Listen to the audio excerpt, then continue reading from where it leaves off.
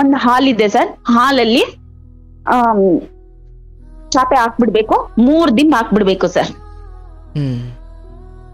ಗೋಡೆ ಹತ್ರ ನಾನು ಗೋಡೆ ಹತ್ರ ನಾನು, ನನ್ನ ಪಕ್ಕದಲ್ಲಿ ನಮ್ಮ ಯಜಮಾನ್ರ ಪಕ್ಕದಲ್ಲಿ ನಮ್ಮ ಅತ್ತೆ. ಇದೇ ತರ 6 ತಿಂಗಳು ನಡೀತು ಸರ್. ಕೇಳಿದ್ರೆ ನಮ್ಮ ಅತ್ತೆಗೆ ಏನ್ ಹೇಳ್ತಾರೆ, ನನ್ಗೆ ಭಯ ಆಗುತ್ತೆ. ಒಬ್ಳೆ ಮಲ್ಕೊಂಡ್ರೆ ಭಯ ಆಗುತ್ತೆ. ಹಾಲ್ಗೂ ರೂಮ್ಗೂ ಎಷ್ಟು ವ್ಯತ್ಯಾಸ ಇರುತ್ತೆ ಸರ್. ಬಹಳ ಹೇಳ್ಕೊಂಡು 1 ಅಡಿನೂ ಇರಲ್ಲ. ಹೇಳಿದ್ರೆ ಅದೊಂದ್ ರೀಸನ್, ನನ್ಗ್ ಭಯ ಆಗುತ್ತೆ. ಈ ತರ ಹೇಳ್ತಾನೆ ಬಂದ್ರು. ಸ್ವಲ್ಪ ಹಂಗೆ ಕ್ಲಾಸಸ್ ನನ್ಗೂ ನಮ್ಮ ಅತ್ತೆಗೂ ಆಯ್ತು. ನಾನ್ ಹೇಳ್ದೆ, ನಮ್ಮ ಯಜಮಾನ್ರು ನೋಡಿದ್ರೆ ಬರೀ ಸಂಪಾದನೆ ಅನ್ನಕ್ ಸ್ಟಾರ್ಟ್ ಮಾಡ್ತಾರೆ ಸರ್. ಎಣ್ಣೆ ತಗೊಂಬರಕ್ ಕಾಸು ಕೊಡ್ತಾ ಇರ್ಲಿಲ್ಲ ಸರ್. ಯಾಕಂದ್ರೆ ನಾಳೆ ಹೋಗಿ ಸಂಪಾದನೆ ಮಾಡಿದ್ರೆ ಅದು ಎಣ್ಣೆಗಾಗುತ್ತೆ, ಬೇಳೆ ಸಾರ್ ಹಂಗೆ ಕೊಟ್ಬಿಡು ತಿನ್ನೋಣ, ಏನಕ್ಕೆ ಸುಮ್ನೆ ವೇಸ್ಟ್ ಮಾಡೋ, ಆ ಲೆವೆಲ್ಗೆ ಜಿಪ್ಣ ಆಗಿರ್ತಾರೆ ಸರ್ ಅವರು. ಸರಿ ಆಯ್ತು ಅನ್ಬಿಟ್ಟು ನಾನು ತಳ್ತಾ ಇರ್ತೀನಿ ಜೀವನ. ಇವಾಗ ದೊಡ್ಡ ಫ್ಯಾಮಿಲಿ, ಏನನ್ನ ಆದ್ರೆ ಸರಿ ಹೋಗಲ್ಲ. ಯಾರ್ 4 ಜನನ ಕರೆಸಿ ಕುಂದ್ರಿಸಿ ಮಾತಾಡಿದ್ರೆ, ನಾಳೆ ನಾವು ನನ್ ಗಂಡ ಎಲ್ಲಾನ ಹೋದಾಗ ಇವ್ರದ್ದು ಪಂಚಾಯತಿ ಮಾಡಕ್ ನಾವೇ ಹೋಗಿದೀವಿ ಅಂತ ಇನ್ನೊಬ್ರು ಯಾರಾದ್ರೂ ಮಾತಾಡಿದ್ರು ನಮಗ್ ಮರ್ಯಾದೆನೂ ಇರಲ್ಲ.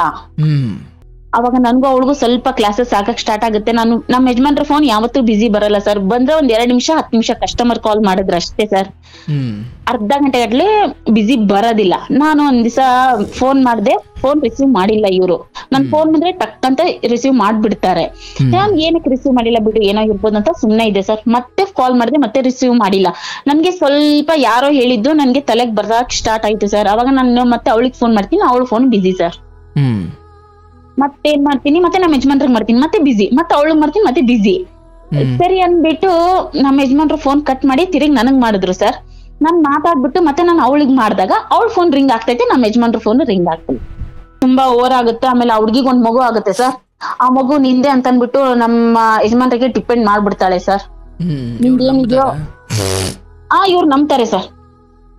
ಅದು ಯಾವ ತರ ಹೇಳ್ತಾರಂದ್ರೆ, ಕಣ್ಣು ನಿನ್ ತರಾನೇ ಇದೆ, ಮೂಗು ನಿನ್ ತರಾನೇ ಇದೆ, ಎಲ್ಲ ನಿನ್ ತರಾನೇ ಇದೆ ಅಂತ ಹೇಳ್ಬಿಟ್ಟಿರ್ತಾರೆ ಸರ್. ಆಮೇಲೆ ಆಸ್ತಿ ಪಾಲ್ ಮಾಡೋವಾಗ ಅವ್ರಿಗೆ ಅರ್ಧ ಕೊಡ್ಬೇಕು ಅನ್ನೋ ಮೈಂಡ್ ಸೆಟ್ ಅದೇನೇನೇನೋ ಬಂದ್ಬಿಡುತ್ತೆ ಸರ್ ನನ್ಗೆ. ನಾನ್ ಕಷ್ಟಪಟ್ಟಿರೋದು, ಸೈಟ್ ಅವ್ರದ್ದಿರ್ಬೋದು, ಬಟ್ ಕಷ್ಟಪಟ್ಟಿ ಕಟ್ಟಿರೋದು ನಾನ್ ಏನಿಗೆ ಬಿಟ್ಕೊಡ್ಬೇಕಂತ ನನಗೂ ಹಠ ಬಂದ್ಬಿಡುತ್ತೆ ಸರ್. ನಾನು ಹೋಗ್ಬಿಟ್ಟು ರಾಮ್ ಹೊಡೆದಾಕ್ಬಿಡ್ತೀನಿ ಸರ್ ಅವಳಿಗೆ. ಸರ್ ನಮ್ ತಂದೆ ತಾಯಿಗೆ ನಾವು 3 ಜನ ಮಕ್ಕಳು ಸರ್. 1 ಅಣ್ಣ ಇದ್ದಾರೆ, ನಾನೊಂದು, ನನ್ ತಮ್ಮ ಒಂದಿದ್ದಾರೆ, ಅಪ್ಪ ಅಮ್ಮ 5 ಜನ. ಅವ್ರ ಅಣ್ತಂಬ್ರು 6 ಜನ ಇದ್ರು. ನಮ್ ತಂದೆಯವರ ಅಣ್ತಂಬ್ರು ಅವರೆಲ್ಲ ಸ್ವಲ್ಪ ಸರಿ ಇಲ್ಲ ಸರ್. ಸರಿ ಇಲ್ಲ ಅಂದ್ರೆ ನಮ್ಮನ್ನ ನೋಡಿದ್ರೆ ಅವ್ರಿಗೆ ಇಷ್ಟ ಆಗಲ್ಲ. ಯಾರಿಗೆ? ನಮ್ಮ ಚಿಕ್ಕಪ್ಪ ಅವ್ರಿಗೆಲ್ಲ. ನಿಮ್ ತಂದೆಯ ಅಣ್ತಂದಿರಿಗೆ? ಹೌದು ಸರ್. ನಮ್ಮ ತಂದೆಯವ್ರ ಅಣ್ತಂಬ್ರು 6 ಜನ ಸರ್. 6 ಜನ. ಅವ್ರಿಗೆ ಯಾರಿಗೂ ಅವರೆಲ್ಲ ಸ್ವಲ್ಪ ಹಂಗಂಗೆ ಮನೇಲಿ ಅಷ್ಟೊಂದು ಚೆನ್ನಾಗಿರೋ ಹುಡುಗರಿಗೆ ಯಾರಿಗೂ ಕೊಟ್ಟು ಮದುವೆ ಮಾಡಿಲ್ಲ ಸರ್. ಅವ್ರ ಮಕ್ಕಳಿಗೆಲ್ಲ ಅವ್ರ ಮಕ್ಕಳನ್ನ? ಹೌದು ಸರ್. ನನ್ಗೆ ನಮ್ಮ ತಾಯಿ ಅವ್ರು ಬಂದು ಬ್ಯಾಂಗ್ಳೂರವ್ರೆ. ಸ್ವಲ್ಪ ರಿಲೇಷನ್ ಅಲ್ಲಿ ಗೊತ್ತಾಗುತ್ತೆ. 17 ವರ್ಷಕ್ಕೆ ಮದುವೆ ಮಾಡ್ತಾರೆ ಸರ್ ನನ್ಗೆ. 17 ವರ್ಷಕ್ಕೆ ಮದುವೆ ಮಾಡ್ತಾರೆ. ಇವಾಗ ಏನ್ ಓದಿದ್ರಿ ನೀವು? ನಾನು ಅಂದ್ರೆ ಸ್ಕೂಲ್ಗೆ ಏನು ಹೋಗಿಲ್ಲ, ಸುಮ್ನೆ 10th ಅಂತ ಅಷ್ಟೇ ಇರೋದು ಸರ್. ಅದು ಸ್ಕೂಲ್ಗೆ ಹೋಗದೆ 10th ಮಾಡಿದ್ರಾ? ಅಂದ್ರೆ ಓದಕ್ ನನ್ಗೇನ್ ಇಷ್ಟ ಇರ್ಲಿಲ್ಲ ಸರ್. ನನ್ಗೆ ವಿದ್ಯೆ ತಲೆಗೆ ಹತ್ಲಿಲ್ಲ? ಇಲ್ಲ ಸರ್, ಹತ್ಲಿಲ್ಲ. ಹೋಗ್ಲಿಲ್ವೋ ಹತ್ಲಿಲ್ವಾ? ಹೋಗ್ಲೇ ಇಲ್ಲ? ಹೋಗ್ಲೂ ಇಲ್ಲ. ನನ್ಗೆ ಅಷ್ಟೊಂದೇನು ಓದ್ಬೇಕು ಅನ್ನೋದು ನನ್ಗೆ ಇರ್ಲಿಲ್ಲ ಸರ್.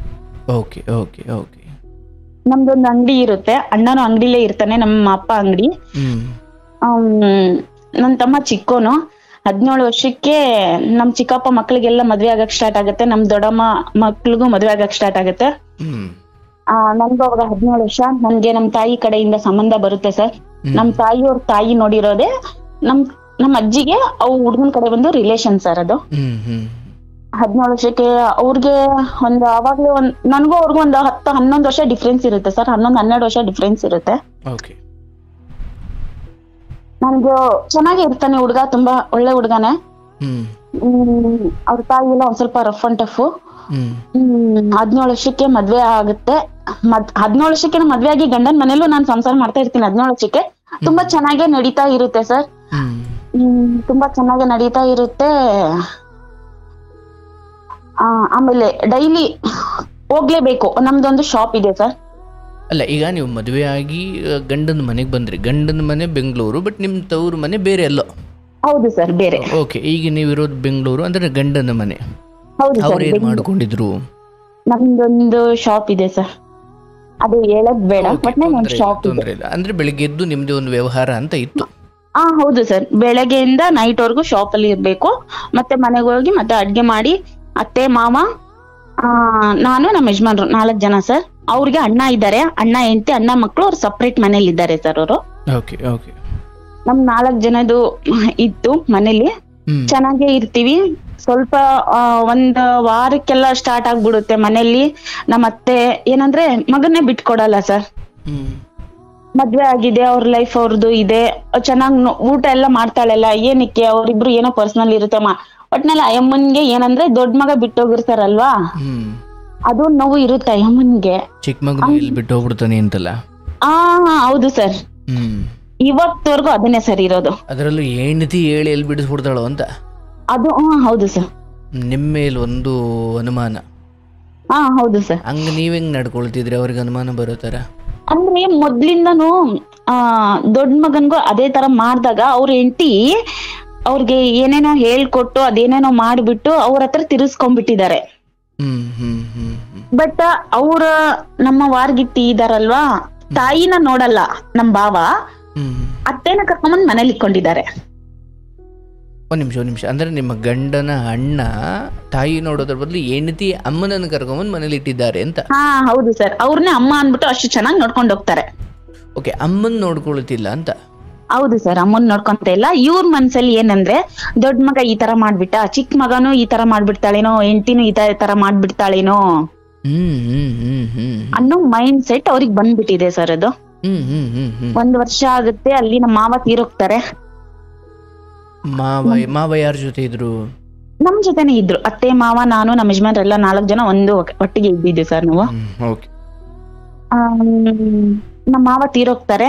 ಅಲ್ಲಿಂದ ಫುಲ್ಲು ನಮ್ಮ ಅತ್ತೆ ಫಸ್ಟ್ ನಮ್ಮ ಮಾವ ಹೇಳ್ತಾ ಇದ್ರು, ನೀನು ಚಿಕ್ಕ ಮಗ ಅನ್ಬಿಟ್ಟು ಹೋಗ್ಬೇಡ, ಅವ್ರಿಗೂ ಸ್ವಲ್ಪ ಪ್ರೈವಸಿ ಬೇಕು, ಅವರು ಏನೋ ಒಂದ್ ಮಗು ಎಲ್ಲ ಮಾಡ್ಕೊಳ್ಳಿ, ನೀನು ಯಾವಾಗೂ ಮಗ ಅನ್ಕೊಂಡೋದ್ರೆ ಆ ಹುಡ್ಗಿ ಯಾರನ್ನ ನಂಬಿಟ್ಟು ಬಂದಿರಂತ ನಮ್ಮ ಮಾವ ತುಂಬಾ ಒಳ್ಳೆಯವರು ಅಂತ ಹೇಳ್ದಾಗ ಅವರು 1 ವರ್ಷ ಹಂಗಿರ್ತಾರೆ ಸರ್. ಆಮೇಲೆ ತೀರೋಗ್ತಾರೆ. ಫುಲ್ ಡಿಪೆಂಡ್ ನಮ್ಮ ಅತ್ತೆ ನಮ್ ಮೇಲೆ ಬೀಳ್ತಾರೆ. ನಮ್ ಮೇಲೆ ಬೀಳಿ, ಬಟ್ ಬೆಳಗಿನ ಸಾಯಂಕಾಲ ಗಂಟೆ ಆದ್ರೂ ಬೀಳಿ, ಬಟ್ ನೈಟುನು ಏನು ಪ್ರೈವಸಿ ಮಾತಾಡಕ್ಕೆ ಆಗ್ತಾ ಇರ್ಲಿಲ್ಲ ಸರ್. ನಾವು ಶಾಪಿಗೆ ಬಂದ್ರೆ ಅವ್ರು ಶಾಪಿಗೆ ಬಂದ್ಬಿಡೋರು, ಕುತ್ಕೊಬಿಡೋರು, ಏನೇನು ಮಾತಾಡಕ್ಕೆ ಆಗ್ತಾ ಇರ್ಲಿಲ್ಲ. ಅರ್ಥಾತ್ ಅವ್ರ ಮಗನನ್ನ ರಾತ್ರಿ ಸಮಯದಲ್ಲಿ ಅವ್ರ ಬಳಿನೇ ಇಟ್ಕೊಳ್ಳೋರು? ಹೌದು ಸರ್. ಅದು ಯಾವ ತರ ಅಂದ್ರೆ ಒಂದು ಹಾಲ್ ಇದೆ ಸರ್. ನಾನು ಎಷ್ಟು ನನ್ ಮನ್ಸಲ್ಲಿ ನೋವಿದೆ ಅನ್ಬಿಟ್ಟು ನಾನು ಇವತ್ತು ಹೇಳ್ಬಿಡ್ತೀನಿ. ನನಗೆ ಮುಚ್ಚಿ ಇಟ್ಕೊಂಡು ಸಾಕಾಗ್ಬಿಡ್ತದೆ ಸರ್ ನನ್ಗೆ. ಹೇಳುವ ಒಂದು ಹಾಲ್ ಇದೆ ಸರ್. ಹಾಲಲ್ಲಿ ಚಾಪೆ ಹಾಕ್ಬಿಡ್ಬೇಕು, 3 ದಿಂಬ ಹಾಕ್ಬಿಡ್ಬೇಕು ಸರ್.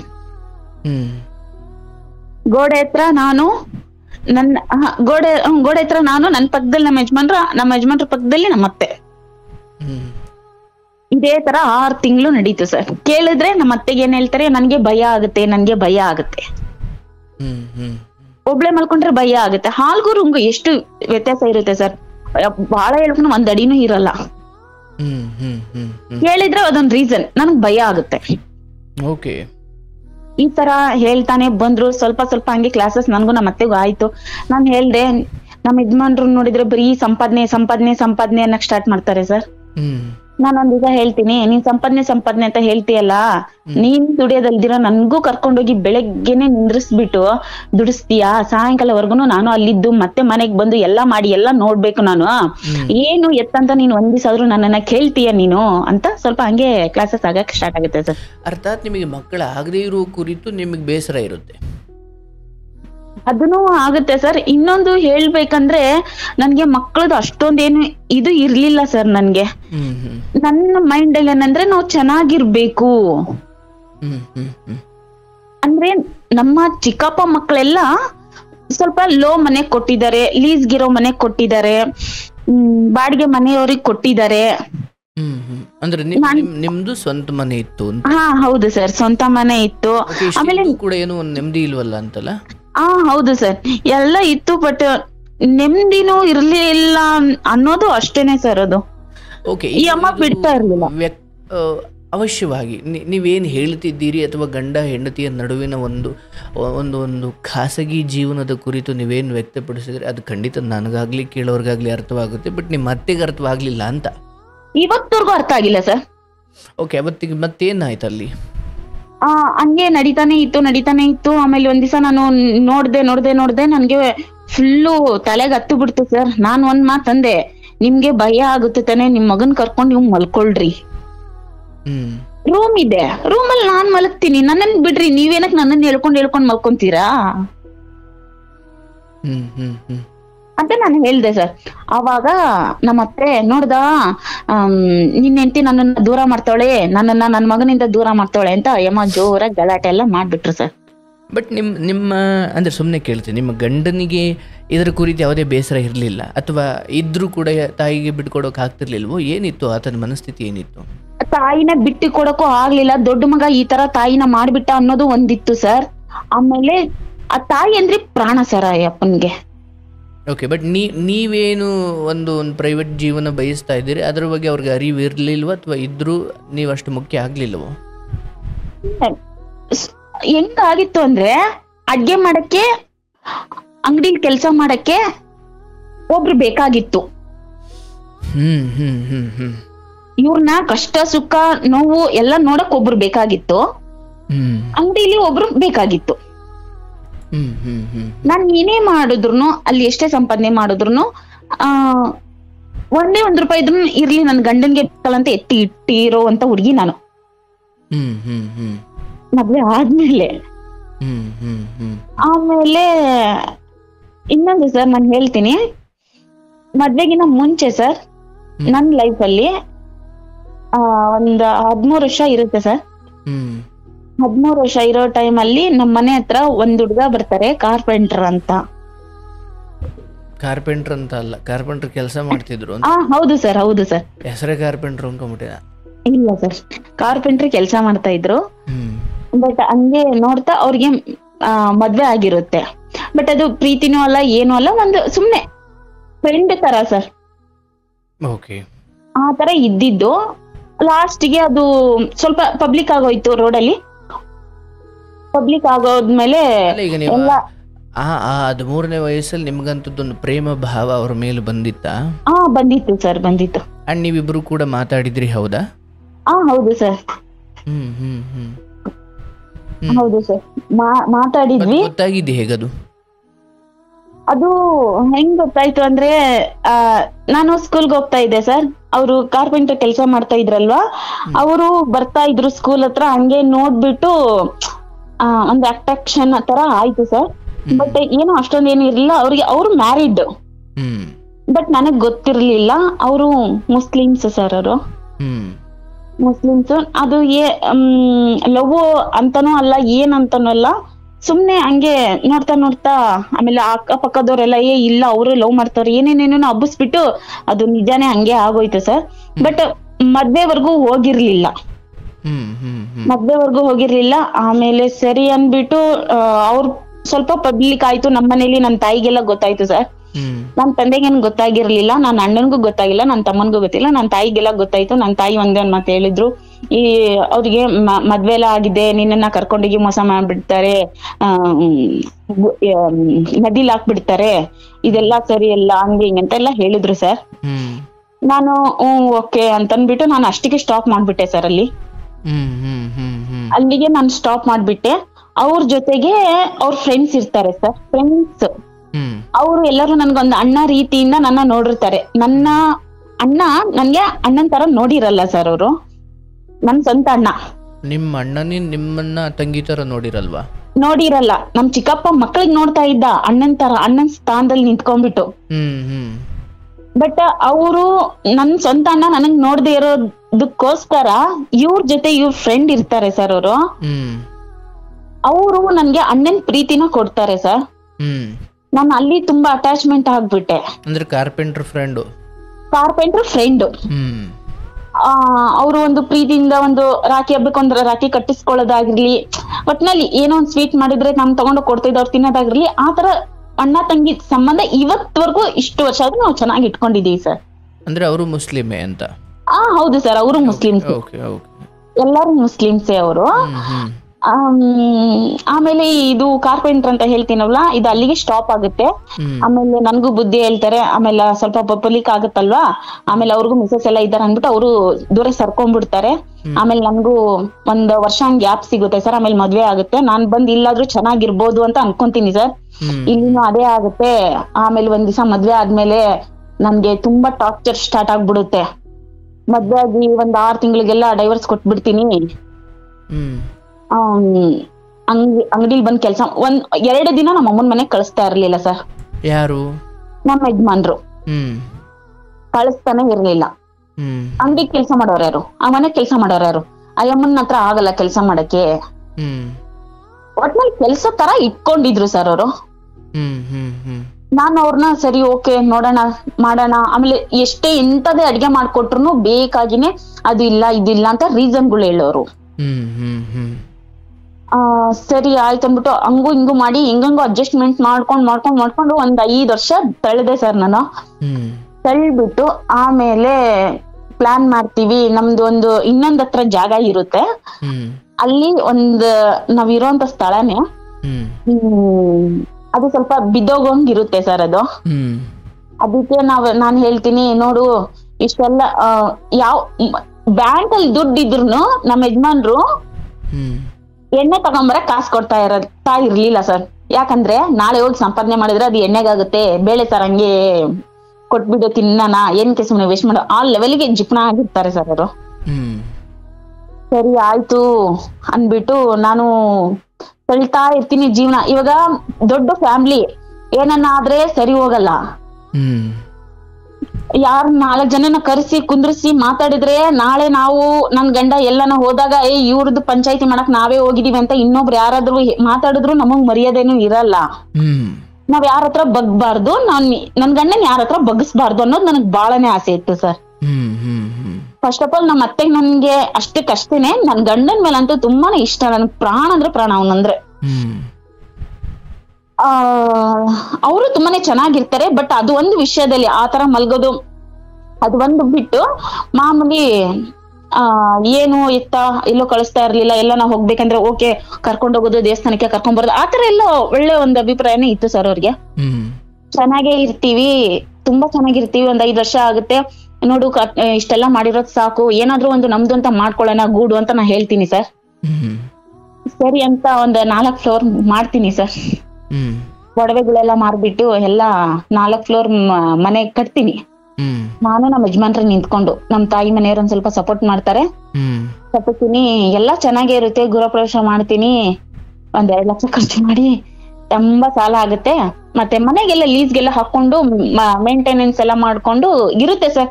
ಜೀವನ ಪರವಾಗಿಲ್ಲ, ಚೆನ್ನಾಗಿ ನಡೀತಾ ಇರುತ್ತೆ. ಮಕ್ಳೊಂದು ಇರಲ್ಲ ಸರ್ ನಮ್ಗೆ. ತುಂಬಾ ಅಂದ್ರೆ ತುಂಬಾ ಚೆನ್ನಾಗಿರುತ್ತೆ.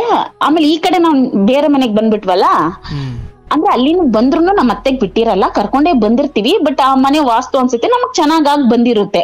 ನಮ್ಮ ಯಜಮಾನ್ರು ನನ್ ಮೇಲೆ ಇನ್ನ ಪ್ರೀತಿ ತೋರ್ಸೋದು, ಎಲ್ಲಾನು ಒಂಥರ ಕೇರ್ ಚೆನ್ನಾಗಿ ನೋಡ್ತಾ ಇರ್ತಾರೆ. ತುಂಬಾ ಚೆನ್ನಾಗಿ ನಡೀತಾ ಇರುತ್ತೆ. ಅದಾದ್ಮೇಲೆ ನಡೆಯುತ್ತೆ ಸರ್. ಇವಾಗ ಒಂದ್ 6 ವರ್ಷ ಆಗುತ್ತೆ ಸರ್ ಮನೆ ಕಟ್ಟಿ. 6 ವರ್ಷ ಆಗುತ್ತೆ. ಅಲ್ಲಿಂದ ಮನೆ ಕಟ್ಟಿ 6 ವರ್ಷ, ಮದುವೆಗೆ 6 ವರ್ಷ, ಅಂದ್ರೆ ಒಟ್ಟು 11-12 ವರ್ಷ ಆದ್ಮೇಲೆ? ಇಲ್ಲ ಸರ್, ಇವಾಗ ಮದ್ವೆಗೆ 12 ವರ್ಷ ನಡೀತಾ ಇದೆ ಸರ್. ಓಕೆ, ಮದ್ವೆಗೆ 12 ವರ್ಷ ನಡೀತಾ ಇದೆ. ಮದ್ವೆಗೆ 5 ವರ್ಷಕ್ಕೆ ಮನೆ ಕಟ್ಟಕ್ ಸ್ಟಾರ್ಟ್ ಮಾಡ್ತೀನಿ. ಈ ಮನೆಗ್ ಬರೋಷಂಗೆ 6 ವರ್ಷ ಆಗ್ಬಿಡುತ್ತೆ ಸರ್.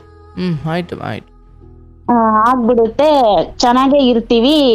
ನಮ್ ಚಿಕ್ಕಪ್ಪ ಮಗಳು, ನಮ್ ತಂದೆ ಇಲ್ವಾ ಸರ್, ಅವರ ತಮ್ಮನ್ ಮಗಳು ಲವ್ ಮ್ಯಾರೇಜ್ ಮಾಡ್ಕೊಂಡಿರ್ತಾಳೆ. ಬಟ್ ಅವಳು ನಾನು ತುಂಬಾ ಕ್ಲೋಸ್ ಆಗಿರ್ತೀವಿ. ನಮ್ಮ ಊರಲ್ಲಿ ಇದ್ದಾಗ ಮದ್ವೆಗಿನ ಮುಂಚೆ ಒನ್ ಟೈಮ್ ಫೋನ್ ಬರುತ್ತೆ ಅವಳ ಕಡೆಯಿಂದ. ಅವಳು ಯಾರಿಗೂ ಫೋನ್ ಮಾಡಿರಲ್ಲ, ಅವಳು ಲವ್ ಮ್ಯಾರೇಜ್ ಮಾಡ್ಕೊಂಡಿರ್ತಾಳೆ ಅನ್ಬಿಟ್ಟು ನಮ್ಮ ಮನೆಯವರೆಲ್ಲ ಆಚೆ ಇಟ್ಟಿರ್ತಾರೆ ಸರ್ ಅವ್ರನ್ನ. ಸರಿ ಓಕೆ ಅಂತಂದ್ಬಿಟ್ಟು ಫೋನ್ ಬರುತ್ತೆ, ನಾನು ಎತ್ಬಿಟ್ಟು ಏನು ಹೆಂಗಿದೀಯಾ ಎಲ್ಲಿದ್ಯಾ ಅಂತ. ಇಲ್ಲ ನನ್ಗೆ ಹಿಂಗೆ ಪ್ರೆಗ್ನೆಂಟ್ ಇದೀನಿ, ಊಟಕ್ಕೆ ತುಂಬಾ ಕಷ್ಟ ಆಗ್ತೈತೆ, ಗಂಡ ದುಡಿಯಕ್ ಹೋಯ್ತಲ್ಲ, ಈ ತರ ಆಗ್ಬಿಟ್ಟಿದೆ ಲೈಫ್ ಅಂತ ಹೇಳ್ತಾಳೆ ಸರ್ ಅವಳು. ಸರಿ ಆಯ್ತು ಅಂತ ನಾನು ಹೇಳ್ತೀನಿ, ಯಾವ ಹಾಸ್ಪಿಟಲ್ ತೋರಿಸ್ಕೊಂಡಿದೀಯಾ ಏನಂತ ನಾನು ಕೇಳ್ತೀನಿ. ಅವರೆಲ್ಲ ಮಾತಾಡ್ತಾರೆ. ನನ್ ಗಂಡ ತುಂಬಾ ಜಿಪಣ ಸರ್. ನನ್ ಗಂಡ ಏನ್ ಮಾಡ್ತಾನೆ, ಅಲ್ಲೇನೋ 100 ರೂಪೀಸ್ಗೆನೋ ನೋಡ್ತಾರಂತೆ ಊರಲ್ಲಿ, ಅದ್ಯಾವ್ದೋ ಒಂದು ಊರಲ್ಲಿ. ಏನ್ ನೋಡ್ತಾರೆ ಹಾಸ್ಪಿಟಲ್ಗೆ. ಅಂದ್ರೆ ಏನ್ ಕಾಯಿಲೆ? ಅದೇ ಪ್ರೆಗ್ನೆನ್ಸಿದು ನೋಡುದು ಸರ್. 100 ರೂಪೀಸ್ ನೋಡ್ತಾರಂತ. ಆ ಫೀಸ್ 100 ರೂಪೀಸ್. ಗೌರ್ಮೆಂಟ್ ಹಾಸ್ಪಿಟ್ಲು, ಅವ್ರಿಗೆ ಒಂದು 100 ರೂಪೀಸ್ ಕೊಟ್ರೆ ನೋಡ್ತಾರೆ ಚೆನ್ನಾಗಿ ಅಂತ ಆ ಹುಡ್ಗಿ ಹೇಳ್ತಾಳೆ ಸರ್ ನನ್ಗೆ. ನಾನು ನಮ್ಮ ಯಜಮಾನ್ರಿಗೆ ಹೇಳ್ತೀನಿ. ನಮ್ಮ ಯಜಮಾನ್ರಿಗೆ ನಾನು ಹೇಳ್ತೀನಿ, ಎಷ್ಟು ಸರಿ ನೋಡು ಹಾಸ್ಪಿಟಲ್ ತೋರ್ಸನ ಅಂದ್ರೆ ನಮ್ಮ ಯಜಮಾನ್ರು ಹೇಳ್ತಾ ಇದ್ರು, ಇವಾಗ ಒಂದ್ ಇಟ್ಕೆ ತಗೊಂಬಂದ್ರೆ ಆ ಇಟ್ಕೆನ ಕಟ್ಟಿದ್ರೆ ನಾನ್ ಸಂಪಾದನೆ ಮಾಡಿರೋದು ಒಂದ್ ಇಟ್ಕೆ ತಗೊಂಬಂದಿದೀನಿ ಅಂತ ಇರುತ್ತೆ. ಹಾಸ್ಪಿಟ್ಲಿಗೆಲ್ಲ ತೋರ್ಸಿದ್ರೆ ಏನ್ ಬರುತ್ತೆ, ವೇಸ್ಟು. ಅಂದ್ರೆ ಏನ್ ಅರ್ಥ ಅದು? ದುಡ್ಡೇನಕ್ಕೆ ಖರ್ಚು ಮಾಡ್ಬೇಕು, ಹಂಗೆ ಆಗುತ್ತೆ ಅಂತ. ಅಲ್ಲ, ಈಗ ನಿಮಗೆ ಅಷ್ಟು ವರ್ಷ ಮಕ್ಕಳು ಆಗದೆ ಇರೋದಕ್ಕೆ ಕಾರಣ ಏನು ಅಂತ ಡಾಕ್ಟರ್ ತೋರಿಸಿರ್ಲಿಲ್ವ ನೀವು? ಅಂದ್ರೆ ನಮ್ಮಲ್ಲಿ ಏನು ಪ್ರಾಬ್ಲಮ್ ಇರ್ಲಿಲ್ಲ ಸರ್. ಅವರಲ್ಲಿ ಒಂದ್ ಸ್ವಲ್ಪ ಅದು ಮೆಡಿಸಿನ್ ತಗೋಬೇಕಾಗಿತ್ತು. ಅವರು ಏನಕ್ಕೆ ನಾನ್ ಗಂಡ್ಸಲ್ವಾ, ನಾನು ಅದಲ್ವಾ, ನಾನು ಇದಲ್ವಾ, ನಾನೇನ್ ತಗೋಬೇಕು, ಅವ್ನ ಯಾವನೋ ಹೇಳ್ತಾನೆ ಅಂದ್ರೆ ನಾನ್ ತಗೊಂಡ್ಬಿಡ್ಬೇಕ, ಒಂದ್ ಸ್ವಲ್ಪ ಅಹಂಕಾರ. ಅವ್ರ ತಾಯಿನೂ ಸ್ವಲ್ಪ ತಲೆಯಲ್ಲೆಲ್ಲ ತುಂಬಿರ್ತಾರೆ ಸರ್. ಅಯ್ಯ ನೀನೇನ್ ಗಂಡ್ಸಲ್ವೇನೋ, ನಾನೇನ್ ಗಂಡ್ಸನ್ ಗೆತ್ತಿಲ್ವೇನೋ ಅಂತ. ಆಮೇಲೆ ಸರಿ ಅಂದ್ಬಿಟ್ಟು ಅವ್ರಿಗೆ ಹೇಳ್ತಾಳೆ. ನಾನು ಒಂದ್ಸತಿ ಹೆಂಗ್ ಹೋಗ್ತೀನಿ ಸರ್, 2ನೇ ಸತಿ ಹೋಗ್ತೀನಿ. ಅವ್ರ ಮನೆಗೆ ಹೋಗಿ, ಅಲ್ಲಿ ನಮ್ಮ ಚಿಕ್ಕಪ್ಪ ಮಗಳ ಮನೆಗೆ ಹೋಗಿ ಅಲ್ಲಿ ತೋರಿಸ್ಕೊಂಡು ಇದ್ಬಿಟ್ಟು ನಾನು ಬರ್ತೀನಿ ಸರ್. ಅಲ್ಲಿಂದ ಅದ್ ಏನಾಗುತ್ತೋ ಅದ್ ಏನೋ ಗೊತ್ತಿಲ್ಲ ಸರ್. ಅವಳಿಗೂನು ನಮ್ಮ ಯಜಮಾನ್ರಿಗೂ ಕಾಂಟ್ಯಾಕ್ಟ್ ಆಗ್ಬಿಡುತ್ತೆ ಸರ್ ಅಲ್ಲಿ. ಅಂದ್ರೆ ಅವ್ರನ್ನ ತೋರ್ಸ್ಲಿಕ್ಕೆ ನಿಮ್ಮ ಯಜಮಾನ್ರನ್ನ ಕರ್ಕೊಂಡೇ ಹೋಗಿದ್ರಾ? ಇಲ್ಲ ಸರ್, ನಾನು ಒಬ್ಳೆ ಹೋಗಿದ್ದೆ. ಬಟ್ ಮದ್ವೆಗಿನ ಮುಂಚೆ ನಾವೆಲ್ಲ ಒಂದೇ ಕ್ಲೋಸ್ ಆಗಿದ್ದು ಸರ್. ಎಲ್ಲಾನು ಹೋಗ್ಬೇಕಂದ್ರೆ ಎಲ್ಲರೂ ಒಟ್ಟಿಗೆ ಹೋಗ್ತಾ ಇದ್ವಿ. ಸರಿ, ಯಜಮಾನಂದು ಮೊದ್ಲು ಕ್ಲೋಸ್ ಆಗಿದ್ರ? ಹೌದು ಸರ್. ನಮ್ ಮದ್ವೆ ಆದ್ಮೇಲೆ ಅವಳದು ಒಂದು 3-4 ವರ್ಷಕ್ಕೆ ಆಗಿರೋದು ಸರ್. ಅದು ಇವಾಗ ನಮ್ ಮದ್ವೆಲಿ ಅವ್ರು ನಮ್ ಚಿಕ್ಕಪ್ಪ ಮಗಳಲ್ವಾ, ಎಲ್ಲಾರು ಒಂದೇ ಜೊತೆಯಾಗಿ ಇದ್ದು ಆಟ ಆಡಿ ಆತರ ಎಲ್ಲ ಮಾಡ್ದವ್ರು. ಅಷ್ಟೆಲ್ಲ ಏನು ಕಾಂಟ್ಯಾಕ್ಟ್ ಇರ್ಲಿಲ್ಲ. ಬಟ್ ಅದ್ ಹೆಂಗ್ ಆಗೋಯ್ತು ಏನಾಗೋಯ್ತು ಒಂದು ಗೊತ್ತಾಗ್ಲಿಲ್ಲ ಸರ್. ಅದು ಆಯ್ತು, ಕಾಂಟ್ಯಾಕ್ಟ್ ಆಗೋಗ್ಬಿಟ್ಟಿದೆ. ಅದ್ರಿಂದ ಮತ್ತೆ ಇನ್ನೊಂದ್ಸತಿ ನಾನು ಹೋಗ್ತೀನಿ ಹಾಸ್ಪಿಟಲ್ ತೋರ್ಸಕಂತ. ನಾನು ನನ್ನ ಫ್ರೆಂಡ್ ಜೊತೆ ಸ್ವಲ್ಪ ಆಚೆ ಹೋಗ್ಬಿಟ್ಟು ಬರೋಣ ಅಂತ ಅನ್ಬಿಟ್ಟು ಊರಲ್ಲಿ ಹೋಗಿರ್ತೀನಿ ಸರ್. ಇವ್ರು ಫೋನ್ ಮಾಡಿ ನಮ್ಮ ಯಜಮಾನ್ರ ಹತ್ರ ಮಾತಾಡ್ತಾ ಇರ್ತಾರೆ. ಬಟ್ ಅದನ್ನ ಪಕ್ಕದ ಮನೆಯವರು ನೋಡಿರ್ತಾರೆ ಸರ್. ಅದು ನಾನ್ ಬಂದಾದ್ಮೇಲೆ ಅವ್ರು ಹೇಳ್ತಾರೆ, ನೋಡು ನೀನು ಇದ್ದಾಗ ನಿನ್ ಗಂಡ ಜೊತೆ ಮಾತಾಡ್ಬೇಕು, ಓಕೆ, ಅವಳು ಸರಿ ಇಲ್ಲ. ಇಲ್ಲಿ ಎಷ್ಟೊಂದ್ ಜನ ಹುಡುಗರಿಗೆಲ್ಲ ಇದು ಮಾಡಿದಾಳೆ. ನೀನ್ ಇಲ್ದೇ ಇರೋವಾಗ ಯಾಕೆ ನಿನ್ನ ಗಂಡ ಹತ್ರ ಮಾತಾಡ್ತಾಳೆ, ಸ್ವಲ್ಪ ನೀನ್ ಕಣ್ಣಿಡು ಅವಳ ಮೇಲೆ ಅಂತ ಹೇಳಿದ್ರು ಸರ್. ನಾನು ನಂಬಿಲ್ಲ ಸರ್ ಅದನ್ನ. ಬಿಡು, ಏನೋ ಒಂದು ಮಾಮೂಲಿಯಾಗಿ ಮಾತಾಡ್ತಾರಲ್ಲ ಆತರ ಮಾತಾಡ್ತಾರೆ ಬಿಡು ಅಂತ. ಅದು ಹಂಗಂಗೆ ಆಗಿ ಅವಳು ಕಷ್ಟಗಳೆಲ್ಲ ಹೇಳ್ಕೊಂಡಿದ್ದಾಳೆ ಸರ್. ಅವಳು ಏನಂತ, ನೋಡಿ ನನ್ಗೆ ಊಟಕ್ಕಿಲ್ಲ, ಅದಕ್ಕಿಲ್ಲ, ನನ್ಗೆ ಇವಾಗ 5 ತಿಂಗಳದ್ ಮಗು ಇದೆ, ನನ್ ಗಂಡ ಈ ತರ ಮಾಡ್ತಾನೆ, ಅವನು ಮಟಗ ಎಲ್ಲ ಆಡ್ತಾನೆ ಸರ್. ಅವಳು ಗಂಡ ಪರಿಸ್ಥಿತಿ ಹಿಂಗಾಗಿದೆ ಹಂಗಾಗಿದೆ ಅಂತ ಎಲ್ಲ ಅಯ್ಯೋ ಅನ್ನೋ ಲೆವೆಲ್ ತಗೊಂಬಂದ್ಬಿಟ್ಟಿದ್ದಾಳೆ ನಮ್ಮ ಯಜಮಾನ್ರಿಗೆ. ಸರಿ ಆಯ್ತು, ನನಗ್ ಗೊತ್ತಿಲ್ಲ.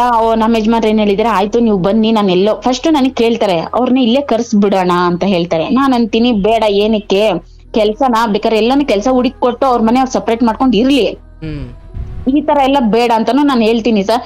ಇಲ್ಲ, ಮಗುನ್ ಕರ್ಕೊಂಡ್ ಬಾ, ಹೆಂಗೋ ಆ ಮಗು ಕಾಲ್ಗುಣದಿಂದ ನಮ್ಗೊಂದ್ ಮಗು ಆಗ್ಲಿ ಅಂತಾನು ಹೇಳ್ತಾರೆ ಸರ್ ಇವರು. ಮಗು ಕರ್ಕೊಂಡ್ ಬಾ ಅಂದ್ರೆ ಮಗು ತಾಯಿ, ಮಗು ಬಂದ್ರೆ ತಾಯಿನೂ ಬರುತ್ತೆ.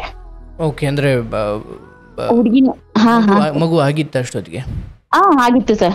ಓಕೆ, ಕರ್ಕೊಂಡ್ ಬಾ, ಮನೇಲಿ ನಾವೇ ಬಾಣಂತಾನೆ ಮಾಡೋಣ ಅಂತ. ಹೌದು ಸರ್. ಆವಾಗ್ಲೇ ಆ ಮಗುಗೆ 5 ತಿಂಗಳೇನೋ ಆಗಿತ್ತು ಸರ್. ಕರ್ಕೊಂಡ್ ಬರ್ತೀನಿ, ಒಂದ್ 15 ದಿನ ಇರುತ್ತೆ ಸರ್. ಮಗುಗೆ ಆಡಿಸ್ಕೊಂಡು ನಾವು ಚೆನ್ನಾಗೇ ಇರ್ತೀವಿ ಗಂಡ ಹೆಂಡತಿ.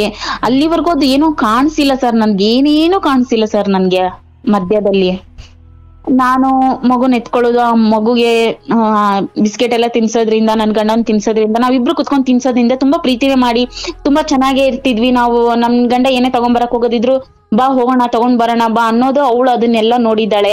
ಆಮೇಲೆ ರೆಂಟ್ ಎಲ್ಲ ಬರ್ತಾ ಇತ್ತು ಸರ್, ಎಲ್ಲ ನನ್ ಕೈಗ್ ಬರ್ತಾ ಇತ್ತಲ್ವಾ. ಎಲ್ಲಾರು ಬಂದು ನಮ್ ಬಾಡಿಗೆ ಮನೆಯವರಾಗ್ಲಿ ಪ್ರತಿಯೊಬ್ಬರಾಗ್ಲಿ ಬಂದು ನನ್ನ ಹತ್ರ ಕೇಳೋರು, ಓನರಮ್ಮ ಏನ್ ಮಾಡೋದು, ಈ ತರ ಹಿಂಗಿದೆ, ಇದನ್ ಬರ್ತಾ ಇಲ್ಲ, ಇದನ್ ಆಗ್ತಾ ಇಲ್ಲ ಅಂತ ಅವರೆಲ್ಲ ಸೊಲ್ಯೂಷನ್ ನನ್ನ ಹತ್ರ ಕೇಳೋರು ಸರ್ ಅವರು. ನಾನು ಹೇಳ್ತಾ ಇದ್ದೆ. ಆಮೇಲೆ ಬಾಡಿಗೆಗಳೆಲ್ಲ ತಗೊಂಬಂದ್ ನನ್ ಕೈ ಕೊಡೋರು ಬಾಡಿಗೆ ಮನೆಯವರು. ಅದನ್ನೆಲ್ಲ ಅವಳು ಮನೆಗಿದ್ದು 15 ದಿನ ಕರೆಕ್ಟ್ ಆಗಿ ವಾಚ್ ಮಾಡ್ಬಿಟ್ಟಿದ್ದಾಳೆ ಸರ್. ವಾಚ್ ಮಾಡ್ಬಿಟ್ಟು ಅವಳ ಅದನ್ನ ಏನ್ ಮಾಡಿದ್ಲು ಏನೋ ಗೊತ್ತಿಲ್ಲ ಸರ್. ಸರಿ ಅಂತ ಊರ್ಗ್ ಹೋದ್ಲು ಸರ್ ಒಂದ್ಸತಿ ಅವಳು. ನೆಕ್ಸ್ಟ್ ಸತಿ ಬರಬೇಕಾದ್ರೆ ಅದ್ ಏನ್ ಮಾಡ್ಕೊಂಡ್ ಬಂದು ಕರೆಸ್ಬಿಟ್ಟು ಹಾಕಿದ್ರೋ ಗೊತ್ತಿಲ್ಲ ಸರ್. ನನ್ಗೆ ಗೊತ್ತಿಲ್ದಿರಂಗೆ ಒಂದು ಮನೆ ಮಾಡ್ಕೊಂಡಿದ್ದು ಗಂಡ ಹೆಂಡತಿ. ಎಲ್ಲಿ? ಅಲ್ಲಿ ಸ್ವಲ್ಪ ದೂರ ಸರ್, ನಮ್ ಮನೆಯಿಂದ ಸ್ವಲ್ಪ ದೂರ. ಓಕೆ. ಆ ಹುಡ್ಗಿನೂ ಆ ಹುಡ್ಗಿ ಗಂಡ ಒಂದ್ ಮನೆ ಮಾಡ್ಕೊಂಡು ಇಲ್ಲೇ ಬರ್ತಾರೆ ಸರ್. ಅದು ಏನೋ ನನ್ಗೆ ಇವಾಗ ಗೊತ್ತಾಗ್ತಿದೆ, ನಮ್ಮ ಯಜಮಾನ್ರೆ ಆ ಮನೆ ಹುಡುಕ್ತಾರೇನೋ ಅಂತಾನು ಗೊತ್ತಾಗ್ತಿದೆ. ಇಲ್ಲ ಆ ಹುಡ್ಗ ನಮ್ ಸಿಸ್ಟರ್ ಇದ್ದಾರಲ್ವಾ, ಅವ್ರ ಗಂಡನ್ ಫ್ರೆಂಡ್ ಇದ್ರು ಆ ರೂಮ್ ಅಲ್ಲಿ ಅಂತಾನು ಹೇಳ್ತಾರೆ ಸರ್ ಅವರು. ಇವ್ರು ಅಲ್ಲಿಗೆ ಬರ್ತಾರೆ. ಅವಾಗ ಫಸ್ಟ್ ಮಗುದೊಂದ್ ಬರ್ಡೇ ಬರುತ್ತೆ. ಅವಾಗ್ಲೂ ವರ್ಷ ಆಗ್ಬಿಟ್ಟಿರುತ್ತೆ ಮಗುಗೆ.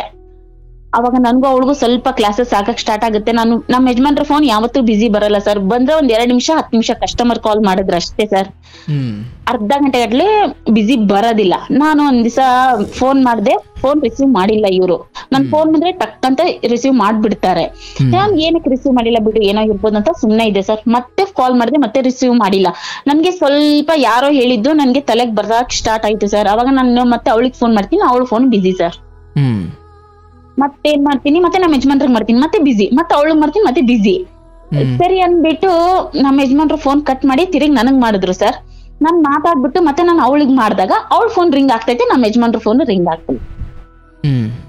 ನಾನ್ ಈ ತರ ಎಲ್ಲ ಕಂಡಿಡಿದೆ ಸರ್. ಈ ತರ ಎಲ್ಲ ಕಂಡಿಡಿದು ಆಮೇಲೆ ರಾತ್ರಿ ಹೊತ್ತು ಸ್ವಲ್ಪ ಮಲ್ಗೋಬೇಕಾದ್ರೆ ಮೆಸೇಜ್ಗಳೆಲ್ಲ ಸ್ಟಾರ್ಟ್ ಆಗಿತ್ತು ಸರ್. ಅದು ಸ್ಟಾರ್ಟ್ ಆಗಿತ್ತು ನೋಡ್ದೆ. ನಾನು ಒಂದ್ ದಿವಸ ಸುಮ್ನೆ ಆಗ್ಬಿಟ್ಟೆ. ನಮ್ಮ ಅಮ್ಮಗ್ ಹೇಳ್ದೆ, ಅಮ್ಮ ಏನೋ ಗೊತ್ತಿಲ್ಲಮ್ಮ ಈ ತರ ಹಿಂಗ ಆಗ್ತೈತೆ ಅಂತಂದೆ. ನೀನ್ ಏನು ಕೇಳ್ಬೇಡ, ಸುಮ್ನೆ ಇದ್ಬಿಡು, ನಿನ್ಗೆಲ್ಲಾ ಗೊತ್ತಿದ್ರು ಏನು ಗೊತ್ತಿಲ್ದಿರಂಗೆ ಸುಮ್ನೆ ಇದ್ಬಿಡು ಅಂತ ಅಮ್ಮ ಹೇಳ್ತಾರೆ ಸರ್ ಅವರು. ಸರಿ ಅಂದ್ಬಿಟ್ಟು ಮತ್ತೆ ಮರನೇ ದಿನ ನಾನು ಎಣ್ಣೆ ಬೇಕಾಗಿರುತ್ತೆ ಸರ್, ಅಡ್ಗೆ ಮಾಡಕ್ಕೆ ಎಣ್ಣೆ ಬೇಕಾಗಿರುತ್ತೆ. ಎಣ್ಣೆ ತಗೊಂಬರೋಣ ಅಂತ ನಾನು ಬರ್ತೀನಿ ಸರ್. ಬಂದಾಗ ಶಾಪ್ ಹತ್ರ ನಮ್ಮ ಯಜಮಾನ್ರು ಇರಲ್ಲ. ಆಮೇಲೆ ಅವ್ರಿಗೆ ಫೋನ್ ಮಾಡ್ತೀನಿ. ಫೋನ್ ಮಾಡಿದ್ರೆ ಅವ್ರು ಹೇಳ್ತಾರೆ, ಏನೋ ತಗೊಂಬರಕ್ ಹೋಗಿದ್ದೀನಿ ಐಟಮು ಅಂತ ಹೇಳ್ತಾರೆ ಸರ್. ಬಟ್ ನಾನು ಅದು ಒಂದೊಂದು ಬಿಡಿಸ್ಬಿಟ್ಟು ಹೇಳಕ್ ಆಗಲ್ಲ. ಅಂಗಡಿಗೆ ಬೇಕಾಗಿರೋ ಐಟಮ್ ನಾವ್ ತಗೊಂಡ್ ಬರಕ್ ಹೋಗಿದ್ದೀನಿ ಅಂತ ಹೇಳ್ತಾರೆ. ಅವಾಗ ನಾನು ಹೇಳ್ದೆ, ನಾನ್ ಅವಾಗ ತಾನೇ ತಗೊಂಬಂದ್ ಕೊಟ್ಟಿದ್ದೀನಿ ಐಟಮ್ನ, ಅಷ್ಟ್ ಬೇಗ ಖಾಲಿ ಆಗೋಯ್ತಾ, ಏನ್ ತಗೊಂಬರಕ್ ಹೋಗಿದ್ದೀಯಾ ಅಂತ ನಾನು ಕೇಳ್ತೀನಿ ಸರ್. ಇಲ್ಲ ನಾನು ಇಲ್ಲಿ ಬಂದಿದ್ದೀನಿ, ಇರೋ ನಿಮಿಷ ಮಾಡ್ತೀನಿ ಅಂತಾರೆ ಸರ್. ಆಮೇಲೆ ಫೋನ್ ಎತ್ತಿದಾಗ ನನ್ ಕಲ್ಲ ಅಂತ ಶಬ್ದಗಳೆಲ್ಲ ಕೇಳಿಸುತ್ತೆ ಸರ್. ಅಂದ್ರೆ ನಮ್ ಲ್ಯಾಂಗ್ವೇಜ್ ಬೇರೆ, ಆ ಊರ್ ಲ್ಯಾಂಗ್ವೇಜ್ ಬೇರೆ ಸರ್. ಅದು ಕಳ್ಳ ಅಂತನ ಏನ್ ಶಬ್ದ ಕೇಳಿಸುತ್ತೆ? ಆ ಲ್ಯಾಂಗ್ವೇಜ್ ಮಾತಾಡೋದು ಸರ್. ಓಕೆ ಮಾತಾಡೋದು ಈ ಬೆಂಗಳೂರು ಹತ್ರ ಒಂಥರ ಮಾತಾಡ್ತಾರೆ, ಆ ಕಡೆ ಊರಲ್ಲಿ ಬೇರೆ ತರ ಮಾತಾಡ್ತಾರೆ. ಲ್ಯಾಂಗ್ವೇಜ್ ಬೇರೆ ಆಗೋಯ್ತು ಸರ್. ಅದು ನನ್ಗೆ ಸ್ವಲ್ಪ ಕೇಳಿಸ್ತು. ನನ್ಗೆ ಕೋಪ ಬಂದ್ಬಿಡ್ತು ಸರ್. ಅಷ್ಟರಲ್ಲಿ ನನ್ಗೂ ಅವಳಿಗೂ ಒಂದ್ ಟ್ರಿಪ್ ಆಗಿತ್ತು ಜಗಳ. ಅವಳಿಗೆ ನಾನು ಕರ್ಕೊಂಡ್ ಬರ್ತೀನಿ, ನಾನು ಅವಳಿಗೊಂದ್ ಮಾತು ಹೇಳಿರ್ತೀನಿ ಸರ್. ನಮ್ ಮನೆಗ್ ಕರ್ಕೊಂಡ್ ಬಂದು ಮನೆಗೆ ಹೋಗೋ ಟೈಮಲ್ಲಿ ನಾನು ಒಂದ್ ಮಾತು ಹೇಳಿರ್ತೀನಿ, ನೋಡು ನಿನ್ಗೆ ತಂದೆ ತಾಯಿ ಯಾರು ನೋಡ್ತಾ ಇಲ್ಲ, ನಿನ್ನ ತಂದೆ ತಾಯಿ ಜಾಗದಲ್ಲಿ ನಾನು ನಿಮ್ಮ ಮಾಮ ನಿಂತ್ಕೊಂಡ್ ನೋಡ್ತಾ ಇದ್ದೀವಿ, ನಿನ್ಗೆ ತಂದೆನೂ ಅವ್ರೆ ಆಯ್ತಾ ಅಂತ ನನ್ಗೆ ಹೇಳ್ಬಿಟ್ಟು ಅರ್ಶನ ಕುಂಕುಮ ಕೊಟ್ಟು ನಾನು ಕಳಿಸಿರ್ತೀನಿ ಸರ್ ನಾನು. ಬಟ್ ಆ ಮಾತು ಹೇಳಬೇಕಾದ್ರೆ ನಿಮ್ ಹೃದಯದಲ್ಲಿ ಬೇರೆ ಏನು ಇರ್ಲಿಲ್ವ ಅಥವಾ ಗೊತ್ತಾಗ ಮಾತು ಹೇಳಿದ್ದ? ನನ್ನ ಏನು ಇರ್ಲಿಲ್ಲ ಸರ್. ಆ ಮಾತು ನಾನು ಹೇಳಬೇಕಾದ್ರೆ ಏನು ಇರ್ಲಿಲ್ಲ ಸರ್. ಏನು ಇರ್ಲಿಲ್ಲ, ಅದೇನೋ ಗೊತ್ತಿಲ್ಲ ಸರ್. ನನ್ ಮನ್ಸಿಗೆ ಹಂಗ್ ಬಂತು, ನಾನು ಹೇಳ್ದೆ ಸರ್, ಇದು ನಿಮ್ ಮಾಮ ಅಲ್ಲ, ನಿನ್ ತಂದೆ ಸರಿ ಸಮಾನ. ನಿನ್ ತಂದೆ ಜಾಗದಲ್ಲಿ ನಿಂತ್ಕೊಂಡು ನಿಮ್ ಮಾಮ ನೋಡ್ತಾ ಐತೆ, ನಿನ್ನ ಕರ್ಕೊಂಬಂದೆ ನಮ್ಮ ಮನೇಲಿ 15 ದಿನದಲ್ಲೇ ನಾವ್ ಹಿಂಗ್ ಇಟ್ಕೊಂಡ್ಬಿಟ್ಟು ಮಾಡಿದೀವಿ. ನಾನೊಂದು ಅಕ್ಕ ಅಲ್ಲ, ತಾಯಿ ಸರಿ ಸಮಾನ ನಿನ್ಗೆ, ಈ ಅಪ್ಪ ನಿನ್ ತಂದೆ ಸರಿ ಸಮಾನ ಅಂತ ನಾನು ಫುಲ್ ಡಿಟೇಲ್ ಆಗಿ ಹೇಳಿರ್ತೀನಿ ಸರ್ ನಾನು. ಅಂದ್ರೂ ಅದು ಮಿಸ್ಕ್ಯಾರೇಜ್ ಆಗ್ಬಿಡುತ್ತೆ ಸರ್. ಅದು ಮತ್ತೆ ಅದು ಹಂಗೆ ಜಾಸ್ತಿ ಆಗ್ಬಿಡುತ್ತೆ. ಆಮೇಲೆ ಸ್ವಲ್ಪ ಗೊತ್ತಾಗುತ್ತೆ ನನ್ಗೆ ಹಿಂಗಿಂಗ್ ಅಂತ. ಮತ್ತೆ ನಾನು ಮನೆಗೆ ಹೇಳ್ತೀನಿ. ನಮ್ಮ ಮನೆಗೆ ಏನ್ ಹೇಳ್ತಾರೆ, ಬೇಡ ಸುಮ್ನೆ ಇರು, ವೇಟ್ ಮಾಡೋಣ, ನೋಡೋಣ, ವೇಟ್ ಮಾಡೋಣ ಅಂತ ಹೇಳ್ತಾರೆ ಸರ್ ನಮ್ಮ ಮನೇಲಿ, ತಾಯಿ ಮನೇಲಿ. ಅಂದ್ರೆ ಹುಡ್ಗನ್ ಮೇಲೆ ನಮ್ಗೆ ಒಂದು ಒಳ್ಳೆ ಅಭಿಪ್ರಾಯನೇ ಇರುತ್ತೆ ಸರ್. ಈ ತರ ಹುಡ್ಗ ಅಲ್ಲ ನಮ್ಮ ಯಜಮಾನ್ರು. ಕಣ್ಣೆತ್ತಿ ಒಂದ್ ಹುಡ್ಗಿನ್ ನೋಡೋ ಅಂತ ಮನುಷ್ಯನೇ ಅಲ್ಲ ಯಪ್ಪ. ಪಕ್ಕದಲ್ಲಿ ಯಾರನ್ನ ಬಂದ್ ನಿಂತ್ಕೊಂಡ್ರು ಹುಡ್ಗಿನ ನನ್ನ ಕರ್ದ್ಬಿಟ್ಟು ಹೇಳ್ತಾರೆ ನಮ್ಮ ಯಜಮಾನ್ರು, ನೀನ್ ನಿಂತ್ಕೋ ಅಲ್ಲಿ ಅಂತ. ಆ ಮನುಷ್ಯ ಇವತ್ತು ಇಷ್ಟು ಚೀಪ್ ಮಟ್ಟಿಗೆ ಇವತ್ತು ಮೂಮೆಂಟ್ ಈ ತರ ಹೇಳ್ದಿದ್ದಾರೆ ಸರ್ ಅವರು. ಈ ತರ ಆಗುತ್ತೆ. ಆಮೇಲೆ ಒಂದ್ ದಿವಸ ಅಲ್ಲಿಗೆ ಹೋಗಿರ್ತಾರೆ, ನನ್ಗೆ ಹೇಳಿರಲ್ಲ. ಅಷ್ಟೊಳಗೂ ನನ್ಗೂ ಅವಳಿಗೂ ಸ್ವಲ್ಪ ಕ್ಲಾಸಸ್ ಆಗಿರುತ್ತೆ. ನಾನು ಜಗಳ ಮಾಡ್ತೀನಿ, ಮನೆಗ್ ಬರ್ತಾರೆ, ನೀನ್ ಎಲ್ಲಿ ಹೋಗಿದ್ದೆ ಅಂತ ನಾನು ಕೇಳ್ತೀನಿ ಸರ್. ನನ್ಗೆ ಯಾವತ್ತೂ ಅವ್ರು ಇದ್ರ ಮಾತಾಡಿದ್ದಿಲ್ಲ. ಮಾಮೂಲಿ ಜಗಳ ಬರುತ್ತೆ, ಹೊಡಿತಾ ಇದ್ರು. ನಮ್ಮ ಅತ್ತೆ ವಿಷಯಕ್ಕೆ ಅದ್ ಅಲ್ಲಲ್ಲೇ ಸ್ಟಾಪ್ ಮಾಡ್ಕೊಂಡು ನಾನು ಹೋಗ್ಬಿಡ್ತಿದ್ದೆ. ಯಾಕಂದ್ರೆ ಆಚೆ ಹೋಗ್ಬಾರ್ದು, ಆಡ್ಕೊಂತಾರೆ. ಫಸ್ಟ್ ಆಫ್ ಆಲ್ ಇವ್ರು ಆಡ್ಕೊಂತಾರೆ ಅನ್ನೋಕಿನ್ನ ಅವ್ರ ಅಣ್ಣ ಅದಕ್ಕೆ ಆಡ್ಕೊಂತಾರ ಅನ್ನೋದು ಬಾಳ ಇತ್ತು ಸರ್ ನನ್ಗೆ. ಒಟ್ನಲ್ಲಿ ನಮ್ ಮನೆ ಮರ್ಯಾದೆ ನಾನು ಆಚೆ ಬಿಡಬಾರ್ದು. ಎಷ್ಟಾದ್ರೂ ಸತ್ರು ಅಷ್ಟೇ, ಬದುಕಿದ್ರು ಅಷ್ಟೇ, ಇಲ್ಲೇ ಬದುಕ್ಬೇಕು, ಇಲ್ಲೇ ಇರ್ಬೇಕು ಅನ್ನೋದೇ ಒಂದು ಹಠ ಇತ್ತು ಸರ್ ನನ್ಗೆ. ಸರಿ ಅಂದ್ಬಿಟ್ಟು ಒಂದ್ ದಿವಸ ಅವ್ರು ಬರ್ತಾರೆ ಮನೆಗೆ. ನಾ ಅಂತೀನಿ, ಎಲ್ಲೋಗಿದ್ದಪ್ಪ ನೀನು ಅಂತೀನಿ. ಇಲ್ಲ ಎಲ್ಲೋ ಹೋಗಿದ್ದೆ. ಅಂದ್ರೆ ಎಲ್ಲೋಗಿದ್ದೆ? ಇಲ್ಲ ಅಂಗಡಿ ಐಟಮ್ ಖಾಲಿ ಆಗಿತ್ತು, ಹೋಗಿದ್ದೆ. ನಾನ್ ತಗೊಂಡ್ ಕೊಟ್ಟಿದ್ನಲ್ಲ ಅಷ್ಟು ಬೇಗ ಖಾಲಿ ಆಗೋಯ್ತಾ? ಎಲ್ಲೋಗಿದೆ ಹೇಳು, ಪರವಾಗಿಲ್ಲ. ಡ್ರಿಂಕ್ಸ್ ಮಾಡಕ್ ಹೋಗಿದ್ದ ಹೇಳು, ನಾನ್ ಡ್ರಿಂಕ್ಸ್ ಮಾಡಕ್ ಹೋಗಿದ್ದೆ ಅಂತ ಹೇಳು. ಸಿಗರೇಟ್ ಹೊಡಿಯಕ್ ಹೋಗಿದ್ದ ಹೇಳು, ಸಿಗರೇಟ್ ಹೊಡಿಯಕ್ ಹೋಗಿದ್ದೆ ಅಂತ ಹೇಳು, ಪರವಾಗಿಲ್ಲ. ನೀನ್ ಸುಳ್ಳು ಹೇಳ್ಬೇಡ ನನ್ ಮುಂದೆ ಅಂತ ನಾನು ಹೇಳ್ತೀನಿ ಸರ್, ನಾನು ಓಪನ್ಗೆ. ಅವ್ರ ಅಂದ್ರೂ ಮುಚ್ಚಿ ಇಡ್ತಾರೆ ಸರ್ ಅವರು. ನನ್ಗೆ ಕೋಪ ಬಂದ್ಬಿಡುತ್ತೆ ಸರ್. ನಾ ಅಂದೆ, ಏನ್ ಆಟ ಆಡ್ತಾ ಇದೀಯ ನೀನ್? ಅವ್ರ ಅಮ್ಮನೂ ಇರ್ತಾರೆ ಸರ್. ನನ್ಗೆ ಅವ್ರದ್ದೆಲ್ಲ ಇಷ್ಟು ವರ್ಷದಿಂದ ನೋಡಿ ನೋಡಿ ನೋಡಿ ನೋಡಿ ನನ್ಗೆ ಒಂಥರ ಮಂಡ್ಯ ಆಗ್ಬಿಟ್ಟಿದೀನಿ ಸರ್. ನಾನು ಮಂಡ್ಯ ಆಗ್ಬಿಟ್ಟಿದೀನಿ. ಎಲ್ಲರ ಆ ರೋಡಲ್ಲೆಲ್ಲ ಹೇಳ್ತಾರೆ, ನೀನ್ ಇಷ್ಟು ಸ್ಟ್ರಾಂಗ್ ಆಗಿರೋದಕ್ಕೆ ಅವ್ರ ಮನೇಲಿ ಇರೋದು, ಇಲ್ಲ ಅಂದಿದ್ರೆ ಆ ತಾಯಿ ಮಗ ಯಾವಾಗ ಓಡಿಸ್ಬಿಟ್ಟಿರೋರು, ನಿನ್ನನ್ನು ನಿಮ್ಮ ವಾರ್ಗಿತ್ತೀನಿ ಅಂತ ಹೇಳಿರ್ತಾರೆ ಸರ್. ನಮ್ಗೆ ಮದುವೆ ಮಾಡ್ಕೊಂಡ್ ಬಂದ್ ವಸ್ತ್ರಲ್ಲೇ ಹೇಳಿರ್ತಾರೆ, ನಿಮ್ ಮತ್ತೆ ನಿಮ್ ಯಜಮಾನ್ರ ಹತ್ರ ನೀವೆಲ್ಲ ಹುಷಾರಾಗಿರ್ಬೇಕು ಹೆಣ್ಮಕ್ಳು ಅಂತಾನೆ ಹೇಳಿರ್ತಾರೆ ಸರ್ ನಮ್ಗೆ. ಅಕ್ಕಪಕ್ಕ ಮನೆಯವರು ಅವ್ರು ಸರಿ ಇಲ್ಲ ಅಂತ. ಅಂದ್ರೆ ಫಸ್ಟ್ ಆಫ್ ಆಲ್ ನಮ್ಮ ಮಾವ ಒಳ್ಳೆಯವರು, ನನ್ನ ಅತ್ತೆನೋ, ನನ್ ಗಂಡ, ನಮ್ ಭಾವ. ಅವ್ರಿಗೆ ಹೆಣ್ಮಕ್ಳು ಇಲ್ಲ ಸರ್, ಅದ್ರ ನೋವು ಏನಂತ ಗೊತ್ತಿಲ್ಲ ಅವ್ರಿಗೆ. ಸರಿ, ಇದು ಹಿಂಗಾದ್ರೆ ಸರಿ ಹೋಗಲ್ಲ, ಸ್ವಲ್ಪ ಸ್ಟ್ರಾಂಗ್ ಆಗಿ ನಿಂತ್ಕೋಬೇಕು ಅನ್ಬಿಟ್ಟು ನಿಂತ್ಕೊಂತೀನಿ ಸರ್. ನಾನು ಅವತ್ ಕೇಳ್ತೀನಿ. ಆಮೇಲೆ ಮಾತಿಗೆ ಬಿಳ್ದು ಜೋರಾಗಿ ಜಗಳ ಆಗ್ಬಿಡುತ್ತೆ ಸರ್. ಜೋರಾಗಿ ಜಗಳ ಎಲ್ಲಿ ರಾತ್ರಿ 3 ಗಂಟೆವರೆಗೂ ಆಗ್ಬಿಡುತ್ತೆ ಸರ್. ನಿನ್ಗೆ ಇನ್ನ ಮಗು ಆಗಿಲ್ಲ, ಅವ್ರದೆಲ್ಲ ಬಿಟ್ಬಿಡ್ತಾರೆ ಸರ್.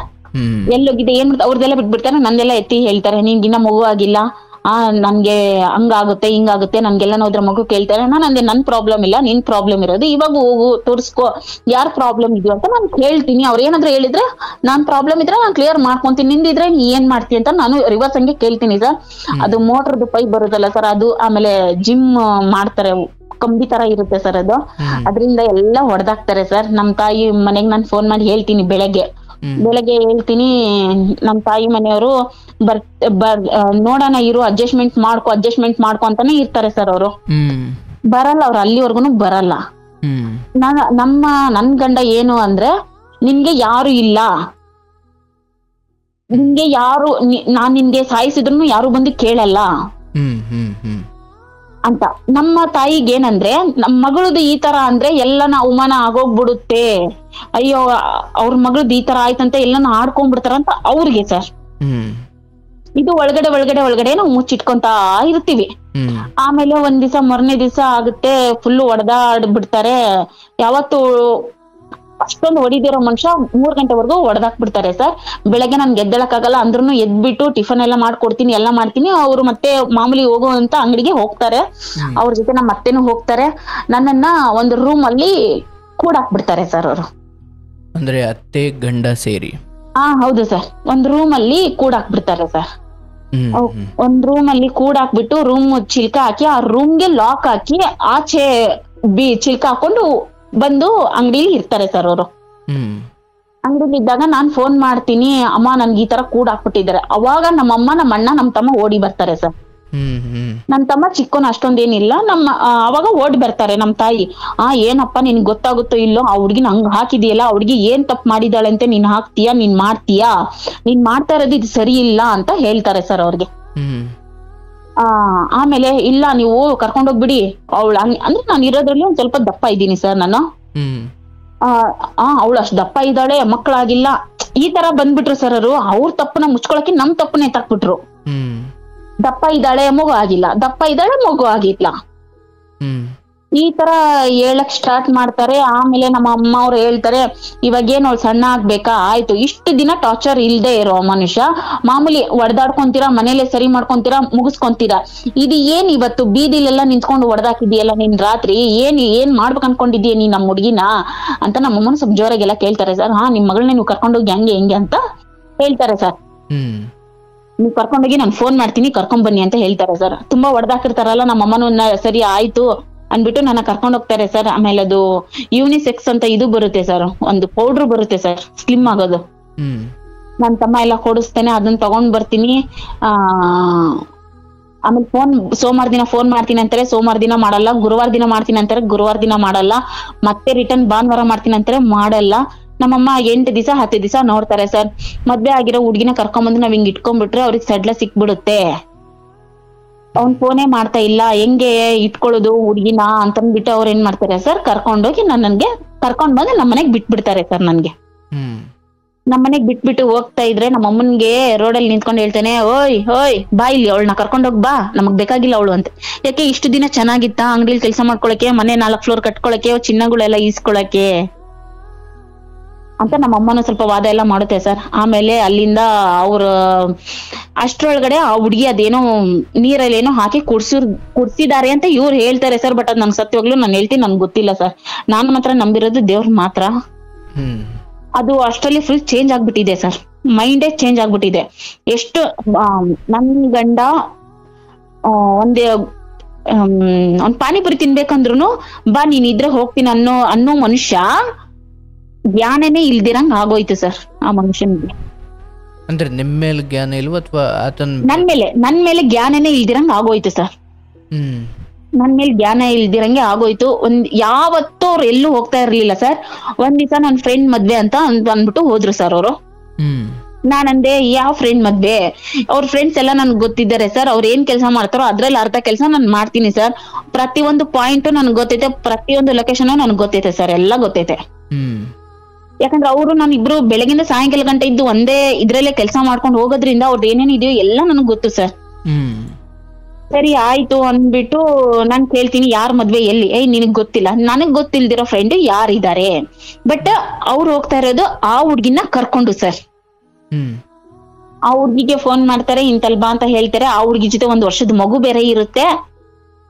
ಅವಳ ಗಂಡನ್ಗ್ ಒಂದ್ ಸುಳ್ಳು ಹೇಳ್ತಾಳೆ, ನನ್ ಗಂಡ ನನ್ಗೊಂದ್ ಸುಳ್ಳು ಹೇಳ್ಬಿಟ್ಟು ನನ್ ಗಂಡ ಅವಳು ಆ ಮಗು ಹೋಗ್ತಾರೆ ಸರ್. ಅವರು ಶುಕ್ರವಾರ ನೈಟ್ ಹೋದವರು ಸೋಮವಾರ ಬೆಳಗ್ಗೆ ಬರ್ತಾರೆ ಸರ್. ಬಟ್ ಅವ್ರ ತಾಯಿ ಮುಂದೆ ಅವ್ರೆಲ್ಲ ಹೇಳಿರ್ತಾರೆ ಸರ್. ಅವ್ರ ತಾಯಿ ಮುಂದೆ ಹೇಳಿರ್ತಾರೆ, ನನ್ ಮುಂದೆ ಹೇಳಿರಲ್ಲ. ಈ ತರ ಹಂಗ ಅವ್ರಿಗಿನ್ ಕರ್ಕೊಂಡ್ ಹೋಗ್ತಾ ಇದ್ದೀನಿ ಅಂತ ಅನ್ಬಿಟ್ಟು. ಅಂದ್ರೆ ಅವ್ರ ತಾಯಿನೂ ಅದೇ ತರಾನೇ ಇದ್ದಾರೆ ಸರ್ ಸ್ವಲ್ಪ. ಅಂದ್ರೆ ನಡವಳಿಕೆ ಇಲ್ಲ. ಹೌದು ಸರ್. ಆ ಅಮ್ಮನ್ಗೆ ಯಾವ ತರ ಅಂದ್ರೆ ಸರ್, ರಾತ್ರಿಗೆ 1 ಕ್ವಾರ್ಟರ್ ಕೊಟ್ಬಿಟ್ಟು ಸ್ವಲ್ಪ ಕಬಾಬ್ ಕೊಟ್ಬಿಟ್ರೆ ಮಗ ಏನೇ ಮಾಡಿದ್ರು ಒಳ್ಳೇನು ಸರ್. ಹೌದು ಸರ್, ಆ ತರ ಮನೇಲೆಯಾ? ಹೌದು ಸರ್. ನೀವ್ ಯಾವತ್ತು ಕೇಳಲಿಲ್ಲ ಅದನ್ನ? ಏನಂತ ಸರ್? ಯಾಕೆ ಎಣ್ಣೆ ಕುಡಿತೀಯ ಅಂತ? ಅವ್ರು ಅದು ಮನೇಲೆಲ್ಲ ಫ್ಯಾಮಿಲಿಲಿ ಹಂಗಿದೆ ಸರ್, ರೂಲ್ಸ್ ಹಂಗಿದೆ, ತಗೋತಾರೆ. ಮೊದ್ಲಿಂದ ಸಂಪ್ರದಾಯ ಅಂತ ಸುಮ್ನಾಗಿದೀಯಾ? ಹೌದು ಸರ್. ಆಯ್ತು. ಅವತ್ತು ಅವ್ರ ತಾಯಿಗೆ ಹೇಳಿ ಹೋಗಿದ್ದಾರೆ, ಆಕೆ ಅವಳ ಗಂಡಂಗೆ ಹೇಳಿ ಹೋಗಿದ್ದಾರೆ, ಅವರಿಬ್ರು ಒಂದು ಮಗು ಸಮೇತ ಹೋಗಿದ್ದಾರೆ.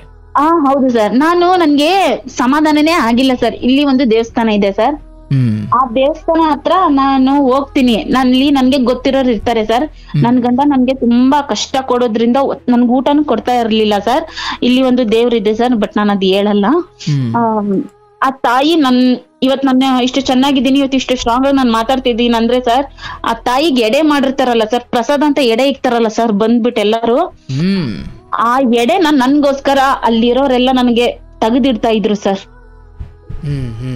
ನಾನು ನಮ್ಮನೆಗೆ ಯಾರಿಗೂ ಗೊತ್ತಾಗ್ದಿರಂಗೆ ಹೋಗ್ಬಿಟ್ಟು ವಾಕಿಂಗ್ ತರ ಹೋಗಿ ಶೂ ಸೈಡಿಗೆ ಬಿಚ್ಬಿಟ್ಟು ಅಲ್ಲಿರೋರೆಲ್ಲ ನಂಗೆ ಸಪೋರ್ಟ್ ಮಾಡ್ತಿದ್ರು. ಹೋಗು ಬೇಗ ಊಟ ಮಾಡ್ಬಿಡು, ಮತ್ತೆ ನಿನ್ ಗಂಡ ಯಾರನ್ನ ಹುಡ್ಕೊಂಡ್ ಬಂದ್ಬಿಡ್ತಾರೆ, ಹೋಗು ಅಂದ್ಬಿಟ್ಟು ನಾನು ಹೋಗಿದ ತಕ್ಷಣ ಆ ತಾಯಿ ಹತ್ರ ಇರೋ ಎಡೆನ ಸರ್ ಎತ್ತಿಬಿಟ್ಟು ನನ್ ಸೈಡಿಗೆ ಕೊಡ್ತಾರೆ. ನಾನು ಊಟ ಮಾಡ್ಬಿಟ್ಟು ಹಂಗೆ ಬಾಯಿ ಒರೆಸ್ಕೊಂಡು ದೇವ್ರ ನಮಸ್ಕಾರ ಮಾಡ್ಕೊಂಡು ಸುಮ್ನೆ ಹಂಗ್ ಬರೋದು.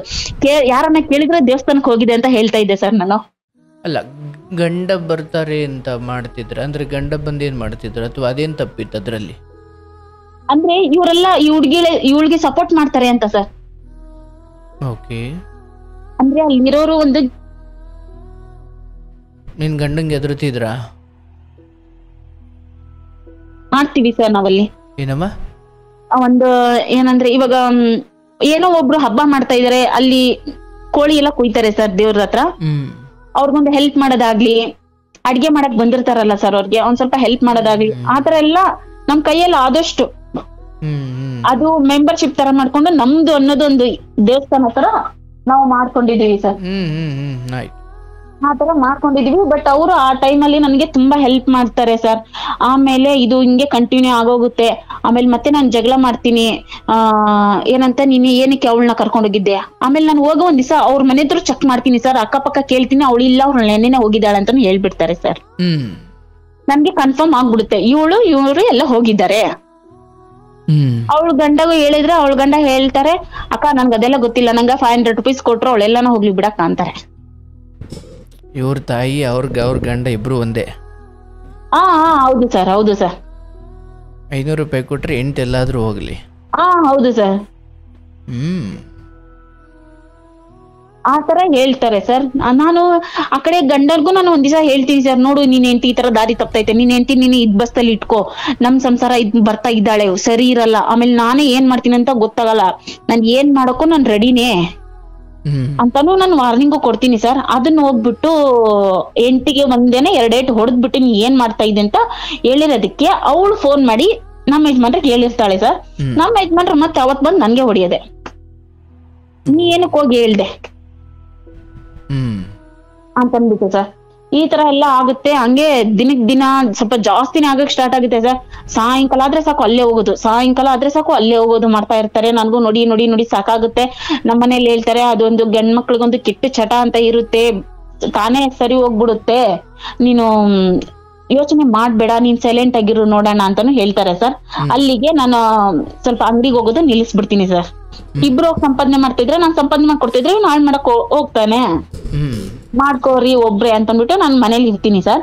ಅದೇ ಅವ್ರಿಗೆ ಮಜಾ ಆಗ್ಬಿಡುತ್ತೆ, ಬಾಗ್ಲಕ್ಕದು ಹೋಗೋದು ಮಾಡ್ತಾರೆ ಸರ್ ಇವರು. ಬಟ್ ಆ ರೋಡಲ್ಲಿ ಎಲ್ಲ ನಮಗ್ ಗೊತ್ತಿರೋರೇ ಇರ್ತಾರೆ ಸರ್. ಎಲ್ಲರೂ ನಮ್ಗೆ ಇನ್ಫಾರ್ಮೇಶನ್ ಕೊಟ್ಬಿಡ್ತಾರೆ, ಹಿಂಗ ಹೋದ್ರು, ಈ ಕಡೆನೆ ಹೋದ್ರು, ನಮ್ಗೆಲ್ಲಾ ಗೊತ್ತಿದ್ದು ನಾನು ಏನು ಗೊತ್ತಿಲ್ದಿರಂಗೆ ನಾನು ಸುಮ್ನೆನೆ ಇರ್ತೀನಿ ಸರ್. ನಾನು ಸರಿ ಅಂದ್ಬಿಟ್ಟು ಸುಮ್ನೆ ಇರ್ತೀನಿ. ಒಂದ್ ದಿವಸ ಫುಲ್ ಓವರ್ ಆಗಿ ಆಗ್ಬಿಡುತ್ತೆ. ಅವಳಿಗೆ ಎಷ್ಟು ನಾನು ಹೇಳಿದ್ರು ಅವಳು ಕೇಳೋ ಪರಿಸ್ಥಿತಿಲಿ ಇರ್ಲಿಲ್ಲ, ಏನು ಇರ್ಲಿಲ್ಲ ಸರ್. ಅವಳು ಅಂದ್ರೆ 3 ಬಿಟ್ಟವ್ರು ಅಂತ ಹೇಳ್ತಾರಲ್ಲ ಸರ್, ಆ ಲೆವೆಲ್ಗೆ ಅವಳು ನಿಂತು ಬಿಟ್ಟಿದ್ಲು ಸರ್. ಅವಳು ಭಾನುವಾರ ಶನಿವಾರ ಬಂದ್ರೆ ಸಾಕು ಸರ್, ಬೆಳಗ್ಗೆನೆ ಹೋಗ್ಬಿಡೋರು ಸರ್. ಗಂಡ ಕರೆಕ್ಟಾಗಿ ಮಧ್ಯಾಹ್ನ 1 ಗಂಟೆಗೆ ಬರ್ತಾನಂದ್ರೆ 12 ಗಂಟೆಗೆಲ್ಲ ಕರ್ಕೊಂಡೋಗಿ ಬಿಟ್ಟು ಬಂದ್ಬಿಡೋನು ಸರ್ ನನ್ ಗಂಡ. ಎಷ್ಟು ಒಳ್ಳೆ ಮನುಷ್ಯ ಇದ್ನೋ ಅಷ್ಟು ಲೋ ಕ್ಲಾಸ್ ಆಗ್ಬಿಟ್ರು ಸರ್ ಅವರು. ಆಮೇಲೆ ಅದೇನೋ ಮಗು ಮತ್ತೆ ಇನ್ನೊಂದು ಪ್ರೆಗ್ನೆಂಟ್ ಆಗ್ತಾಳೆ ಸರ್. ಬಟ್ ಅವಳು ಹೇಳ್ತಾಳೆ ಇದು ನಿಂದೆ ಮಗು ಅಂತ ನನ್ ಗಂಡನ್ಗೆ ಹೇಳ್ತಾಳೆ. ಬಟ್ ನನ್ ಗಂಡನ್ದು ಏನಂತ ನನಗ್ ಗೊತ್ತು ಸರ್. ಅವಳು ಏನ್ ಮಾಡ್ತಾಳೆ, ಇದು ಮಗು ನಿಂದೆ ಅನ್ಬಿಟ್ಟು ಚೆನ್ನಾಗಿ ಬ್ಲೇಡ್ ಹಾಕಕ್ ಸ್ಟಾರ್ಟ್ ಮಾಡ್ಬಿಡ್ತಾಳೆ. ಅವಳು ಹಾಸ್ಪಿಟ್ಲಿಗಂತೆ ಅದಕ್ಕಂತೆ ಕಿತ್ಕೊಳಕ್ ಸ್ಟಾರ್ಟ್ ಮಾಡ್ಬಿಡ್ತಾಳೆ. ನಮ್ಮ ಯಜಮಾನ್ರಿಗೆ ನಾನು ಎಲ್ಲಿ ದುಡ್ಡು ಅಂದಾಗ ಮತ್ತೆ ಮನೆಗೆಲ್ಲ ಜಗಳ ಆಗುತ್ತೆ. ಮತ್ತೆ ಒಂದ್ ದಿವಸ ಹೊಡೆದಾಟನೇ ಆಗ್ಬಿಡುತ್ತೆ ಸರ್. ನನ್ಗೂ ಒದೆ ತಿಂದು ತಿಂದು ತಿಂದು ತಿಂದು ತಿಂದು ತಿಂದು ಸಾಕಾಗ್ಬಿಡ್ತು ಸರ್. ತುಂಬಾ ಅಂದ್ರೆ ತುಂಬಾ ಸಾಕಾಗ್ಬಿಡ್ತು. ನೋಡ್ದೆ ನಂಗೆ ಸಖತ್ ಸಾಕಾಗ್ಬಿಡ್ತು. ಒಡಿಯಕ್ ಬಂದ್ರು ಎತ್ತಿ ನಾನ್ ಪಳ್ ಅಂತ ಒಂದ್ ಕೊಟ್ಬಿಟ್ಟೆ ಸರ್ ಗಂಡನ್ಗೆ. ಹೌದು ಸರ್, ತಗೋ ಕೊಟ್ಬಿಟ್ಟೆ ಸರ್. ನಾನು 1-2 ಕೊಟ್ಬಿಟ್ಟೆ ಸರ್. ಅವರು ಚೊಂಬಲ್ಲಿ, ಬೀಗದಲ್ಲಿ, ಆಮೇಲೆ ಇದು ರಾಡಲ್ಲಿ, ಚಾರ್ಜರ್ ಅಲ್ಲಿ ಏನ್ ಚಿಕ್ಕದ್ ತಗೊಂಡ್ ಹೊಡಿ. ಎಷ್ಟಂತ ಒದೆ ತಿನ್ನಕ್ ಆಗುತ್ತೆ ಸರ್? ಸಹಿಸ್ಕೊಂತಾಳೆ ಒಂದ್ ಹೆಣ್ಣು, ಎಷ್ಟಂತ ಸಹಿಸ್ಕೊಳಕ್ ಆಗುತ್ತೆ ಸರ್? ನಮ್ಗೆ ಒದೆ ತಿಂದು ಇದು ಒಂದು ಚಪಾತಿ ಮಾಡ್ತಾರಲ್ಲ ಸರ್, ಲತ್ತು ಗುಣಿ ಅಂತಾರಲ್ಲ, ಅದನ್ನು ಸಮೇತ ಬಿಟ್ಟಿಲ್ಲ, ಬಾಂಡ್ಲಿ ಬಿಟ್ಟಿಲ್ಲ, ದಬ್ರಿನೂ ಬಿಟ್ಟಿಲ್ಲ. ಎಲ್ಲಾದ್ರಲ್ಲೂ ಒದೆ ತಿಂದಿದ್ದೀನಿ ಸರ್ ನಾನು. ಒದೆ ತಿಂದಿದ್ದೀನಿ. ತುಂಬಾ ಅಂದ್ರೆ ತುಂಬಾ ನೊಂದು ಬಿಟ್ಟಿದ್ದೀನಿ. ಎಷ್ಟು 77 kg ಇದ್ದೋಳು 60 kg ಬಂದ್ಬಿಟ್ಟೆ ಸರ್. ಆ ನೋವು, ಆ ಹಿಂಸೆಗೆ ಎಂತ ಮೆಡಿಸಿನ್ ಇಲ್ಲ, ಯಾವ್ದು ಇಲ್ಲ ಸರ್. ಆ ತರ ಆಗೋಯ್ತು. ನಾನು ಹೊಡೆದ್ನಲ್ಲ ಅನ್ನೋ ಕೋಪಕ್ಕೆ ಮನೆಗೆ ರೇಷನ್ ಹಾಕೋದು ಬಿಟ್ಬಿಟ್ರು ಸರ್ ಇವರು. ಮನೆಗೆ ರೇಷನ್ ಹಾಕೋದ್ ಬಿಡ್ತಾರೆ, ಅಕ್ಕಿ ತಗೊಂಡೋಗಿ ಆಚೆ ಬಿಸಾಕ್ತಾರೆ, ಎಣ್ಣೆ ಸಿಂಕಲ್ ಹಾಕ್ಬಿಡ್ತಾರೆ, ಸಕ್ಕರೆ ಸಿಂಕಲ್ ಹಾಕ್ಬಿಡ್ತಾರೆ, ಹಾಲು ಸಿಂಕಲ್ ಹಾಕ್ಬಿಡ್ತಾರೆ. ಏನು ಇಲ್ದಿರಂಗೆ ರೇಷನ್. ಅವ್ರು ಮಾತ್ರ ಬರೋರು ಬೆಳಗ್ಗೆ ತಿನ್ನೋರು ಮತ್ತೆ ಇಲ್ಲೇ ಬಿಸಾಕ್ಬಿಟ್ಟು ಅಂಗಡಿ ಹತ್ರ ಮನೆಗ್ ಬರೋರು, ಮತ್ತೆ ಮಧ್ಯಾಹ್ನಕ್ ಬರೋರು, ಮತ್ತೆ ಅಂಗಡಿಲಿ ಒಟ್ನಲ್ಲಿ 3 ಹೊತ್ತು ಅಂಗಡಿಲಿ ನಡೀತಾ ಇತ್ತು ಸರ್ ಅವ್ರದ್ದು. ಡ್ರಿಂಕ್ಸ್ ಇಂದ ಹಿಡಿದು ಊಟದಿಂದ ಹಿಡಿದು ಟಿಫನ್, ಮಧ್ಯಾಹ್ನ ಊಟ, ರಾತ್ರಿ ಊಟ ಎಲ್ಲ ಅಂಗಡಿಲೇ ನಡೀತಾ ಇತ್ತು. ಬಟ್ ನಾನು ಅಂಗಡಿಗೆ ಬರ್ತಾ ಇರ್ಲಿಲ್ವಲ್ಲ, ಮನೆಗೇನು ಇರ್ತಾನೆ ಇರ್ಲಿಲ್ಲ ಸರ್. ನಾನು ಏನ್ ಮಾಡೋದು, ಮನೆಗೇನು ಇಲ್ವಲ್ಲ ಅಂತ ನಾನು ಕೇಳ್ತೀನಿ, ನೀನ್ ಹೆಂಗ್ ಹೊಡ್ದೆ ನನ್ಗೆ? ಹೌದು, ನೀನ್ ನನ್ಗೆ ಎಷ್ಟು ಹೊಡ್ದೆ ನಾನ್ ಕೇಳಿದ್ನಾ? ಕೋಪದಲ್ಲಿ ಬಿತ್ತು, ಏನ್ ಮಾಡಕ್ಕಾಗುತ್ತೆ, ಸಾರಿ ಅಂತ ನಾನ್ ಕೇಳ್ತೀನಿ. ನಾನು ಏನೋ ಹೇಳಿದ್ರು ಅವ್ರು ಏನು ಇದು ಮಾಡ್ಕೊಲಿಲ್ಲ ಸರ್ ಅವರು. ಆಮೇಲೆ ಸರಿ ಅಂದ್ಬಿಟ್ಟು 1 ತಿಂಗಳು 1.5 ತಿಂಗಳು ಮನೆಗೆ ಅಡ್ಗೆನೆ ಮಾಡಿಲ್ಲ ಸರ್. 1 ತಿಂಗಳು 1.5 ತಿಂಗಳು ಮನೆಗೆ ಅಡ್ಗೆ ಮಾಡಿಲ್ಲ. ನಮ್ಮ ಯಜಮಾನ್ರು ಆಚೆ ಹೋಗಿದ್ದಾಗ, ಅಂಗಡಿ ಎಲ್ಲ ಕ್ಲೋಸ್ ಆದಾಗ ಆಚೆ ನಮ್ಮ ಮನೆ ಹತ್ರ ಒಂದ್ ಸ್ವಲ್ಪ ದೂರ ಹೋಗಿ ಅತ್ತಗಿತ್ತಗೆ ನೋಡ್ಬಿಟ್ಟು ಹೋಟ್ಲ್ ಒಳಗಡೆ ಹೋಗಿ 30 ರೂಪಾಯಿ ಕೊಟ್ಟು ಅನ್ನ ಸಾಂಬಾರ್ ತಿಂದು ಇವತ್ತು ಮಧ್ಯಾಹ್ನ ಬಂದ್ರೆ ಮತ್ತೆ ರಿಟರ್ನ್ ನಾಳೆ ಮಧ್ಯಾಹ್ನನೇ ನಾನು ಹೋಗ್ತಾ ಇದ್ದಿದ್ದು ಊಟಕ್ಕೆ. ಒಂದೇ ಹೊತ್ತು ಊಟ ಮಾಡ್ತಿದ್ದು? ಹೌದು ಸರ್, ಒಂದೇ ಹೊತ್ತು ಊಟ ಮಾಡ್ತಿದ್ದೆ. ಮತ್ತೆ ಕತೆ ಏನು? ಅವರು ತಾಯಿ ಮಗ ಅಂಗಡಿಲಿ ಬಂದು ತಿಂತಾ ಇದ್ರು ಸರ್. ಅವ್ರು 3 ಹೊತ್ತು ಕರೆಕ್ಟ್ ಆಗಿ ತಿನ್ಬಿಟ್ಟು ಬಂದು ಗುರ್ ನಿದ್ದೆ ಹೊಡಿತಾ ಇದ್ರು ಸರ್ ಅವರು. ಮತ್ತೆ ಅದ್ರಲ್ಲಿ ಇನ್ನೊಂದು ಸರ್, ಯಾವಾಗ ಇವ್ರು ಅಲ್ಲಿ ಹೋಗಕ್ ಸ್ಟಾರ್ಟ್ ಮಾಡಿದ್ರು ಅವಾಗ ನನ್ನನ್ನ ರೂಮಿಂದ ಆಚೆ ಹಾಕ್ತಾರೆ ಸರ್. ಇವರು ರೂಮಿಂದ ನನ್ನನ್ನ ಆಚೆ ಹಾಕ್ತಾರೆ. ಏನಂತ, ನೀನ್ ಹಾಲಲ್ಲಿ ಮಲಗು ಅಂತ ಹೇಳ್ತಾರೆ. ಸರಿ ಬಿಡು, ಇವತ್ತು ಸರಿ ಹೋಗ್ತಾರೆ, ನಾಳೆ ಸರಿ ಹೋಗ್ತಾರೆ ಅನ್ಬಿಟ್ಟು ನಾನು ಸುಮ್ನೆ ಇರ್ತೀನಿ ಸರ್. ನಾನು ನಮ್ಮ ಅತ್ತೆ ಹಾಲಲ್ಲಿ, ಅವ್ರ ಮಾತ್ರ ರೂಮಲ್ಲಿ. ನಾನು ನೈಟು ಹೊಟ್ಟೆ ಹಸುವಿಗೆ ನಿದ್ದೆ ಬರಲ್ಲ, ಏನ್ ಮಾಡೋದು ಅಂತ ನಾನು ಹಂಗೆ ಸ್ವಲ್ಪ ಎಚ್ಚರ ಇದ್ರೆ ನೈಟ್ ಎಲ್ಲ ವಾಟ್ಸಪ್ ಅಲ್ಲಿ 11-12 ಗಂಟೆವರೆಗೂ ಮೆಸೇಜ್ ಟಕ್ಕು ಟಕ್ಕು ಟಕ್ಕು ಟಕ್ಕು ಎಲ್ಲಾ ತಡ್ಕೊಂಡು ಬಿಕ್ಕಸಿ ಬೆಡ್ಶೀಟ್ ಮುಚ್ಕೊಂಡು ಹತ್ಕೊಂಡು ಎಲ್ಲದಕ್ಕೂ ಗಟ್ಟಿಯಾಗಿ ನಿಂತ್ಬಿಟ್ಟಿದೀನಿ ಸರ್ ನಾನು ಇವಾಗ. ತುಂಬಾ ನೊಂದಿದ್ದೀನಿ. ಆಮೇಲೆ ಏನ್ ಮಾಡೋದು ಅಂತಂದ್ಬಿಟ್ಟು ಆಮೇಲೆ ನನ್ ಫ್ರೆಂಡ್ ಇದ್ಲು ಸರ್, ಅವ್ರ ಮಗು ಒಂದ್ ಮಗು ಇದೆ. ಆ ಮಗು ಬಾಲ್ ತರ ನಮ್ ಕಾಂಪೌಂಡ್ ಒಳಗಡೆ ಹಾಕ್ಬಿಟ್ಟು ಆ ಬಾಲ್ ತಗೊಳಕಂತ ಬಂದ್ಬಿಟ್ಟು ಗುಡ್ಡೆ ಬಿಸ್ಕಿಟ್ ಆಂಟಿ ಅಂತಂದ್ಬಿಟ್ಟು ಹಿಂಗ್ ಬಿಸಾಕ್ಬಿಟ್ಟು ಆ ಹುಡ್ಗ ಬಾಲ್ ತಗೊಂಡು ಹೋಗ್ಬಿಡೋದು ಸರ್. ಯಾಕಂದ್ರೆ ನಮ್ಮ ಅತ್ತ ಇರ್ತಾ ಇದ್ರಲ್ವಾ, ಅವ್ರು ಆತರ ಎಲ್ಲ ನನ್ ಫ್ರೆಂಡ್ ಹೆಲ್ಪ್ ಮಾಡಿದ್ದಾರೆ ಸರ್ ನನ್ಗೆ. ನಾನು ಆ ಗುಡ್ಡೆ ಬಿಸ್ಕೆಟ್ ಇವತ್ತು ರಾತ್ರಿ ಅದು ನೀರಲ್ಲಿ ಒಂದ್ ಸ್ವಲ್ಪ ಬರೋಳಗೆ ತಿನ್ಕೊಂಡ್ಬಿಟ್ಟು ಅದು ಗುಡ್ಡೆ ಬಿಸ್ಕೆಟ್ ಕವರ್ ಡಸ್ಟ್ಬಿನ್ ಅಲ್ಲಿ ಹಾಕಿದ್ರೆ ಗೊತ್ತಾಗತ್ತೆ ಅಂದ್ಬಿಟ್ಟು ಸ್ವಲ್ಪ ವಾಕಿಂಗ್ ತರ ಮುಂದಕ್ಕೆ ಹೋಗಿ ಅಲ್ಲಿ ಬಿಸಾಕ್ಬಿಟ್ಟು ಬರ್ತಾ ಇದ್ದಿದ್ದು ಸರ್ ನಾನು. ಆಮೇಲೆ ದೇವಸ್ಥಾನಕ್ಕೆ ಶುಕ್ರವಾರ, ಮಂಗಳವಾರ, ಭಾನುವಾರ 3 ದಿನ ಫಿಕ್ಸ್ ಮಾಡ್ತಾ ಇದ್ದೆ ಸರ್ ನಾನು. ಅವ್ರಿಗೆ ಗೊತ್ತು, ಅಲ್ಲಿರೋರ್ಗೆ ನನ್ ಪರಿಸ್ಥಿತಿ ಗೊತ್ತು. ನನ್ ಗಂಡ ಹೊಡೆದ್ರೆ ನಾನು ಎಲ್ಲೂ ಹೋಗ್ತಾ ಇರ್ಲಿಲ್ಲ ಸರ್. ಆ ದೇವಸ್ಥಾನದಲ್ಲಿ ಹೋಗ್ತಿದ್ದೆ, ಕುತ್ಕೊಂಡ್ ಅಳ್ತಾ ಇದ್ದೆ. ನಾನ್ ಏನ್ ಮಾಡ್ತೆ ಎಲ್ಲ ಅವ್ರ ನನ್ ಪರಿಸ್ಥಿತಿ ಅವ್ರಿಗೆ ಇವತ್ತಿಗೂ ಎಲ್ಲ ಗೊತ್ತು ಸರ್. ಅವ್ರು ಎಲ್ಲಾ ತೆಗೆದಿಟ್ಬಿಡೋರು, ಇದು ಸುಧಾಗ್ಬೇಕು, ಎಡೆ ಎತ್ತಿಟ್ಬಿಡ್ರಿ ಅಂದ್ಬಿಟ್ಟು ಎತ್ತಿಟ್ಬಿಡೋರು ಸರ್ ಅವರು. ಎತ್ತಿಟ್ಬಿಟ್ಟು ನನ್ಗೋಸ್ಕರನ ಇಟ್ಟಿರೋರು ಸರ್. ನಾನು ಸೈಲೆಂಟ್ ಮಾಡಿ ಫೋನ್ ನನ್ನ ಹತ್ರನೇ ಇಟ್ಕೊಂತಿದ್ದೆ. ಅವ್ರು ನಂಗೆ ಫೋನ್ ಮಾಡ್ತಿದ್ರು, ಹಿಂಗೆ ಎತ್ತಿಟ್ಟಿದೀವಿ ಬರ್ತೀಯಾ ತಿನ್ನಕ್ಕೆ ಅಂತ. ಬರ್ತೀನಿ ಅನ್ಬಿಟ್ಟು ಸುಮ್ನೆ ಸ್ನಾನ ಮಾಡ್ಬಿಟ್ಟು ಹೋಗ್ತಾ ಇದ್ದಿದ್ದು ಸರ್. ನಾನು ಅರ್ಶಿನ ಕುಂಕುಮ ಎಲ್ಲ ತಗೊಂಡು ಉದ್ದಿನ ಕಡ್ಡಿ ತಗೊಂಡು ಹೋಗ್ಬಿಟ್ಟು ಪೂಜೆ ಮಾಡ್ದಂಗ್ ಮಾಡಿ ಊಟ ಮಾಡ್ಕೊಂಡು ಹೊಟ್ಟೆ ತುಂಬಾ ಬರ್ತಾ ಇದ್ದಿದ್ದು ಸರ್ ನಾನು. ಅಂದ್ರೆ ಅದೇ ಊಟ ಆಗಿತ್ತು ನಿನಗೆ? ಹೌದು ಸರ್, ಆ ತಾಯಿ ಎಡೆನೆ ನನ್ಗೆ ಊಟ ಆಗಿತ್ತು. ಅದೇ ನಾನು ತಿಂದಿದ್ದೀನಿ. ಇವತ್ತು ನಾನು ಅದೇ ಸ್ಟ್ರೆಂತ್ ಅಲ್ಲಿ ನಿಂತಿದ್ದೀನಿ. ನನಗ್ ದೇವ್ರು ಏನೇ ಕೊಟ್ರು ನಾನು ಇವತ್ತು ಎದುರ್ಸಕ್ ಶಕ್ತಿ ಅದೇ ಸರ್ ನನ್ಗೆ.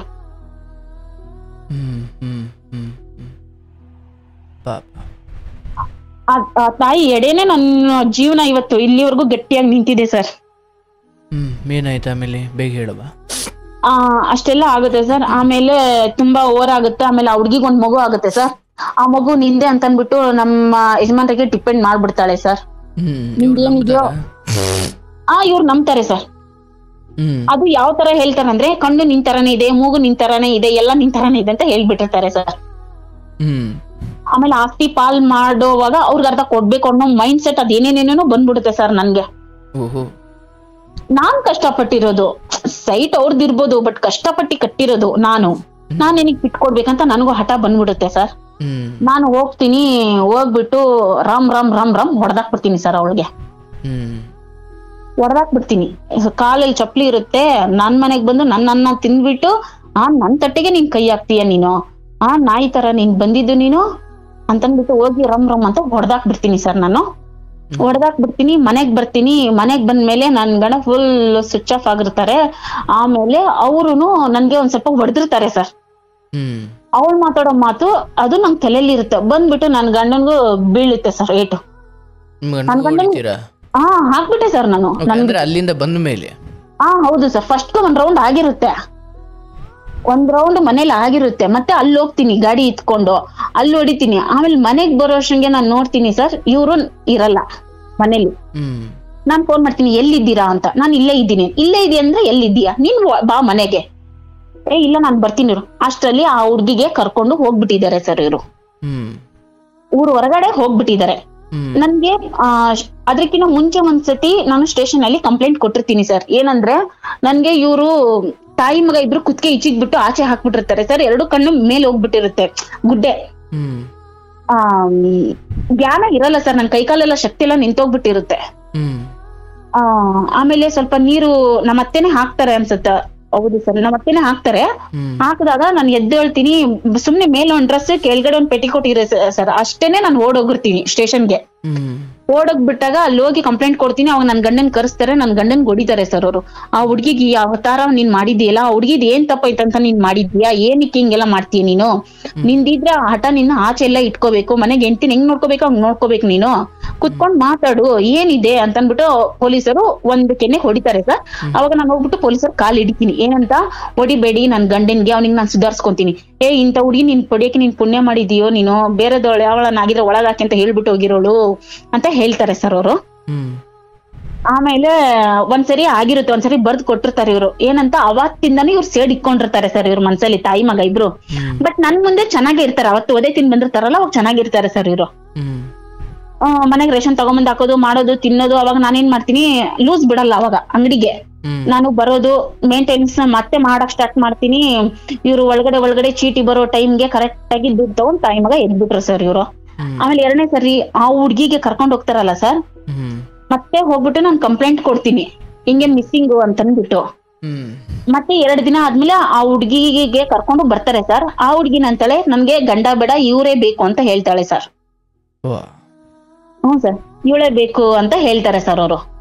ನನ್ ಗಂಡನ್ಗೆ ನಾನು ಒಂದೇ ಒಂದು ಮಾತು ಹೇಳಿರ್ತೀನಿ, ಅವಳಿಗೇನಾದ್ರು ನಿನ್ ಬೇಕು ಅಂತಂದ್ರೆ ನೀನು ಹೊರ ಕರ್ಕೊಂಬಂದ್ ಹೆಂಗ್ ಕಳಿಸ್ಬೇಕು ನನ್ಗೆ ಗೊತ್ತೈತಿ, ನಾ ಕಳಿಸ್ತೀನಿ ಅಂತ ನಾ ಒಂದ್ ದಮ್ ಕೊಟ್ಟಿರ್ತೀನಿ ಸರ್ ಅವ್ರಿಗೆ. ಸರಿ ಆಯ್ತು ಅನ್ಬಿಟ್ಟು ಆ ಟೈಮ್ಗೆ ನನ್ ಗಂಡನು, ಇಲ್ಲ ನನ್ಗೆ ನನ್ನ ಹೆಂಡತಿನೇ ಬೇಕು, ಅವಳು ಯಾರೋ ನನಗ್ ಗೊತ್ತಿಲ್ಲ ಅಂತ ಅಂದ್ಬಿಡ್ತಾನೆ ಸರ್. ಅಂದ್ಬಿಡ್ತಾನೆ. ಫಸ್ಟ್ಗೆಲ್ಲ ಏನ್ ಅನ್ಕೊಂಡ್ ಬಂದಿರೋದು ಸರ್, ಇವ್ರ ಫೋನ್ ಅಲ್ಲೆಲ್ಲ ಮಾತಾಡ್ಕೊಂಡು ನನ್ಗೆ ನನ್ನ ಹೆಂಡತಿ ಬೇಡ, ನಾನ್ ಡೈವರ್ಸ್ ಕೊಡ್ತೀನಿ, ನನ್ಗೆ ಅವಳೇ ಬೇಕು ಅಂತ ಅನ್ಕೊಂಡ್ ಬಂದಿರೋದು ಸರ್ ಇವ್ರು. ಇವರೆಲ್ಲ ಇಬ್ರು ಡಿಸ್ಕಷನ್ ಎಲ್ಲ ಮಾಡ್ಕೊಂಡು ಇದು ಮಾಡ್ಕೊಂಡ್ ಬಂದಿದ್ರ, ಪ್ಲಾನ್ ಮಾಡ್ಕೊಂಡು. ನಾ ಒಂದೇ ಒಂದ್ ಮಾತಂದೆ, ಇದೆಲ್ಲ ಚೆನ್ನಾಗಿರಲ್ಲ ಅಂತ ನಾನೆಲ್ಲ ಹೇಳದ್ಮೇಲೆ ಸರಿ ಅನ್ಬಿಟ್ಟು ಅವರು ಸುಮ್ನೆ ಆದ್ರು ಸರ್. ಆಮೇಲೆ ಅವ್ರ ಮನೆಗೆ ಅವಳ ಗಂಡನ್ ಕರ್ಸಿ, ಅವಳ ಗಂಡನ್ ನೋಡು, ನೀನ್ ನಿನ್ ಹೆಂಡ್ತಿನ ಸ್ಟ್ರಿಕ್ಟ್ ಆಗಿ ಇಟ್ಕೋಬೇಕು, ನೀನ್ ಏನೋ ಹಿಂಗ್ ಬಿಡ್ತೀಯ ಇನ್ನೊಬ್ಬನ ಹತ್ರ, ನೋಡ್ ಗಂಡನೇ ಬೇಡ ಅಂತವಳಲ್ಲ ಇವಳೆಂತ ಹೆಂಗ್ಸು ಅಂತ ಬೈತಾರೆ ಸರ್ ಅವರು.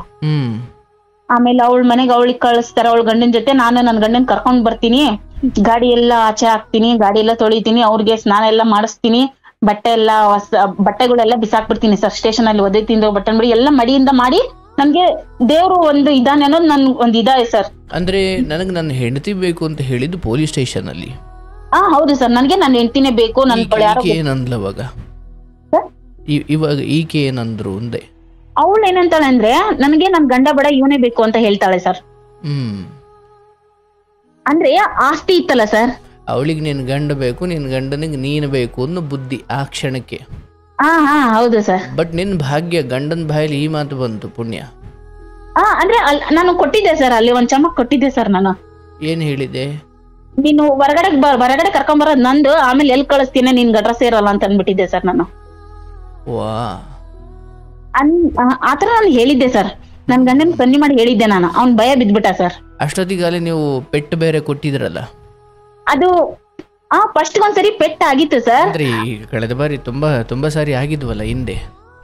ಹೌದು ಸರ್. ಮತ್ತೆ 2ನೇ ಸತಿಗೆ ಕರ್ಕೊಂಡ್ ಬಂದಲ್ಲ ಸರ್ ಆ ಹುಡ್ಗಿಗೆ, ಅವಾಗನು ಬಟ್ಟೆ ಬಿಚ್ಚಿ ಹೊಡೆದ್ರು. ಅಯ್ಯಯ್ಯೋ. ಬಟ್ಟೆ ಬಿಚ್ಚಿನೂ ಹೊಡೆದ್ರು. ಏನಂತ, ಅಂತ ಹುಡ್ಗಿ ಬೇರೆದವಳು ಆಗಿದ್ರೆ ನಿಂದೇನೋ ಹೋಗು ಅಂತ ಹೋಗಿರೋಳು. ಅವರು ನನ್ ಕೇಳಿದ್ರು ಸರ್, ನಂಗೆ ಪೊಲೀಸರು ಒಂದ್ ಮಾತು ಕೇಳಿದ್ರು, ಅವನೇ ಬೇಕು ಅಂತೀಯಲ್ಲ, ನಿನ್ಗೇನು ಅಂತ ಕೇಳಿದ್ರು ಸರ್ ನನ್ಗೋರು.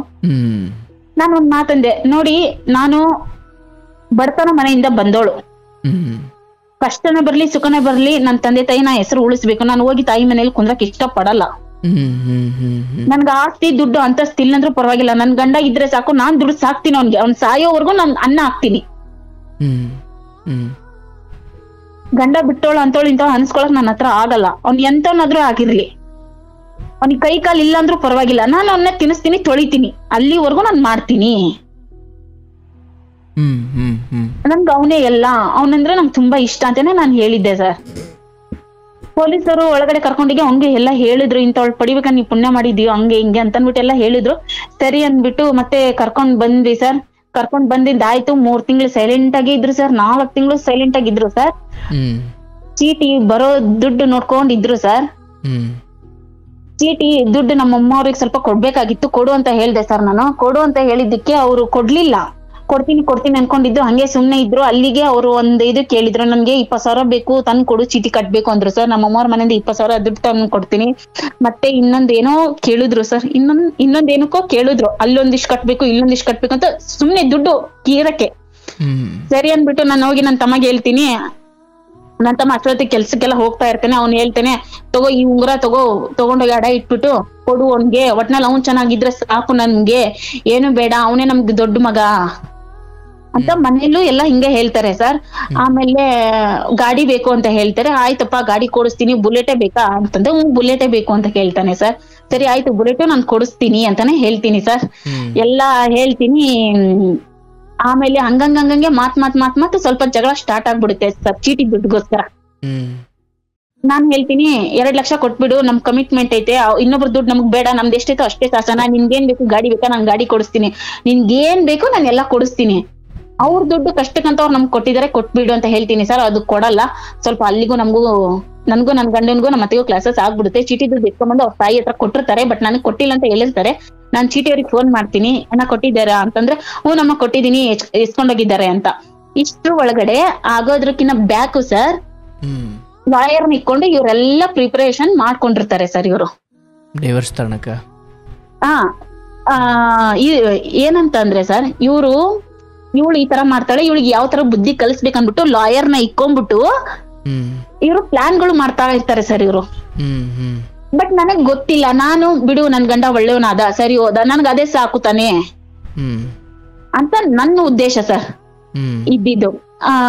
ಆಮೇಲೆ ದುಡ್ಡುಗೋಸ್ಕರ ನೈಟ್ ಜಗಳ ಆಗುತ್ತೆ, ಅವರು ನನ್ಗೆ ಹೊಡಿತಾರೆ. ನಾನು ಮತ್ತೆ ಅವ್ರು ನನ್ಗೆ ಹೊಡೆದ್ರು, ನಾನು ಅವ್ರಿಗೆ ಹೊಡೆದೆ. ಅದೇ ಟೈಮಲ್ಲಿ ನಮ್ಮ ಅತ್ತೆ ಅಡ್ಡೆ ಬಂದ್ಬಿಟ್ಲು ಸರ್. ಅಡ್ಡ ಬಂದ್ಬಿಟ್ರು, ಅವ್ರಿಗೊಂದ್ 2 ಏಟ್ ಬಿದ್ದ್ಬಿಡ್ತು ಸರ್, ಪಳ್ ಅಂತಂದು. ನೀವೇ ಹೊಡೆದ್ರ? ಹ್ಞೂ ಸರ್. ಅವರು ಅಂದ್ರೆ ಅಮ್ಮನ್ ಬಾಯಿ ಜಾಸ್ತಿ. ಮಗ ಎಷ್ಟೇ ಹೊಡೆದ್ರು ನಾನು ಹೊಡ್ಸ್ಕೋಬೇಕು, ನಾನು ಹೊಡೆಯಂಗಿಲ್ಲ ಮಗನ್ಗೆ ಅನ್ನೋದು ಅವ್ರ ರೂಲ್ಸು. ಒಂದ್ ಎಣ್ಣೆ ಎಷ್ಟಂತ ಒದೆ ತಿನ್ನಕ್ಕಾಗುತ್ತೆ ಸರ್? ತಿಂದು ಸಾಕಾಯ್ತು. ನಾನು ಅವ್ರಿಗೆ ಹೊಡೆಯಕಂತ ಹೋದೆ, ಈ ಅಮ್ಮ ಅಡ್ಡ ಬಂದ್ಬಿಡ್ತು, ಕೆನ್ನೆಗೆ ಪಳ್ ಅಂತ 2 ಏಟು ಬಿದ್ದ್ಬಿಡ್ತು ಸರ್. ಬಿದ್ಬಿಡ್ತು. ಬೆಳಗ್ಗೆ ಪೂಜೆ ಮಾಡ್ಬೇಕು ನಮ್ಮ ಮಾವಗೆ. ನಾನು ಏನೋ ಬಿಡು, ಬೆಳಗ್ಗೆನೂ ಚೆನ್ನಾಗೇ ಇದ್ದಾರೆ ಸರ್, ಎದ್ದಿದ್ದಾರೆ, ಕಾಫಿ ಮಾಡ್ಕೊಟ್ಟಿದ್ದಾರೆ, ಎಲ್ಲ ಮಾಡಿದ್ದಾರೆ. ಅವ್ರು ಕಾಫಿ ಕುಡ್ದಿದ್ದಾರೆ, ನಾನು ಕಾಫಿ ಎಲ್ಲ ಮಾಡ್ಕೊಟ್ಟಿದೀನಿ. ಟಿಫನ್ ಮಾಡಂದ್ರು, ನಾನೇ ಫಸ್ಟ್ ದುಡ್ಡು ಎತ್ಕೊಂಡ್ ಬಂದ್ಬಿಡು, ಕೊಟ್ಬಿಡೋಣ, ಟಿಫನ್ ಎಲ್ಲ ಮಾಡ್ಕೊಡ್ತೀನಿ, ಹಬ್ಬ ಮಾಡೋಣ ಅಂತಾನು ಹೇಳಿದೀನಿ ಸರ್. ನೈಟ್ ಎಲ್ಲ ಇಷ್ಟೆಲ್ಲ ಆಯ್ತು, ಮತ್ತೆ ಕೂಲ್ ಆದ್ವಿ. ಅಷ್ಟ್ರಲ್ಲಿ ನಮ್ಗ ಆ ಮನೆ, ಇವಾಗ ಅವ್ರು ಇದಾರಲ್ಲ ಸರ್, ಆ ಮನೆ ನಮ್ಗೆ ಸೆಟ್ ಆಗಿರ್ಲಿಲ್ಲ. ಅಲ್ಲಿಗೆ ಹೋದಾಗಿಂದಾನೆ ಅವ್ರಿಗೆ ಈ ತರ ಒಂದು ಹೆಣ್ಣು ಅಫೇರ್ ಎಂಟ್ರಿ ಆಗುತ್ತೆ, ಪೊಲೀಸ್ ಸ್ಟೇಷನ್ಗೆ ಹೋಗ್ತಾರೆ, ವಧೆಗಳು ತಿಂತಾರೆ, ತುಂಬಾ ಲಾಸ್ ಮಾಡ್ಕೊಂತಾರೆ ಇವಾಗ ಇರೋ ಮನೇಲಿ ಸರ್ ಅವರು. ನಾನ್ ಹೇಳ್ತೀನಿ, ನೋಡಪ್ಪ ನಮ್ಗೆ ಈ ಮನೆ ಬೇಡ, ನಮ್ಗೆ ಈ ಮನೆಗ್ ಬಂದ್ಮೇಲೆ ತುಂಬಾನೇ ಅವಮಾನ ನಾವು ಅನ್ಭವಿಸ್ಬಿಟ್ಟಿದೀವಿ, ಎಷ್ಟು ಒಳ್ಳೆಯವ್ರು ಅಂತ ಅನ್ಸ್ಕೊಂಡಿದೀವಿ ನಾವು, ಊರಲ್ಲೇ ಅಷ್ಟು ಕೆಟ್ಟವ್ರು ಅಂತ ಅನ್ಸ್ಕೊಂಡ್ಬಿಟ್ಟಿವಿ, ಬಾ ನಮ್ ಮನೆಗ್ ನಾವು ಹೋಗ್ಬಿಡೋಣ ಅಂತ ಹೇಳ್ತೀನಿ ಸರ್. ಅಂದ್ರೆ ನಾವು ಕಟ್ಟಿರ್ತೀವಲ್ಲ ಆ ಮನೆಗೆ. ನಾವು ನಮ್ಮ ಅತ್ತೆ ಏನ್ ಮಾಡಿರ್ತಾಳೆ, ನನ್ ಮನೆಗೆ ಅವ್ರು ಬಂದಿದ್ರೆ ನಾನ್ ಹೇಳ್ದಂಗೆ ಕೇಳ್ಬೋದಲ್ಲ ಅಂತ ಅಮ್ಮಂದಿ ಉದ್ದೇಶ ಇರೋದ್ರಿಂದ ಕರ್ಕೊಂಡ್ ಹೋಗಿರ್ತಾರೆ ಸರ್ ನಮ್ಗೆ. ಅಲ್ಲೋಗಿ 15 ದಿವಸಕ್ಕೆಲ್ಲ ಇದೆಲ್ಲ ಸ್ಟಾರ್ಟ್ ಆಗ್ಬಿಡುತ್ತೆ ಸರ್. ಆಮೇಲೆ ಸರಿ ಅಂತನ್ಬಿಟ್ಟು ಆಗುತ್ತೆ. ಆಮೇಲೆ ನಾನು ವೇಟ್ ಮಾಡ್ತಾ ಇರ್ತೀನಿ, ಪೂಜೆ ಮಾಡೋಣ ಅಂತನ್ಬಿಟ್ಟು. ಇವರು ಸ್ನಾನ ಎಲ್ಲ ಮಾಡ್ಕೊಂಡು ದೇವಸ್ಥಾನಕ್ಕೆ ಹೋಗ್ಬಿಟ್ಟು ಬರ್ತೀನಿ ಅಂತ ಸ್ಟೇಷನ್ಗೆ ಹೋಗ್ಬಿಟ್ಟು ಕಂಪ್ಲೇಂಟ್ ಕೊಟ್ಟು FIR ಮಾಡ್ಬಿಡ್ತಾರೆ ಸರ್. FIR ಮಾಡ್ಬಿಟ್ಟು 4 ಲಕ್ಷ ರೂಪಾಯಿ ದುಡ್ಡು ತಗೊಂಡು ಲಾಡ್ಜ್ ಅಲ್ಲಿ ಹೋಗಿ ಇದ್ಬಿಡ್ತಾರೆ ಸರ್ ಇವ್ರ ತಾಯಿ ಮಗ. ನಾನು ಸರಿ ಇವ್ರು ಬಂದೇ ಇಲ್ವಲ್ಲ ಅಂತಾನು ನಾನು ಸುಮ್ನೆ ಇರ್ತೀನಿ ಸರ್. ಅದ್ರಲ್ಲಿ ಇವ್ರದೊಂದು ಕೆಟ್ಟ ಅಭ್ಯಾಸ ಏನಂದ್ರೆ, ತಾಯಿ ಮಗ ಅಂತ ಹೇಳ್ಕೋಬೇಕು, ಏನಂತ ಹೇಳ್ಕೋಬೇಕು ಅಂತಾನು ಗೊತ್ತಾಗಲ್ಲ ಸರ್. ದುಡ್ಡಿದ್ರೆ ಸಾಕು ಸರ್, ಹೋಗೋದು ಬರೀ ಊರ್ ಸುತ್ತೋದು ಸರ್. ಮನೆ, ಸಂಸಾರ, ಫ್ಯಾಮಿಲಿ, ಜೀವನ ಇದೆ, ಬದುಕ್ಬೇಕು, ಬಾಳ್ಬೇಕು, ನಮ್ದೇ ಆದಂತ ಒಂದ್ ಸಂಸಾರ ನಾವು ಚೆನ್ನಾಗ್ ಕಟ್ಕೋಬೇಕು, 4 ಜನದ ಮುಂದೆ ಹೌದಂತ ಅನ್ಸ್ಕೋಬೇಕು ಅನ್ನೋ ಉದ್ದೇಶ ಇಲ್ಲ ಸರ್. ಹ್ಮ್ ದುಡ್ಡಿದ್ಯಾ ಮಜಾ ಮಾಡ್ಬೇಕಷ್ಟೇ, ಹ್ಮ್ ಕುಡಿಬೇಕು, ಬರೀ ಊರ್ ಸುತ್ತಬೇಕು, ಲಾಡ್ಜ್ ಅಲ್ಲಿ ಇರ್ಬೇಕು, ಆ ತರ ಸರ್ ಇವ್ರದ್ದು. ನಾನ್ ಹೇಳೋದು ಆ ಯಮ್ಮನ್ ಲೈಫ್ ಆಗೋಯ್ತು, ಲೈಫ್ ಇರೋದು ನಮ್ದು, ಹ್ಮ್ ನಾವು ನೋಡ್ಕೋಬೇಕಂತ ನಾನ್ ಹೇಳ್ತೀನಿ ಸರ್. ಅವ್ರಿಗದು ಬರೋದಿಲ್ಲ, ಇವ್ರು ಮತ್ತೆ ಹೋಗ್ತಾರೆ, 2 ದಿನ ಅಲ್ಲೇ ಇರ್ತಾರೆ, ಆಮೇಲೆ ನಾನ್ ಬರ್ತಾರೆ ಬಿಡು ಬರ್ತಾರೆ ಅಂದ್ರೆ ಇವ್ರು ಹೋಗೋದು ಬರೋದು ನಂಗೆ ಮಾಮೂಲಿ ಇತ್ತಲ್ಲ, ನಾನು ಅಷ್ಟೊಂದಿನ ತಲೆ ಕೆಡಿಸ್ಕೊಳಲ್ಲ. ನನ್ ಪಾಡಿ ನಾನು ಅವ್ರ ತಂದೆಗೆ ಪೂಜೆ ಮಾಡೋದಿರುತ್ತೆ, ನನ್ ಪಾಡಿಗೆ ನಾನು ಪೂಜೆ ಮಾಡ್ತೀನಿ, ಸಮಾಧಿ ಹತ್ರ ಹೋಗ್ತೀನಿ, ಅಲ್ಲಿ ಪೂಜೆ ಮಾಡ್ತೀನಿ, ನನ್ ಕೈಯಲ್ಲಿ ಏನಾಗುತ್ತೋ ಎಡೆ ಎಲ್ಲ ಇಕ್ತೀನಿ, ನನ್ ಪಾಡಿಗೆ ನಾನು ಪೂಜೆ ಮಾಡ್ಕೊಂಡು ನನ್ ಪಾಡಿಗೆ ನಾನು ಇರ್ತೀನಿ ಸರ್ ಮನೇಲಿ. 3ನೇ ದಿನಕ್ಕೆ ಪೊಲೀಸರು ಬರ್ತಾರೆ ಸರ್. 3ನೇ ದಿನಕ್ಕೆ ಪೊಲೀಸರು ಬರ್ತಾರೆ, ನನ್ನ ಹೆಸರು ಹೇಳ್ತಾರೆ ರೋಡಲ್ಲಿ. ಇಲ್ಲ ಅವ್ರು ಅಲ್ಲಿದ್ದಾರೆ ಅಂದ್ರೆ, ಅವತ್ತು ದೇವಸ್ಥಾನ ಹತ್ರ ಪೂಜೆ ಇರುತ್ತೆ ಸರ್, ನಾನು ಅಲ್ಲಿರ್ತೀನಿ. ಸರಿ ಅಂತಂದ್ಬಿಟ್ಟು ಬರ್ತಾರೆ, ಇಲ್ಲಮ್ಮ ಹಿಂಗೆ FIR ಆಗಿದೆ, ಬಾ ಸ್ಟೇಷನ್ಗೆ ಅಂತಾರೆ ಸರ್ ನನ್ಗೆ. ಯಾರ್ ಮಾಡಿದೆ ಸರ್? ಇಲ್ಲ ನಿಮ್ ಯಜಮಾನ್ರು ನಿಮ್ ಅತ್ತೆನೆ ಕೊಟ್ಟಿದ್ದಾರೆ. ಹೌದಾ, ಸರಿ ಸರ್ ನೀವ್ ನಡೀರಿ ಬರ್ತೀನಿ ಅಂತ. ಇಲ್ಲಮ್ಮ ನಡಿಯಲ್ಲ, ನೀನ್ ಬಾ ಅಂತಂದ್ರು. ಸರ್ ನೀವ್ ನಡೀರಿ, ನಾನ್ ಬರ್ತೀನಿ ಹಿಂದೆನೆ, ನಾನೇನು ಓಡೋಗಂತ ಹುಡುಗಿ ಅಲ್ಲ, ನೀವ್ ನಡೀರಿ ಸರ್ ನಾನ್ ಬರ್ತೀನಿ ಅಂತಾನೆ ಹೇಳ್ತೀನಿ ಸರ್ ನಾನು ಅವ್ರಿಗೆ. ಸರಿ ಅಮ್ಮ ಜಲ್ದಿ ಬಂದ್ಬಿಡ್ಬೇಕು ಅಂತ. ಆಯ್ತು ಸರ್ ನೀವು ಹೋಗಿ, ಒಂದ್ ಅರ್ಧ ಗಂಟೆಲಿ ನಾ ಇರ್ತೀನಿ ಹೋಗಿ ಅಂತ ಹೇಳ್ತೀನಿ ಸರ್ ನಾನು. ಅವ್ರದ್ದು ಇನ್ಫ್ಲೂಯೆನ್ಸ್ ಏನು ಇಲ್ಲ ನೋಡಮ್ಮ, ಏನು ಇರಲ್ಲ ಸರ್, ನೀವು ಹೋಗಿ ಸರ್ ನಾನು ಬರ್ತೀನಿ, ಒಂದ್ ಅರ್ಧ ಗಂಟೆ ಟೈಮ್ ಕೊಡಿ ನಾನು ಬರ್ತೀನಿ ಅಂತ ಹೇಳ್ತೀನಿ ಸರ್. ಅದೇ ಸ್ಟೇಷನ್ ಅಲ್ಲಿ ನನ್ಗೆ ಪರಿಚಯ ಇರ್ತಾರೆ ಸರ್ ಪೊಲೀಸರು. ನಾನ್ ಹೇಳ್ತೀನಿ ಸರ್ ಮತ್ತೆ ಈ ತರ ಹಿಂಗ ಆಗ್ಬಿಟ್ಟೈತಂತ. ಸರಿ ಅಮ್ಮ ಆಯ್ತು ನೀನ್ ಬಾ, ನಾವ್ ನೋಡ್ಕೊಂತೀವಿ ಅಂತ ಹೇಳ್ತಾರೆ ಸರ್. ನಾನು ಹೋಗ್ತೀನಿ, ಹೇಳ್ತೀನಿ ಏನಮ್ಮ ಏನಕ್ಕಮ್ಮ ಗಲಾಟೆ ಆಯ್ತು ಏನಾಯ್ತು ಅಂತ ಕೇಳ್ತಾರೆ ಸರ್. ನಾನೆಲ್ಲ ಹೇಳ್ತೀನಿ, ನಾನು ಒಂದು ವಿವರಣೆ ಕೊಡ್ತೀನಿ. ಕಂಪ್ಲೇಂಟ್ ಆಗಿದೆ, FIR ಆಗಿದೆ, ಕೋರ್ಟ್ಗೆ ಅಟೆಂಡ್ ಆಗ್ಬೇಕು ಅಂತಾರೆ ಸರ್. ನನ್ಗೆ ಫುಲ್ ತಲೆ ಬಿಸಿ ಆಗ್ಬಿಡುತ್ತೆ ಸರ್, ಏನ್ ಹಿಂಗಾಗೋಯ್ತಲ್ಲ, ನಾನು ಎಷ್ಟು ಒಳ್ಳೇದ್ ಮಾಡಕಂತ ಹೋದ್ರೆ ಹಿಂಗ್ ಮಾಡ್ಕೊಂಡ್ಬಿಟ್ವಲ್ಲ. ಸರಿ ಆಯ್ತು, ಸರಿ ಸರ್ ಆಯ್ತು, ನಮ್ಮ ಮನೆಗ್ ನಾನು ಫೋನ್ ಮಾಡಿ ಹೇಳ್ತೀನಿ, ನಮ್ಮ ಮನೆಗ್ ಒಂದೇ ಮಾತು ಹೇಳ್ತೀನಿ, ಯಾರು ನನ್ ಲೈಫಲ್ಲಿ ಎಂಟ್ರಿ ಆಗಂಗಿಲ್ಲ, ಅವ್ರ ಕಣ್ಣಿಗೆ ಕೆಟ್ಟೋಳಕ್ ಕಾಣ್ರೆ ನಾನು ಒಬ್ಳೆ ಸಾಕು, ಸಾಯ್ತೀನೋ ಬದುಕ್ತೀನೋ, ನೆಕ್ಸ್ಟ್ ಯಾರು ಎಂಟ್ರಿ ಆಗಂಗಿಲ್ಲ ಅಂತಂದ್ಬಿಟ್ಟು ಹೇಳ್ತೀನಿ ಸರ್. ನಮ್ಮ ಮನೇಲಿ ಬಂದು ಹಿಂದೆ ಸಪೋರ್ಟ್ ಮಾಡ್ತಾ ಇರ್ತಾರೆ, ನನ್ಗೆ ಇವತ್ತಿಗೂ ಸಪೋರ್ಟ್ ಮಾಡ್ತಾ ಇದ್ದಾರೆ. ಮುಂದಕ್ಕೆ ನಾನು ಒಬ್ಳೆ ಹೋಗ್ತೀನಿ, ಎಲ್ಲಾ ನೋಡ್ಕೊಂತೀನಿ. ಅವರು ಏನ್ ಮಾಡ್ತಾರೆ ಸರ್, FIR ಮಾಡ್ತಾರೆ, ಬಟ್ ಕೋರ್ಟಿಗೆ ಹಾಕಿರಲ್ಲ, ಸುಮ್ಮನೆ ಪೆಂಡಿಂಗ್ ಅಲ್ಲಿ ಇಟ್ಟಿರ್ತಾರೆ. ಅಂದ್ರೆ ಏನಂದ್ರೆ ಇವಳು ಭಯ ಬಿದ್ದು ಹೋಗ್ಬಿಡ್ಲಿ ಮನೆ ಬಿಟ್ಟು ಅಂತ, ನನ್ನ ಓಡಿಸ್ಬಿಡೋಣ ಅಂತ. ಸರಿ ನಾನು ಎಲ್ಲದಕ್ಕೂ ನಿಂತ್ಕೊಂತೀನಿ ಸರ್. ಆಮೇಲೆ ನಾನೊಂದ್ ಪ್ಲಾನ್ ಮಾಡ್ತೀನಿ, ಆ ಮನೇಲಿ ಇದ್ದಾಗ್ಲೇ ಇಷ್ಟೆಲ್ಲ ಆಗಿದೆ ನಮ್ ಲೈಫ್ ಅಲ್ಲಿ, ಇನ್ನ ಏನಾದ್ರೂ ಚೇಂಜ್ ಮಾಡ್ಕೋಬೇಕನ್ಬಿಟ್ಟು ಬಾಡಿಗೆ ಮನೆಯವರು ಒಬ್ರು ಮನೇಲಿ ಇರ್ತಾರೆ ಸರ್, ಬ್ಯಾಚುಲರ್. ಅವ್ರಿಗೆ ನಾನು ಮನೆ ಖಾಲಿ ಮಾಡಿಸ್ತೀನಿ. ಇಲ್ಲ ನೀವೇನ್ ಮಾಡ್ತಿರೋ ಗೊತ್ತಿಲ್ಲ, ನನ್ಗೊಂದ 4-5 ಅವರಲ್ಲಿ ಮನೆ ಖಾಲಿ ಮಾಡ್ಬೇಕು, ಪ್ಲೀಸ್ ಬೇಕಾದ್ರೆ ನಾನು ನಿಮ್ಗೆ ಕಾಲ್ ಬೇಕಾದ್ರೆ ಇಟ್ಕೊಂತೀನಿ, ನೀವು ಬೇರೆ ಹತ್ರ ಎಲ್ಲಾನು ಹೋಗಿ ನನ್ ಮನೆ ನನ್ಗೆ ಬಿಟ್ಕೊಡಿ, ಇಲ್ಲ ಮತ್ತೆ ಅಡ್ವಾನ್ಸ್ ಅಂತ ಹೇಳ್ತಾರೆ. ನಾ ಅಡ್ವಾನ್ಸ್ ಕೊಡ್ತೀನಿ ಅನ್ಬಿಟ್ಟು ಮತ್ತೆ ನನ್ನ ಫ್ರೆಂಡ್ಸ್ ಎಲ್ಲ ನನ್ಗೆ ಸಪೋರ್ಟ್ ಮಾಡ್ತಾರೆ ಸರ್. ಅವ್ರಿಗೆಲ್ಲ ಅಡ್ವಾನ್ಸ್ ಎಲ್ಲ ಕೊಟ್ಟು ಕ್ಲಿಯರ್ ಮಾಡಿ, ಅವತ್ತಿನ ದಿವಸನೇ ಪೊಲೀಸರು ಬಂದಿರ್ತಾರಲ್ಲ ಸರ್, ಹೋಗ್ತೀನಿ ಸ್ಟೇಷನ್ ಅಲ್ಲಿ ಮಾತಾಡ್ತೀನಿ, ಬಂದ್ಬಿಟ್ಟು ಪಟ ಮನೆ ಒಳಗಡೆ ಕಸ ಗುಡಿಸಿ ಮನೆ ಒರೆಸಿ ಹಾಲು ಉಕ್ಕಿಸ್ಬಿಡ್ತೀನಿ ಸರ್ ನಾನು ಅವತ್ತೆ. ಈ ಕಡೆ ಮನೆಗೆ, ನನ್ ಮನೆಗೆ, ಈ ಮನೆಗಿದ್ದಾಗ ನಾವು ಚೆನ್ನಾಗೇ ಇದ್ವಿ, ಬಟ್ ಆ ಮನೆಗೆ ಹೋದ್ಮೇಲೆ ಇಷ್ಟೆಲ್ಲ ಆಯ್ತು ಅನ್ನೋದೊಂದು ನನ್ನ ತಲೆಯಲ್ಲಿ ಇತ್ತು ಸರ್. ಬಂದು ಹಾಲು ಕುಸ್ಬಿಟ್ಟು ನನ್ನ ಕೈಯಲ್ಲಿ ಎಷ್ಟು ಸಾಧ್ಯ ಆಗುತ್ತೋ ಸಾಮಾನುಗಳೆಲ್ಲ ಎತ್ಕೊಂಬಂದು ಹಾಕೊಂತೀನಿ ಸರ್. ಅಷ್ಟರಲ್ಲಿ ಅವ್ರ ತಾಯಿ ಮಗ ಭಯ ಇರುತ್ತೆ ಅವ್ರಿಗೆ ನನ್ ಮೇಲೆ. ಅವ್ರು ಬಂದಿರಲ್ಲ ಸರ್ ಮನೆಗೆ, ಹಳೆ ಮನೆಗ್ ಬಂದಿರಲ್ಲ. ತಗೊಂಡ್ ಬಂದೆಲ್ಲ ಐಟಮ್ ಹಾಕೊಂಡ್ಬಿಡ್ತೀನಿ. ನಾನು ಇಲ್ಲಿ ಇರ್ತೀನಿ ಸರ್ ಇವತ್ತವರ್ಗುನು. ಆಮೇಲೆ ನಾನು ಲಾಯರ್ಗೆ ಹೇಳ್ತೀನಿ, ನಮ್ಗೆ ಪೊಲೀಸರು ಹೇಳ್ತಾರೆ, ನೋಡಮ್ಮ ಈ ತರ ಲಾಯರ್ ಇಕ್ಬೇಕು ಅಂತ ಹೇಳ್ತಾರೆ ಸರ್. ಲಾಯರ್ ಇಕ್ಬೇಕಂದಾಗ ನಾನು ಒಬ್ಬರನ್ನ ಲಾಯರ್, ನನ್ನ ಫ್ರೆಂಡ್ ಅವ್ರ ಕಡೆದವ್ರನ್ನ ಲಾಯರ್ನ ಕಾಂಟ್ಯಾಕ್ಟ್ ಮಾಡ್ತೀನಿ. ಅವ್ರು ಬರ್ತಾರೆ, ಸ್ಟೇಷನ್ ಹತ್ರ ಮಾತಾಡ್ತಾರೆ ಏನು ಎತ್ತ ಅನ್ಬಿಟ್ಟು. ಆಮೇಲೆ ನನ್ಗೆ ಲಾಯರ್ ಹೇಳ್ತಾರೆ, ನೋಡಮ್ಮ ನೀನ್ ಈ ತರ ಒಂದು ಗಂಡ ಬೇಕು ನನ್ಗೆ, ಗಂಡನೇ ನನ್ಗೆಲ್ಲ ಅಂತಬಿಟ್ಟು ನೀವ್ ಒಂದ್ ಕೇಸ್ ಹಾಕು ಅಂತ ಹೇಳ್ತಾರೆ ಸರ್. ನಾನೊಂದ್ ಕೇಸ್ ಹಾಕೊಂತೀನಿ ಸರ್ ಫ್ಯಾಮಿಲಿ ಕೋರ್ಟ್ ಅಲ್ಲಿ. ಆಮೇಲೆ ಇವಾಗ ಇವತ್ತು ಗಂಟೆ ದಿವಸದಲ್ಲಿ ಸರ್, ಒಂದು ಡೈವರ್ಸ್ ನೋಟಿಸ್ ಬಂದ್ಬಿಟ್ಟಿದೆ ಸರ್ ಅವನ ಕಡೆಯಿಂದ.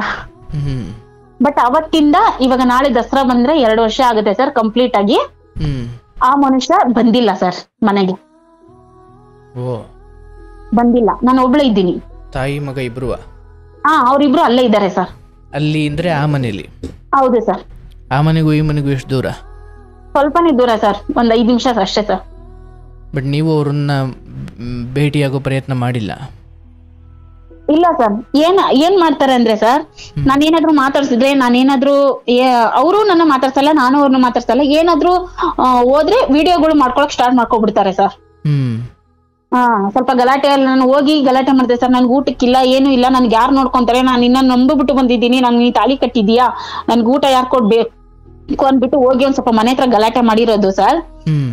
ಅದನ್ನೆಲ್ಲ ವಿಡಿಯೋ ಮಾಡ್ಬಿಟ್ಟು ಮತ್ತೆ ಅಕ್ಕಪಕ್ಕ ಅವ್ರ ಕಡೆಯಿಂದ ಫೋನ್ ಮಾಡ್ಸಿ ಏನಂತ ಹೇಳಿದಾರೆ, ಇನ್ನೊಂದ್ಸತಿ ಅಕ್ಕಪಕ್ಕ ಅವ್ರ ಮನೆಯವರೆಲ್ಲ ಗಲಾಟೆ ಮಾಡ್ತಾ ಇದ್ದಾಳೆ ಅಂತ ಅಂದ್ಬಿಟ್ಟು ಕಂಪ್ಲೇಂಟ್ ಕೊಡ್ತಾ ಇದಾರೆ, ಇನ್ನೊಂದ್ಸತಿ ಬಂದ್ರೆ ಮತ್ತೆ ಇನ್ನೊಂದು FIR ಆಗುತ್ತೆ ನೋಡಮ್ಮ, ಕಷ್ಟ ಆಗ್ಬಿಡುತ್ತೆ ಅಂತ ಹೇಳಿದ್ರು ಸರ್ ನಂಗೆ ಸೂಕ್ಷ್ಮವಾಗಿ ಸ್ಟೇಷನ್ ಅಲ್ಲಿ. ನಾನು ಸರಿ ಆಯ್ತು ಬಿಡು ದೇವ್ರಿದ್ದಾನೆ ಅನ್ಬಿಟ್ಟು ಅವತ್ತೇ ನಾನು ಬಿಟ್ಬಿಟ್ಟೆ ಸರ್. ಇವಾಗ ಏನ್ ಮಾಡ್ಬೇಕು ಅಂತ ಅರ್ಥ ಆಗ್ತಾ ಇಲ್ಲ. ಇವಾಗ ಮತ್ತೆ ಆ ಹುಡ್ಗಿ ಅಂತ ಹೇಳಿದ್ನಲ್ಲ ಸರ್, ಆ ಹುಡ್ಗಿನೂ ಹೋಗ್ಬಿಟ್ಲು ಅನ್ನೋ ಮಾತುನು ಇದೆ ಸರ್. ಅದು ಏನಂತ ನನ್ಗೆ ಇನ್ನ ಕ್ಲಿಯರ್ ಆಗಿ ಗೊತ್ತಾಗ್ತಾ ಇಲ್ಲ. ಎಲ್ಲಿಗೆ ಹೋಗ್ಬಿಟ್ರು ಅಂದ್ರೆ ಕಾಂಟ್ಯಾಕ್ಟ್ ಎಲ್ಲ ಬಿದ್ದು ಕಟ್ ಆಯ್ತು. ಓಕೆ, ಈ ನಿನ್ ಗಂಡನ ಸಂಪರ್ಕದಿಂದ ಇಲ್ಲ ಅಂತ ಇಲ್ಲ ಅಂತಾನು ಹೇಳ್ತಾರೆ ಸರ್ ಆ ರೋಡ್ ಅಲ್ಲಿ. ಮತ್ತೆ ನನಗೂನು ಸ್ವಲ್ಪ ಇಲ್ಲಾಮೆ ಅಂತ ಅನ್ಸುತ್ತೆ ಸರ್, ಇಲ್ಲ ಅಂತಾನು ಅನ್ಸುತ್ತೆ. ಮತ್ತೆ ಇನ್ನೊಂದು ಸರ್, ನಮ್ಮ ತಂದೆಯವರ ತಮ್ಮನ ಮಗಳು ಒಬ್ಬರು ಇದ್ದಾರೆ ಸರ್, ಮದ್ವೆ ಆಗಿಲ್ಲ ಅವ್ರಿಗೆ. ನಮ್ ಚಿಕ್ಕಪ್ಪರೇ ಮುಂದೆ ನಿಂತ್ಕೊಂಡು ನನ್ ಗಂಡನ್ಗೆಲ್ಲ ಹೇಳ್ಕೊಟ್ಟು ನನ್ಗೆ ಡೈವರ್ಸ್ ಕೊಟ್ಟು ಹಿಂಸರಿಸಿ ಅವ್ರ ಮಗಳನ್ನ ಕೊಡ್ಬೇಕು ಅನ್ನೋ ಲೆವೆಲ್ ಅಲ್ಲಿ ಇದ್ದಾರೆ ಸರ್. ಬಟ್ ಅದು ನಮ್ಗೆ ಮೂರನೇ ವ್ಯಕ್ತಿಯಿಂದ ಬಿದ್ದಿರೋದು. ಬಟ್ ನನ್ ಗಂಡನ್ ಏಜ್ಗೂ ಅವಳ ಏಜ್ಗೂ ತುಂಬಾ ಡಿಫ್ರೆನ್ಸ್ ಇದೆ. ಬಟ್ ಅವ್ರಿಗೆ ಏಜು ಮನುಷ್ಯ ಅನ್ನೋದು ಇಂಪಾರ್ಟೆಂಟ್ ಇಲ್ಲ, ಆಸ್ತಿ ಅನ್ನೋದು ಇಂಪಾರ್ಟೆಂಟ್ ಆಗಿದೆ ಸರ್. ಆಸ್ತಿಗೋಸ್ಕರ ಇಷ್ಟೆಲ್ಲ ಆಗ್ತಾ ಇದೆ ಅನ್ನೋದೇ ಇರೋದು ಸರ್ ಮೈಂಡ್ ಅಲ್ಲಿ. ನೀವು ಒಪ್ಪದೆ ಅಥವಾ ನೀವು ಅಲ್ಲಿದ್ದಾಗ ಆಸ್ತಿ ಅವ್ರ ಮಗಳಿಗೆ ಹೋಗ್ಲಿಕ್ಕೆ ಸಾಧ್ಯವೇ ಇಲ್ಲ ಅನ್ನೋ ಕಾಮನ್ ಸೆನ್ಸ್ ಇರಲ್ವಾ ಅವ್ರಿಗೆ?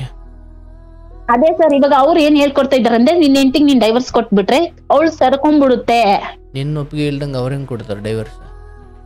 ಅದೇ ಅವರು ಇವತ್ತು ಇಷ್ಟೆಲ್ಲ ಮುಂದೆ ಆಗಕ್ಕೆ ನಮ್ಮ ಚಿಕ್ಕಪ್ಪ ನಮ್ ಚಿಕ್ಕಮ್ಮಂದ್ರೆ ಕಾರಣ ಸರ್.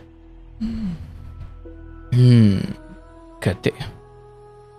ಈಗ ಒಬ್ರೇ ಇದ್ದೀರಾ? ಹಾ ಸರ್, ಒಬ್ರೇ ಇದ್ದೀನಿ. ನಿಮ್ ತಾಯಿ ಅಥವಾ ನಿಮ್ ತವ್ರ ಮನೆಯವ್ರು ಸ್ವಲ್ಪ ಬೆಂಬಲ ಇದ್ದ ಅಥವಾ ಜೊತೆ ಮಾತಾಡ್ತಾ ಇದ್ದಾರೆ ಅಂತ? ಹಾ ಸರ್, ನಾನು ಹೋಗ್ತೀನಿ ಬರ್ತೀನಿ. ಆಮೇಲೆ ನನ್ನ ತಮ್ಮ ನನ್ಗೆ 50,000 ರೂಪಾಯಿ ಕಾಸು ಕೊಡುತ್ತೆ ಸರ್ ನನ್ಗೆ. ಅಲ್ಲ, ಈಗ ಬಾಡಿಗೆ ಎಲ್ಲ ಯಾರು ತಗೋತಾರೆ? ಬಾಡಿಗೆ ಅಂದ್ರೆ ಎಲ್ಲ ಲೀಸ್ಗಿದೆ ಸರ್, ಯಾವ್ದು ಬಾಡಿಗೆ ಬರೋಂಗಿಲ್ಲ. ಈಗ ಅದು ಯಾವ್ದು ಇಲ್ಲ, ಎಲ್ಲ ಹೊಂಟೋಯ್ತು ಹಣ? ಹಾ ಹೌದು ಸರ್. ಎಷ್ಟೆಷ್ಟು ವರ್ಷದ ಲೀಸಿಗೆ ಕೊಟ್ಟಿರ್ತೀರಿ? 3 ವರ್ಷ 4 ವರ್ಷಕ್ಕೆ ಲೀಸಿಗೆ ಕೊಟ್ಟಿದ್ದೆ ಸರ್. ಎಲ್ಲ ಡೇಟ್ ಎಲ್ಲ ಆಗೋಗ್ಬಿಟ್ಟಿದೆ. ಬಟ್ ಅವನು ಇನ್ನೂ ತುಂಬಾ ಅಂದ್ರೆ ತುಂಬಾ ಸಾಲ ಮಾಡ್ಕೊಂಡಿದ್ದೇನೆ. ಆ ಕಡೆಗೆ ಒಂದ್ ಮನೆ ಲೀಸ್ ಖಾಲಿ ಇತ್ತು, ಅದನ್ನು ಲೀಸ್ಗೆ ಹಾಕೊಂಡಿದ್ದಾರೆ ಅಂತಾನು ಬಂತು ಸುದ್ದಿ. ತುಂಬಾ ಪಾಪ ಅವ್ರ ತರ ಆಗ್ಬಿಟ್ಟಿದ್ದಾರೆ ಸರ್ ನನ್ಗ ಅನ್ಸೋ ಮಟ್ಟಿಗೆ. ಬಟ್ ನನ್ಗ ಅದ್ ಏನು ಗೊತ್ತಾಗ್ತಾ ಇಲ್ಲ ನನಗೆ. ಯಪ್ಪ, ಈ ಬೆಂಗಳೂರು ಕಡೆ ಮೆಟ್ರೋ ಸ್ಟೇಷನ್ ನಡೆ ಗುಡ್ಲ ಹಾಕೊಂಡು ಬದುಕೋರೆ ನಿಮಗಿಂತ ನೆಮ್ಮದಿಯಾಗಿ ಬದುಕ್ತಾರೆ. ಹೌದು ಸರ್, ಅದು ನಿಜನೇ ಸರ್. ಅಲ್ಲವ, ಈಗ ನಿನ್ನ ಕುರಿತಾಗಿ ನನಗೆ ಹೆಮ್ಮೆ ಇದೆ. ಯಾಕಂದರೆ ಇವತ್ತಿಗೆ ನಾವು ಕೇಳೋ ಕತೆಗಳು ಅಥವಾ ನಾನೇ ನೋಡ್ತೀನಿ ವೈಯಕ್ತಿಕವಾಗಿ ಸಾವಿರಾರು ಕತೆಗಳಲ್ಲಿ ಮಕ್ಕಳಾಗಿಲ್ಲ ಅನ್ನೋ ಒಂದು ಕಾರಣ ಹಿಡ್ಕೊಂಡು ಎಷ್ಟು ಆಟ ಆಡ್ತಾರೆ, ಅಥವಾ ಗಂಡನ ಬಿಟ್ಟು ಹೋಗಿ ಇನ್ಯಾವುದೋ ದಾರಿ ಹಿಡಿಯೋದಕ್ಕೆ ಆ ಹೆಣ್ಣಿಗೆ ಅದೊಂದು ಕಾರಣ ಸಾಕಿರುತ್ತೆ. ನಿನಗೆ ಬಿಟ್ಟು ಹೋಗಲಿಕ್ಕೆ ಎಷ್ಟು ಕಾರಣ ಇದ್ದೋ, ಅತ್ತೆ ಸರಿ ಇಲ್ಲ, ಗಂಡ ಸರಿ ಇಲ್ಲ, ಮಕ್ಕಳು ಮಾಡೋ ಶಕ್ತಿ ಅವನಿಗಿಲ್ಲ, ಅಥವಾ ನಾನಾ ರೀತಿಯಲ್ಲಿ ನಿನಗೆ ಅವಕಾಶಗಳಿದ್ದರೂ ಕೂಡ ನಿನ್ನದ್ದು ಪರಿಶುದ್ಧವಾದ ಪ್ರೇಮ ಅಲ್ಲಿ ಆಸ್ತಿಯೋ ಅಥವಾ ಮಕ್ಕಳಾಗಲಿಲ್ಲ ಆಗ್ತವೆ, ಅಥವಾ ಅತ್ತೆ ಒಳ್ಳೆಯವರು ಕೆಟ್ಟವರು ಇದೆಲ್ಲವನ್ನು ಮೀರಿ ಏನೋ ಅವನಲ್ಲಿ ದೋಷ ಇದ್ದರೂ ಕೂಡ ನನ್ನದೇ ದೋಷ ಏನೋ ಅನ್ನೋ ಥರ ನೀನು ಅದನ್ನು ಸಹನೆ ಮಾಡಿಕೊಂಡು ಅದು ಯಾವುದನ್ನೂ ಒಂದು ಸಮಸ್ಯೆ ಅಂತ ಭಾವಿಸದೆ ನೀನು ಆತನಿಗೆ ಗೌರವ ಕೊಟ್ಟುಕೊಂಡು ಉಳ್ಕೊಳ್ಳೋ ಪ್ರಯತ್ನ ಮಾಡಿದ್ದು ಬಹುಶಃ ಇವತ್ತು ಕತೆ ಕೇಳ್ತಾ ಇರೋ ಎಷ್ಟೋ ಹೆಣ್ಣು ಮಕ್ಕಳಿಗೆ ನಾಳೆ ಹೇಗಿರಬೇಕು ಒಂದು ಹೆಂಡತಿಯಾದಾಗ. ಹಂಗಂತ ನೀನು ಮಾಡಿದ್ದು ತುಂಬ ಅದ್ಭುತ ಅಂತಲೂ ಎಲ್ಲ ಹೆಣ್ಮಕ್ಳ ಜೀವನದಲ್ಲೂ ಅದು ಹಾಗೆ ಇರಬೇಕು ಅಂತಲೂ ಹೇಳಲಿಕ್ಕಾಗಲ್ಲ. ಅಂದರೆ ಗಂಡನ ಚಿಕ್ಕ ಪುಟ್ಟ ತಪ್ಪುಗಳಿಗೇ ಬಿಟ್ಟು ಹೋಗೋ ದುರ್ಬುದ್ಧಿ ತೋರ್ಬೇಡ್ರವ್ವ ಅಂತ ನಿನ್ನ ಕಥೆಯಲ್ಲಿ ಹೇಳ್ಬೋದೇ ಹೊರತು, ಅವನು ಏನು ಅನ್ಯಾಯ ಮಾಡಿದ್ರು, ತಂದು ಬೀದಿಗೆ ನಿಲ್ಲಿಸಿದ್ರು, ಮಕ್ಕಳಾಗದೆ ಹೋದರು, ಅಥವಾ ತಾಯಿ ಮಗ ಸೇರಿಕೊಂಡು ಚಿತ್ರಹಿಂಸೆ ಕೊಡ್ತಿದ್ರು, ಅಲ್ಲೇ ಇದ್ಬಿಡ್ರವ ನಿಮ್ಮ ಜೀವನ ಹಾಳಾದರೂ ಪರವಾಗಿಲ್ಲ ಅಂತ ಹೇಳಲಿಕ್ಕಾಗಲ್ಲ. ಹೌದಲ್ಲವ? ಹೌದು. ಕೆಲವು ವಿಚಾರದಲ್ಲಿ ಗಂಡನನ್ನು ಅಂದರೆ ಪತಿಯೇ ಪರದೈವ ಅಂತ ಬರೀ ವಾಕ್ಯದಲ್ಲಿ ಹೇಳಿದ್ರೆ ಸಾಲದು, ಹಾಗೆ ಬದುಕಿ ತೋರಿಸುವ ನಿಟ್ಟಿನಲ್ಲಿ ಒಂದು ಹೆಣ್ಮಗಳಾಗಿ ನೀನು ನಿನ್ನ ತಾಯ್ತನದ ಆಸೆಯನ್ನು ಬಿಟ್ಟು ಗಂಡನೇ ಸರ್ವಸ್ವ ಅಂದುಕೊಂಡು ಅತ್ತೆಯ ಆ ಮಟ್ಟಿನ ಒಂದು ಹಠಮಾರಿತನವನ್ನು ಸಹನೆ ಮಾಡಿಕೊಂಡು ಬದುಕಿದ್ದು, ಆ ವಿಚಾರಗಳು ಹೆಣ್ಣು ಕುಲಕ್ಕೆ ಮಾದರಿ. ಹೌದು, ಆದರೆ ನೋಡಿ, ಒಂದು ಬಹಳ ದೊಡ್ಡ ಸಂಗತಿ ಏನಂದರೆ, ಯಾವಾಗ ಒಂದು ಹೆಣ್ಣಿಗೆ ನೀನು ಬಾಣಿತನ ಮಾಡಬೇಕು, ಅಯ್ಯೋ ಒಂದು ಹೆಣ್ಣಿನ ದುಃಖ, ತವರು ಮನೆಯರ ಆಶ್ರಯ ಇಲ್ಲ, ಗಂಡನ ಪ್ರೇಮ ಹಾರೈಕೆ ಇಲ್ಲ, ಅಂಥ ಒಂದು ಬಾಣಂತಿಗೆ ನನ್ನ ಮನೆಯಲ್ಲಿ ಹಾರೈಕೆ ಕೊಟ್ಟರೆ ನಮಗೂ ಒಂದು ಮಗು ಆಗುತ್ತೇನೋ ಅನ್ನೋ ಸದ್ಭಾವನೆಯಲ್ಲೇ ಕರ್ಕೊಂಡು ಬಂದೆ. ಯಾವ ಗಿಳಿಯನ್ನು ನೀನು ಕರ್ಕೊಂಡು ಬಂದು ಅದೇ ನಿನಗೆ ಕುಕ್ಕಿ ಹೋಯಿತು ಅಂತ. ಈಗ ನಾನು ಹೇಳೋದು ಈ ಪರಿಸ್ಥಿತಿ ಅಲ್ಲವ. ನನಗನ್ಸೋದು ನಿನಗೀಗ ಯಾವ ಮಟ್ಟಿನ ಜ್ಞಾನ ನಿನ್ನನ್ನು ತಲುಪಿದೆ ಅಂದರೆ, ಮುಂದೆ ನಾಳೆ ನಾಡಿದ್ದು ಮುಂದಿನ ವರ್ಷ ಜೀವನದ ಕೊನೆಗಳಿಗೆ ಎಲ್ಲೋ ಯಾವಾಗೋ ಯಾವತ್ತೋ ಹೇಗೋ ಅದು ಯಾವುದೂ ಗೊತ್ತಿಲ್ಲ. ಬಟ್ ಈ ಕ್ಷಣಕ್ಕೆ ಇವ್ರಿಗೋಸ್ಕರ ಕೊರಗ್ತಾ ನೀನು ರೋಗಿಷ್ಠಳಾಗಬಾರ್ದು. ಇರೋಷ್ಟು ಸಮಯ ಒಂಟಿಯಾಗೋ ಜಂಟಿಯಾಗೋ ನನ್ನ ಸಮಯ ನಾನು ಕಳಿಬೇಕು. ಆದರೆ ಈ ಮಧ್ಯದಲ್ಲಿ ಅವನು ಪರಸ್ತ್ರೀ ಸವಾಸ ಮಾಡ್ದ, ಹಂಗಾಗಿ ನನಗೂ ಒಂಟಿಯಾಗಿರ್ಲಿ ಕಷ್ಟ, ನಾನು ಏನೋ ಮಾಡ್ತೀನಿ ಅಂತ ಹೋದರೆ ಇನ್ನೂ ಬರ್ಬಾದಾಗೋಗುತ್ತೆ ಜೀವನ. ಹೌದಲ್ಲವಾ? ಈಗ ಎಲ್ಲೋ ಒಂದು ಕಡೆ ಆ ಭಾವನೆ ಬರ್ಬೋದು. ಆ್ಯಂಡ್ ಈಗ ನನ್ನ ಪ್ರಕಾರ ನೀವು ಬಂದು ಮನೆ ಕಟ್ಟಿ ಇಷ್ಟೆಲ್ಲ ಚಿನ್ನ ಒಡವೆ ಅಥವಾ ಒಂದಷ್ಟು ರಿಸ್ಕ್ ತಗೊಂಡು ಸಾಲ ಸೂಲ ಮಾಡಿ EMI ಮಾಡಿ ಏನೇನೋ ಮಾಡಿ ಮನೆ ಕಟ್ಟಿ ಒಂದು ಮಟ್ಟಿಗೆ ಜೀವನ ಕಟ್ಕೊಳ್ಳೋ ನಿಟ್ಟಿನಲ್ಲಿ ನಿಂತಾಗ ಈತ ಗಂಡ ಇದೆಲ್ಲ ಬೇಜವಾಬ್ದಾರಿತನದಿಂದ ಹೆಣ್ಣಿಗೆ ಅಥವಾ ಪರಸ್ತ್ರೀಗೆ ವಶವಾಗಿ ಬುದ್ಧಿ ಕೆಟ್ಟವನಂತೆ ಎಲ್ಲ ತಂದು ಸಂಸಾರವನ್ನು ಬೀದಿಗೆ ನಿಲ್ಲಿಸಿದಾಗ ಅದು ಏನಾದರೂ ಆಗಲಿ, ಇಲ್ಲಿಂದ ನೀನು ನಿನ್ನ ಗಂಡ ಅವ್ರು ಕುಣಿಲಿ, ಆದರೆ ಡೈವರ್ಸ್ ಕೊಡೋದು ಅದು ಯಾವುದೂ ಮಾಡಬೇಡವ. ಯಾಕೆಂದರೆ ನಾನು ಒಂದು ಕಂಡುಕೊಂಡೆ ನಿಮ್ಮ ಕಥೆಯಲ್ಲಿ, ನಿನ್ನ ಗಂಡನದ್ದು ಸ್ವಬುದ್ಧಿಯಿಂದ ಆಗುತ್ತಿರೋ ಅಥವಾ ತನ್ನ ಬಲವಾದ ಒಳಗಿನಿಂದ ಆದ ಅತೀ ಕೆಟ್ಟತನದ್ದಲ್ಲ, ಇದೆಲ್ಲ ಹೇಳಿಕೆ ಮಾತುಗಳು ಹೊರಗಿನ ಪ್ರಭಾವಗಳಿಂದ ಆಗ್ತಾ ಇರೋದು. ಹೌದು ಸರ್.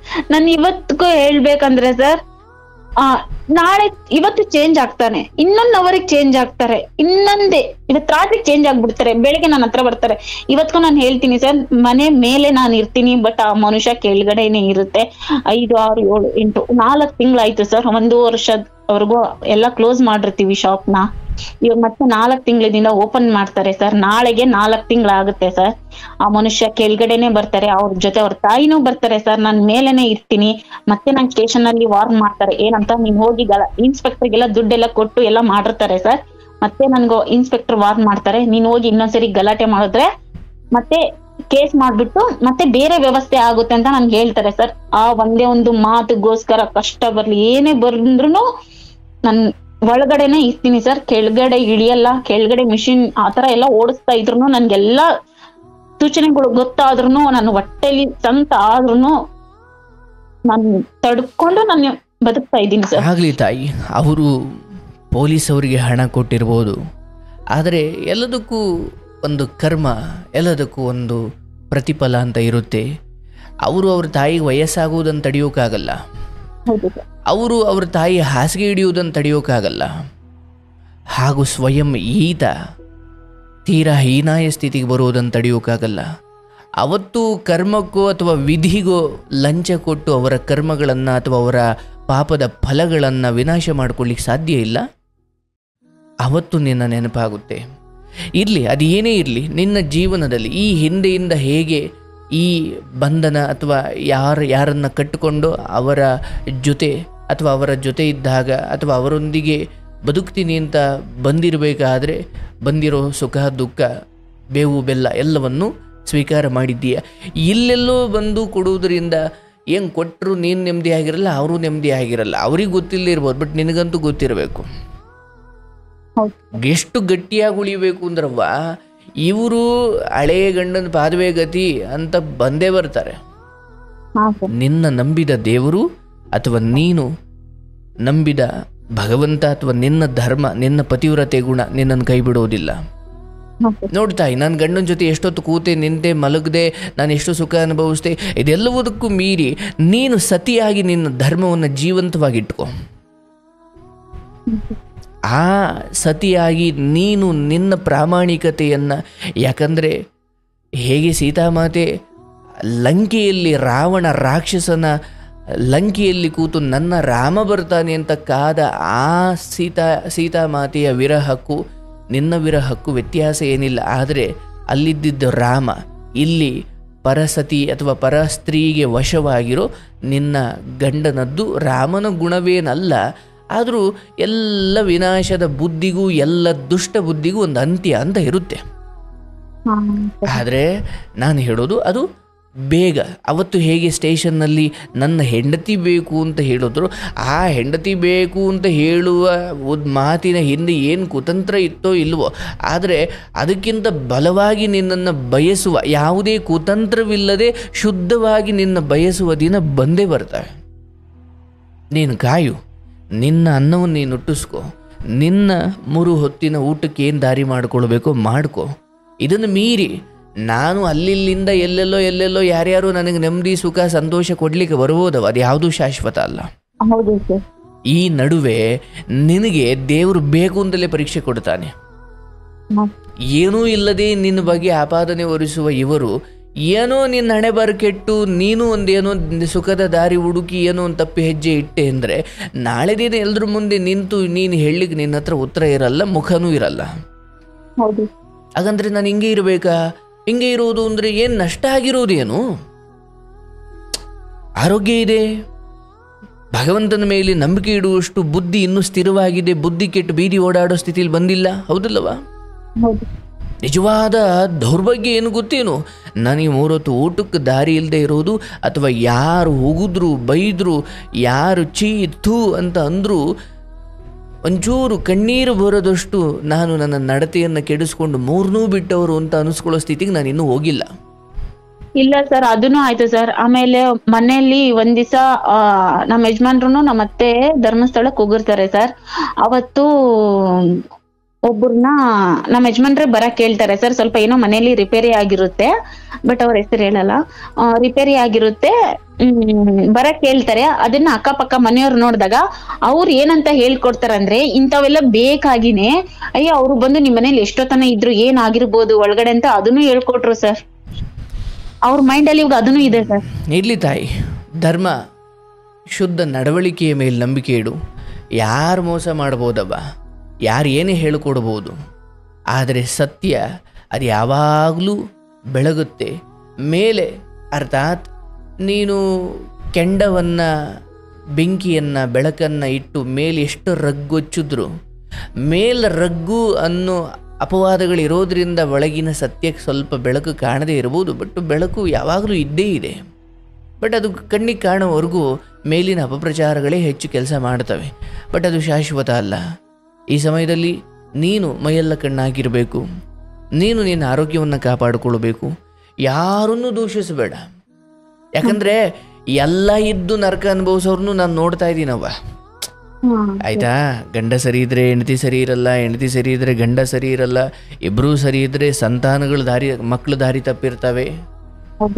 ಮನೆ ಇದ್ದರೆ ಮನೆ ಏನೋ ನಿದ್ದೆ ಬರ್ತಾ ಇದೆ ಆದರೆ ಮನೆ ಇಲ್ಲ, ಮನೆ ಇದೆ ಆದರೆ ನಿದ್ದೆ ಬರ್ತಿಲ್ಲ, ಕೆಲಸ ಇದೆ ಸಂಬಳ ಸರಿ ಬರಲ್ಲ, ಸಂಬಳ ಬಂದರೂ ಕೂಡ ಅಲ್ಲಿ EMIಗೆ ಹೋಗಿ ತಿನ್ನೋಕ್ಕಂತೂ ತನ್ನ ಇಲ್ದಿರೋ ಸ್ಥಿತಿ. ಅಂದರೆ ಯಾರೂ ಕೂಡ ತುಂಬ ಬೆಚ್ಚಗೇನಿಲ್ಲವ. ನಿಂದು ಈ ಥರ ಕತೆ ಆದರೆ ಇನ್ಯಾವುದೋ ಹೆಣ್ಮಕ್ಳದ್ದು ಇನ್ನೊಂದು ಥರ ಕತೆ. ಹೌದು ಸರ್, ಎಷ್ಟೋ ಜನದ ಹೆಣ್ಮಕ್ಳ ಕತೆ ಕೇಳಿದ್ರೆ ನಾನು ಒಂದೊಂದ್ಸತಿ ಅನ್ಕೊಂತೀನಿ ಸರ್. ಇವತ್ತಿಗೂ ನಾನು ಹೇಳ್ತೀನಿ ಸರ್, ವೆಂಕಟರಮಣ ಸ್ವಾಮಿ, ರಾಘವೇಂದ್ರ ಸ್ವಾಮಿ, ನರಸಿಂಹ ಸ್ವಾಮಿ ನನ್ಗೆ ಊಟಕ್ಕೆ, ದುಡ್ಡಿಗೆ, ಬಟ್ಟೆಗೆ ನನ್ಗೆ ಯಾವ್ದಕ್ಕೂ ಕಡಿಮೆ ಮಾಡಿಲ್ಲ ಸರ್. ನಾನು ಇವತ್ತು ನಾನು ಸ್ಟಾರ್ಟಿಂಗ್ ಆ ಮನೆಯಿಂದ ಈ ಮನೆಗೆ ಬಂದಾಗ ನನ್ಗೆ ಊಟಕ್ಕೆ ಅಕ್ಕಿ ಸಮೇತ ಇರ್ಲಿಲ್ಲ ಸರ್. ನಾನು ದೇವಸ್ಥಾನದಲ್ಲಿ ಅನ್ನ ತಿನ್ಬಿಟ್ಟು ನಾನು ಹೊಟ್ಟೆ ತುಂಬಿಸ್ಕೊಂಡೋಳು. ಇವತ್ತು ನಾನು ಇಬ್ಬರಿಗೆ ಸಾಕಷ್ಟು ಶಕ್ತಿ ನನ್ಗೆ ಕೊಟ್ಟಿದ್ದಾನೆ ಸರ್ ದೇವ್ರು. ಇಲ್ಲಿ ತಾಯಿ, ನನ್ನ ಹಾರೈಕೆ ಏನಂದರೆ ನಿನ್ನ ಜೀವನದ ನಿನ್ನ ಕೊನೆ ಕ್ಷಣದವರೆಗೂ ನಿನಗೆ ಅನ್ನಕ್ಕೆ ಬರವಿಲ್ಲ. ನೀನು ನೆಮ್ಮದಿಯಾಗಿ ನಿನ್ನ ಜೀವನವನ್ನು ಕಳೀತೀಯ ಮತ್ತು ಮುಗಿಸ್ತೀಯ ಕೂಡ. ಆದರೆ ಇಲ್ಲಿ ನಿನಗೊಂದು ಕರ್ತವ್ಯದ ಬಿಂದು ಇದೆ. ನಾಳೆ ದಿನ ನಿನ್ನ ಅತ್ತೆ ಅಥವಾ ಗಂಡ ಕೆಟ್ಟು ನಿನ್ನ ಮನೆಗೆ ಬಂದರೆ, ಅಂಥದ್ದೊಂದು ದಿನಗಳು ಬರ್ತಾವೆ. ಕೆಟ್ಟು ನಿನ್ನ ಮನೆಗೆ ಬಂದಾಗ ನೀನು ಈ ಹಿಂದೆ ಹೇಗೆ ಉಪಚಾರ ಮಾಡೋದು ಅದೇ ಉಪಚಾರವನ್ನು ನಾಳೆ ದಿನ ನೀನು ಮಾಡಬೇಕು ಅಂದರೆ ಕಾಲಿಗೆ ಬಿದ್ದು ಮಾಡು ಅಂತ ನಾನು ಹೇಳಲ್ಲ, ಆದರೆ ಅದು ನಿನ್ನ ಕರ್ತವ್ಯ ಅನ್ನೋದು ಮರಿಬೇಡ. ಸರ್ ನಾನು ಇವತ್ತು ನಿನ್ನೆ ಸಾಯಂಕಾಲನು ನಮ್ಮ ಅಮ್ಮಗೂ ಹೇಳ್ದೆ ಸರ್.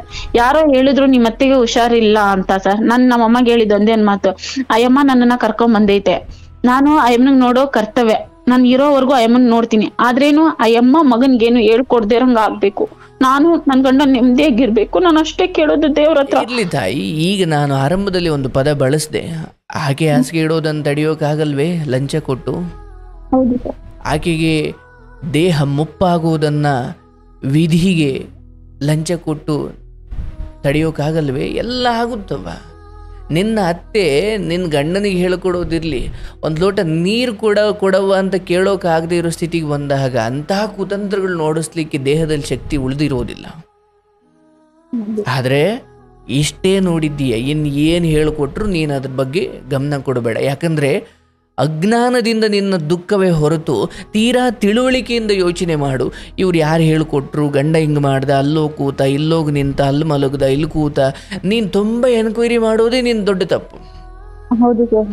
ಈಗ ನಿನಗೆ ಅರ್ಥವಾಗಿದೆ, ನನ್ನ ದುಃಖಕ್ಕೆ ಇವ್ರು ಯಾರೂ ಕಾರಣ ಅಲ್ಲ, ನನ್ನ ಭಾವನೆಗಳು, ನನ್ನ ಕಲ್ಪನೆಗಳು, ನನ್ನ ನಿರೀಕ್ಷೆಗಳು, ನಾನು ಹಿಂಗೆ ಅಂದ್ಕೊಂಡಿದ್ದೆ, ಹಂಗೆ ಅಂದ್ಕೊಂಡಿದ್ದೆ, ಅವೆಲ್ಲ ಸುಳ್ಳು ಅಥವಾ ಅವೆಲ್ಲವೂ ಈಡೇರ್ತಾ ಇಲ್ಲ, ಯಾಕೋ ಎಲ್ಲವೂ ಉಲ್ಟಪಲ್ಟ ಆಗ್ತಿದ್ದಾವೆ ಎಂದಾಗ ನಿನಗೆ ದುಃಖವಾಯಿತು.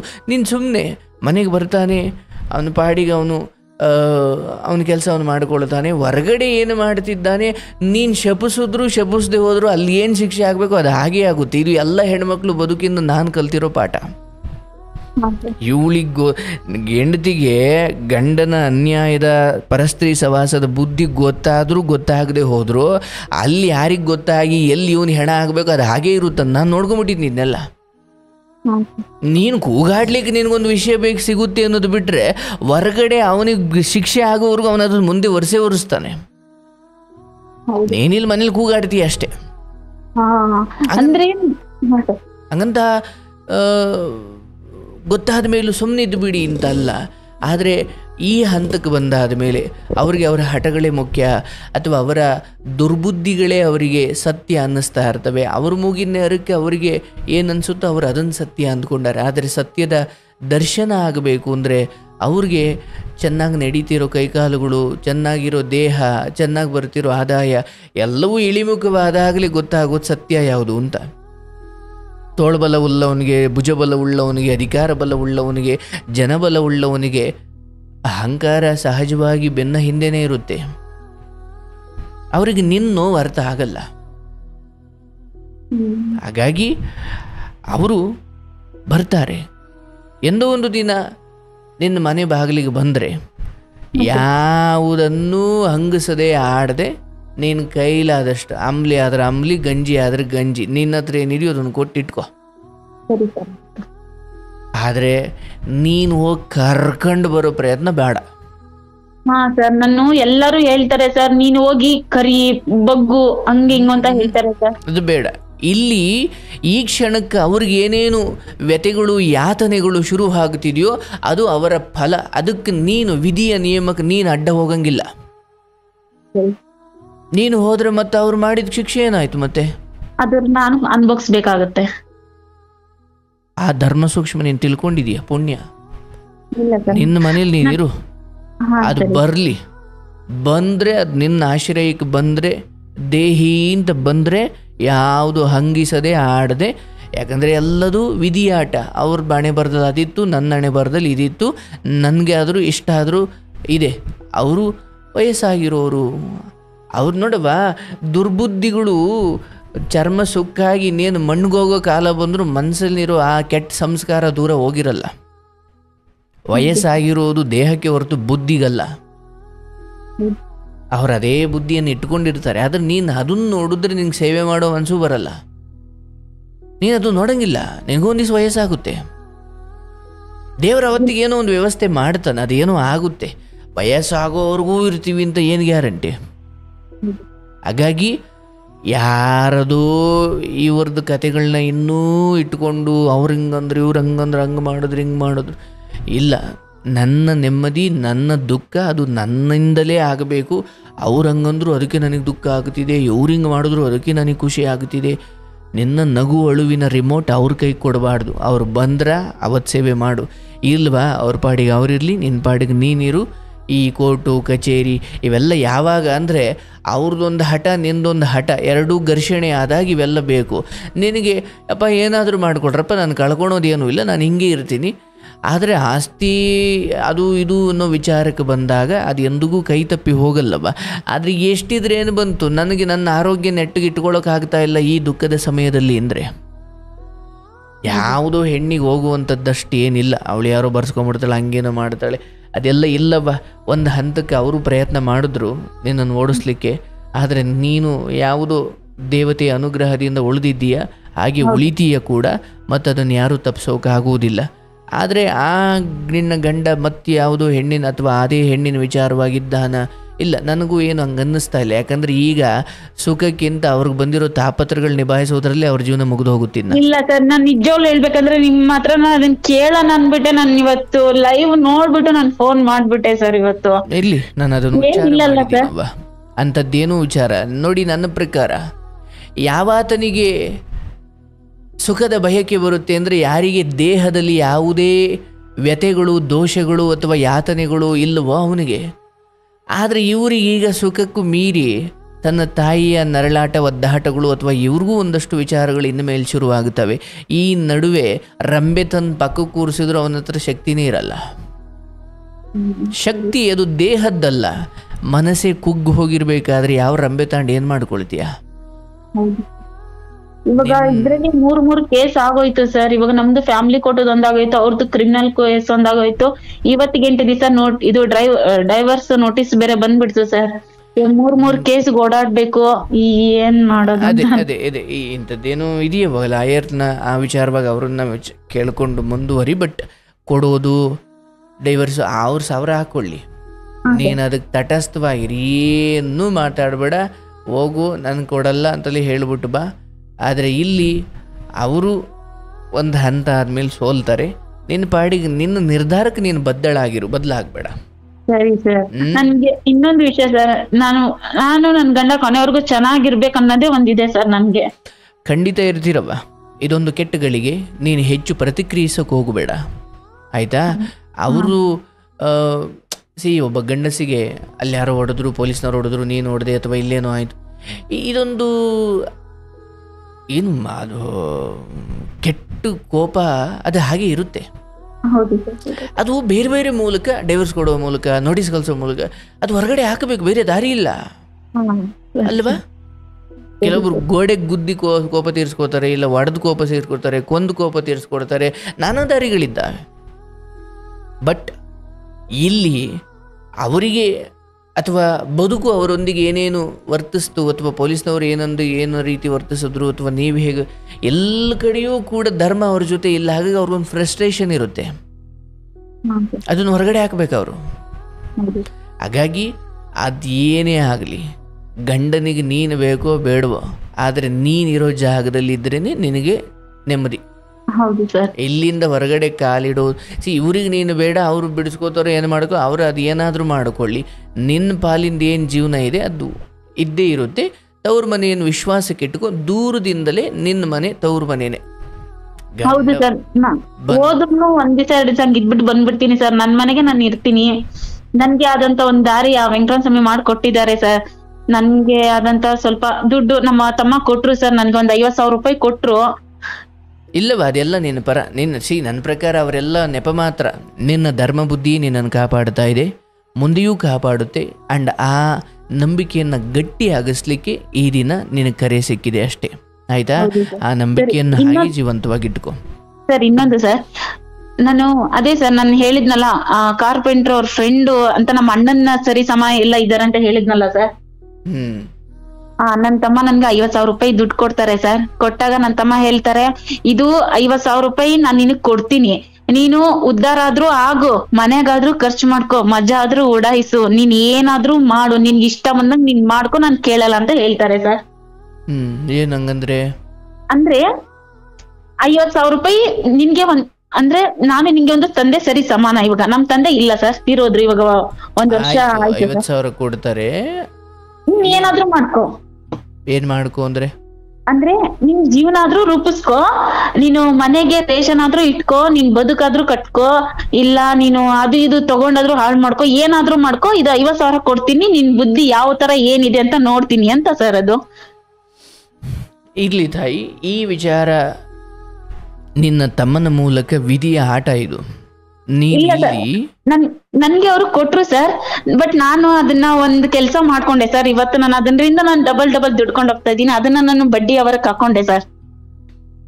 ಆಯ್ತವ, ಆ ವಿಚಾರ ಅದು ನಿನಗೆ ಬಿಡ್ತೀನಿ, ನಾನು ಅದನ್ನು ನಾನು ಹೇಳಲಿಕ್ಕಾಗಲ್ಲ. ಬಟ್ ಇಷ್ಟೇ ತಿಳ್ಕೊ, ಹಣ ಆಡೋ ಕಾಲ ಅಥವಾ ಕೈಯಲ್ಲಿ ಹಣ ಆಡ್ತಿರೋ ಸಮಯದಲ್ಲಿ, ದೇಹದಲ್ಲಿ ಶಕ್ತಿ ಇದ್ದ ಸಮಯದಲ್ಲಿ, ಮುಖದಲ್ಲಿ ಸೌಂದರ್ಯ ಇದ್ದ ಕಾಲದಲ್ಲಿ, ನಾನು ಇವೆಲ್ಲವೂ ಒಂದು ದಿವಸ ಕೈಮೀರಿ ಹೋಗೋ ಕಾಲ ಬರ್ತಾವೆ.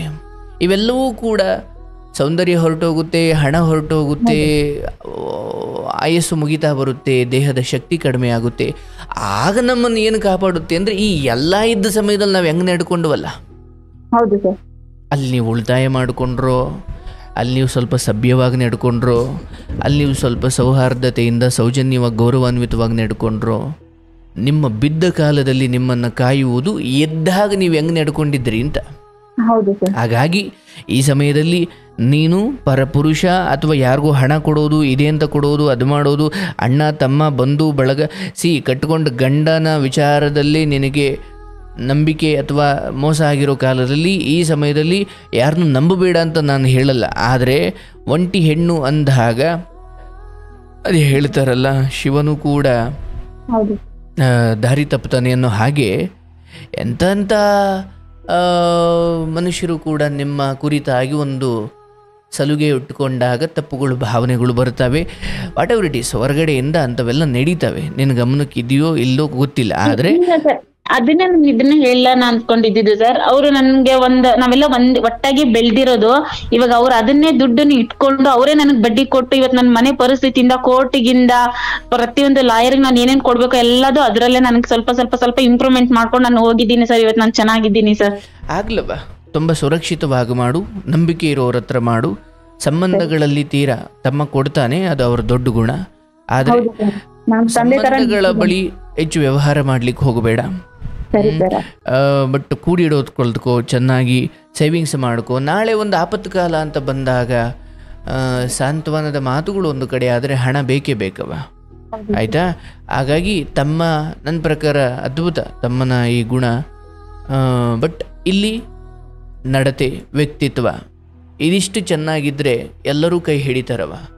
ನೀನು ಅದರಲ್ಲಿ ಏನಾದರೂ ಕೆಟ್ಟಿದ್ರೆ ನಿನ್ನ ತಮ್ಮನೂ ಕೂಡ ಒಗ್ದೋಡಿಸಿರೋನು. ಹೌದು ಸರ್, ಅದು ನಿಜ ಸರ್. ಹಾಗಾಗಿ ನಿನ್ನ ನಿಜವಾದ ಅಸ್ತ್ರ ನಿನ್ನ ನಡತೆ. ಆ ಕಾರಣಕ್ಕೆ ನೀನು ಎಲ್ಲ ಕಡೆಯೂ ಗೌರವಾನ್ವಿತಳಾಗಿದ್ದೀಯ, ಸ್ವೀಕಾರಾರ್ಹಳಾಗಿದ್ದೀಯ.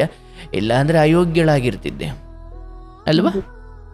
ಹಾಗಾಗಿ ನಿನ್ನ ನಡವಳಿಕೆ, ನಿನ್ನ ಗುಣ, ನಿನ್ನ ಏನು ಬಂದರೂ ನನ್ನ ಗಂಡನ ಬಿಡಲ್ಲ, ನನ್ನ ಗಂಡನೇ ನನಗೆ ಸರ್ವಸ್ವ. ಹೀಗೆ 16 ವರ್ಷಕ್ಕೆ ಮದುವೆ ಆಗಿ ಕಳಿಸಿದ್ರು ಕೂಡ ಅಲ್ಲೆಲ್ಲೂ ಕೂಡ ನಾನು ಗಂಡ ಬಿಡು ಹೆಂಗೆ ಮಾಡ್ತಾನೆ, ಗಂಡ ಏನು ಮಕ್ಕಳು ಮಾಡ್ಕೊಳ್ಳೋವಷ್ಟು ನಮಗೆ ಅವಕಾಶ ಇಲ್ಲ, ಅಥವಾ ಗಂಡ ಕುಡುಕ, ಅಥವಾ ತಾಯಿ ಅತ್ತೆ ಇಂಥವಳು, ಇವ್ರು ಇಂಥವ್ರು, ಇಂಥದ್ದೇನೋ ಕಾರಣ ಕೊಟ್ಟು ನೀನು ದಾರಿ ತಪ್ಪೋ ಅವಕಾಶ ಇತ್ತಾದರೂ ಕೂಡ ನೀನು ಅದನ್ನು ಭಾಳ ಸಭ್ಯವಾಗಿ ನಿಭಾಯಿಸಿದೀಯವ. ದೇವ್ರು ನೀನು ಚೆನ್ನಾಗಿಡ್ತಾರೆ, ನಿನ್ನ ತಮ್ಮ, ನಿನ್ನ ತವ್ರ ಮನೆ, ಇದನ್ನು ವಿಶ್ವಾಸಕ್ಕಿಟ್ಕೋ. ಆದರೆ ಹಣದ ವಿಚಾರ ಅಂತ ಬಂದಾಗ ನಿನಗೆ ಇವತ್ತು ಕೊಡ್ತಾ ಇದ್ದಾರೆ, ನಾಳೆ ಎಲ್ಲೋ ಮಧ್ಯೆ ನಿಂತು ಹೋಗ್ಬೋದು, ಗೊತ್ತಿಲ್ಲ. ಆದರೆ ಆ ವೇಳೆಗೆ ನೀನು ಕೊಟ್ಟಿರೋ ಹಣದಲ್ಲಿ ನಿನ್ನ ಬದುಕನ್ನು ಸುರಕ್ಷಿತವಾಗಿ ಇಟ್ಕೊಳ್ಬೇಕು. ಆಯ್ತಲ್ಲ? ಎಲ್ಲ ಒಳ್ಳೇದಾಗುತ್ತೆ ತಾಯಿ. ರಾಘವೇಂದ್ರ ಜೀವನ ಮಾಡಕ್ಕೆ ಅದು ಒಂದೇ ಸರ್. ನನ್ಗೆ ಇವಾಗ ನಾನು ಹೇಳಿದ್ನಲ್ಲವ, ಗಾರ್ಮೆಂಟ್ಸ್ಗಿಂದ ಬೆಳಿಗ್ಗೆ 9 ಗಂಟೆಗೆ ಹೋಗಿ ರಾತ್ರಿ 8 ಗಂಟೆಗೆ ದುಡಿದ್ರು ಅದನ್ನ 12,000 ಸಂಬಳ ಕೊಡದೆ ಇರೋ ಕಾಲ ಇರಬೇಕಾದ್ರೆ ದೇವ್ರು ನಿನಗೆ ಇಂಥದ್ದೇನೋ ಸುರಕ್ಷಿತವಾಗಿ ಇಟ್ಟಿದ್ದಾನೆ, ಖುಷಿ ಪಡು. ಅದು ಒಂದೇ ಅಂತ ಯಾಕೆ ಹೇಳ್ತೀಯ? ಅದು ಇಲ್ಲ ಅವ್ರೆ. ಹೌದು ಸರ್, ಯಾಕಂದ್ರೆ ಇವಾಗ ನಾನು ಆಚೆ ಹೋಗಿ ಕೆಲಸ ಮಾಡ್ಬೋದು ಸರ್, ನನಗೂ ಮಾಡಕ್ಕೂ ಇಷ್ಟ. ಬಟ್ ನಾಳೆ ನನ್ ಗಂಡ ನಾಳೆ ಒಂದಿನ ಒಳ್ಳೆಯವನಾಗಿ ಬಂದು, ಏನು ನಿನ್ಗೆ ಅಣ್ಣ ಇದ್ದಾನೆ, ತಮ್ಮ ಇದ್ದಾನೆ, ನಿನಗ್ ಕುಂದ್ರಿಸ್ಬಿಟ್ಟು ಊಟ ಹಾಕ್ಲಿಲ್ವಾ, ನನ್ ಬಿಟ್ಟೋದಾಗ ಕೆಲ್ಸಕ್ಕೆ ಕಳ್ಸಿದ್ರು ಅಂತ ಒಂದು ಮಾತು ನನ್ನ ತಾಯಿ ಮನೆಗೆ ಅಂತಾರೆ ಅನ್ನೋದು ಒಂದೇ ಒಂದು ತಲೆಯಲ್ಲಿ ಇಟ್ಕೊಂಡು ನಾನು ಏನೇ ಮಾಡಿದ್ರು ಮನೆ ಒಳಗಡೆನೆ ಕುತ್ಕೊಂಡು ಮಾಡ್ತೀನಿ ಸರ್. ಆಗ್ಲಿ ತಾಯಿ, ಈ ಸಮಯ ಬಿಡಿ ಬಿಡಿ ಬಿಡಿ ಬಿಡಿ ಬಿಡಿ ಹೇಗೆ ವಿದ್ಯೆಯನ್ನು ಸಮಯ ಸಿಕ್ಕಾಗಲೆಲ್ಲ ಸಂಪಾದಿಸಬೇಕು. ಹಾಗೆ ಒಂದೊಂದು ರೂಪಾಯಿ ಸೇರಿ ಹೇಗೆ ಒಂದು ಲಕ್ಷಾಂತರ ರೂಪಾಯಿ ಆಗುತ್ತೋ, ಒಂದೊಂದು ಗಳಿಗೆ ಕೂಡ ನಿಮ್ಮ ಆ ವಯಸ್ಸು ಏನು ಬರ್ತಾ ಚಿಕ್ಕ ಆಗಲ್ಲ, ದೊಡ್ಡ ಆಗ್ತಾ ವಯಸ್ಸಾಗ್ತಾ ಹೋದಷ್ಟು ಚೆನ್ನಾಗಿದ್ದ ಕಾಲದಲ್ಲಿ ನಾನು ಕೂತ್ಕೊಂಡು ತಿಂದುಬಿಟ್ನಲ್ಲ ಅನ್ನೋ ಪಶ್ಚಾತ್ತಾಪ ಮುಂದೆ ಒಂದು ದಿವ್ಸ ಕಾಡಬಾರ್ದು. ಆಯಿತಾ? ಮಕ್ಳು ಇರಲಿ ಬಿಡ್ಲವ, ನನ್ನ ಕೆಲಸ ನಾನು ಮಾಡಬೇಕು. ದುಡ್ಡು ಕಡಿಮೆ ಆದರೆ ಕಷ್ಟ, ಹೆಚ್ಚಾದರೆ ಏನು ಕಷ್ಟ ಇಲ್ಲ. ಹಾಗಾಗಿ ಅವರು ಅಷ್ಟು ಕೊಡ್ತಾರೆ, ನನ್ನ ಕೈಲಾದ ನಾನು ಮಾಡ್ತೀನಿ, ಇಲ್ಲ ಏನೋ ತಲೆ ಓಡಿಸಿ ಅಲ್ಲಿ ಯಾರಿಗೂ ಒಂಚೂರು ಕಷ್ಟ ಅಂತ ಕೊಟ್ಟು ಒಂದು ಚಿಕ್ಕ ಮಟ್ಟದಲ್ಲಿ ಬಡ್ಡಿ ಹಾಕಿ ಅಥವಾ ಏನೋ ಈ ರೀತಿ ನನ್ನ ಜೀವನ ನಡೆಸ್ತಾ ಇದ್ದೀನಿ ಅನ್ನೋ ಥರ ಧರ್ಮವಾಗಿ ಬದುಕು. ಎಲ್ಲೂ ಅಧರ್ಮಕ್ಕೆ ಕೈ ಹಾಕಬೇಡ. ದೇವ್ರು ನಿನ್ಗೆ ಒಳ್ಳೇದು ಮಾಡಲಿ. ಶುಭವಾಗಲಿ ತಾಯಿ. ಒಳ್ಳೇದಾಗ್ಲವ ನಿನಗೆ, ನೀನು ಚೆನ್ನಾಗಿರ್ಬೇಕು. ಒಳ್ಳೇದಾಗಲಿ ತಾಯಿ.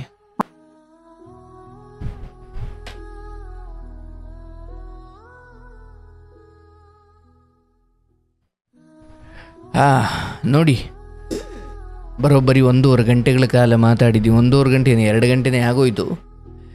ನನ್ನ ಪ್ರಕಾರ ಈ ಕಥೆಯಿಂದ ನಾವು ಅರ್ಥ ಮಾಡ್ಕೊಳ್ಬೇಕಿರೋದು, ಅತ್ತೆಯಾಗಿರ್ತಕ್ಕಂಥವರು ಸ್ವಲ್ಪ ಬುದ್ಧಿ ಕೆಟ್ಟವರಂತೆ ಬದುಕಿದ್ರೆ, ಅತ್ತೆಯಾಗಿರ್ತಕ್ಕಂಥವರು ತಮ್ಮ ಸ್ಥಾನಮಾನವನ್ನು ತಿಳಿದು ಬದುಕದೆ ಹೋದ್ರೆ ಮಕ್ಕಳು ಬದುಕು ಹೇಗೆ ವಿನಾಶವಾಗುತ್ತವೆ ಅನ್ನೋದಕ್ಕೆ ಈ ಕತೆ ಉದಾಹರಣೆ. Incoming voice call from +91 ಮಗ ಎಲ್ಲಿ ಕೈತಪ್ಪಿ ಹೋಗ್ತಾನೋ ಅನ್ನೋ ಭಯ ತಾಯಿಗೆ ಇರುವುದು ಅಥವಾ Incoming voice call from +91 ತಂದೆ ಬೆರಳಿಡಿದು ಜಾತ್ರೆಗೆ ಹೋದಾಗ ಎಲ್ಲಿ ತಂದೆ ತಪ್ಪಿಸ್ಕೊಂಡ್ಬಿಡ್ತಾರೋ ಅಥವಾ ನಾನು ತಂದೆಯಿಂದ Incoming voice call from +91 ಮಕ್ಕಳಿಗೆ ಮದುವೆ ಆದ ಕಾಲದಲ್ಲಿ ಗಂಡು ಮಕ್ಕಳಲ್ಲಿ ಹೆಂಡತಿ ಮಾತು ಕೇಳಿಕೊಂಡು ದೂರ ಇಟ್ಬಿಡ್ತಾರೋ ಅನ್ನೋ ಭಯ ಇತ್ತು ಅವ್ರಿಗೆ.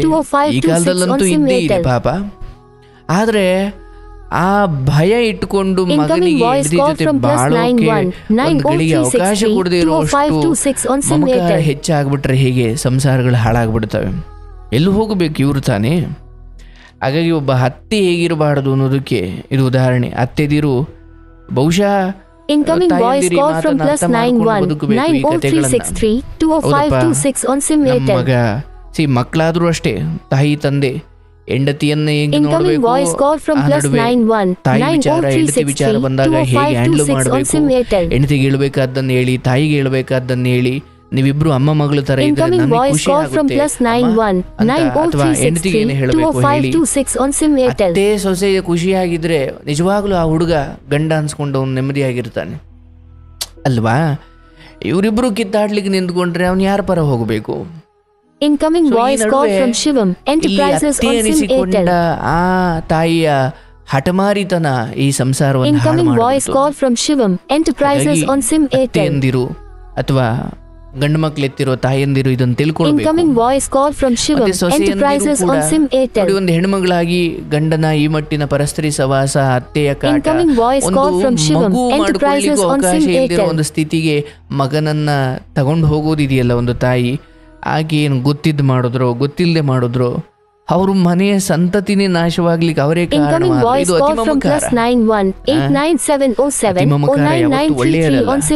ಮಗನಿಗೆ ಅನ್ನಿಸಬೇಕು, ನನ್ನ ತಾಯಿಯನ್ನು ನಾನು ಪ್ರಾಣಕ್ಕಿಂತ ಹೆಚ್ಚಾಗಿ ಪ್ರೀತಿಸಬೇಕು.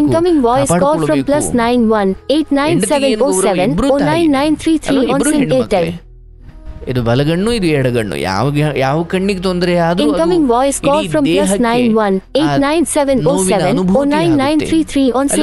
ನಾಲಿಗೆ ಕಡಿದುಕೊಂಡ್ರೆ ನಾಲಿಗೆಗೆ ಮಾತ್ರ ನೋವಾ ಇಲ್ಲ, ಅದರ ನೋವು ಇಡೀ ದೇಹಕ್ಕೆ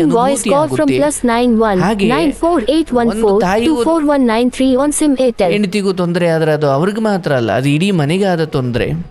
Incoming voice call from +91 ಹೇಳಿ ಅವರಿಬ್ರನ್ನು ಒಂದು ಮಾಡಿ ಮುನ್ನಡೆಸುವಷ್ಟು ಶಕ್ತಿ ಇರಬೇಕಲ್ಲ. Incoming voice call from +91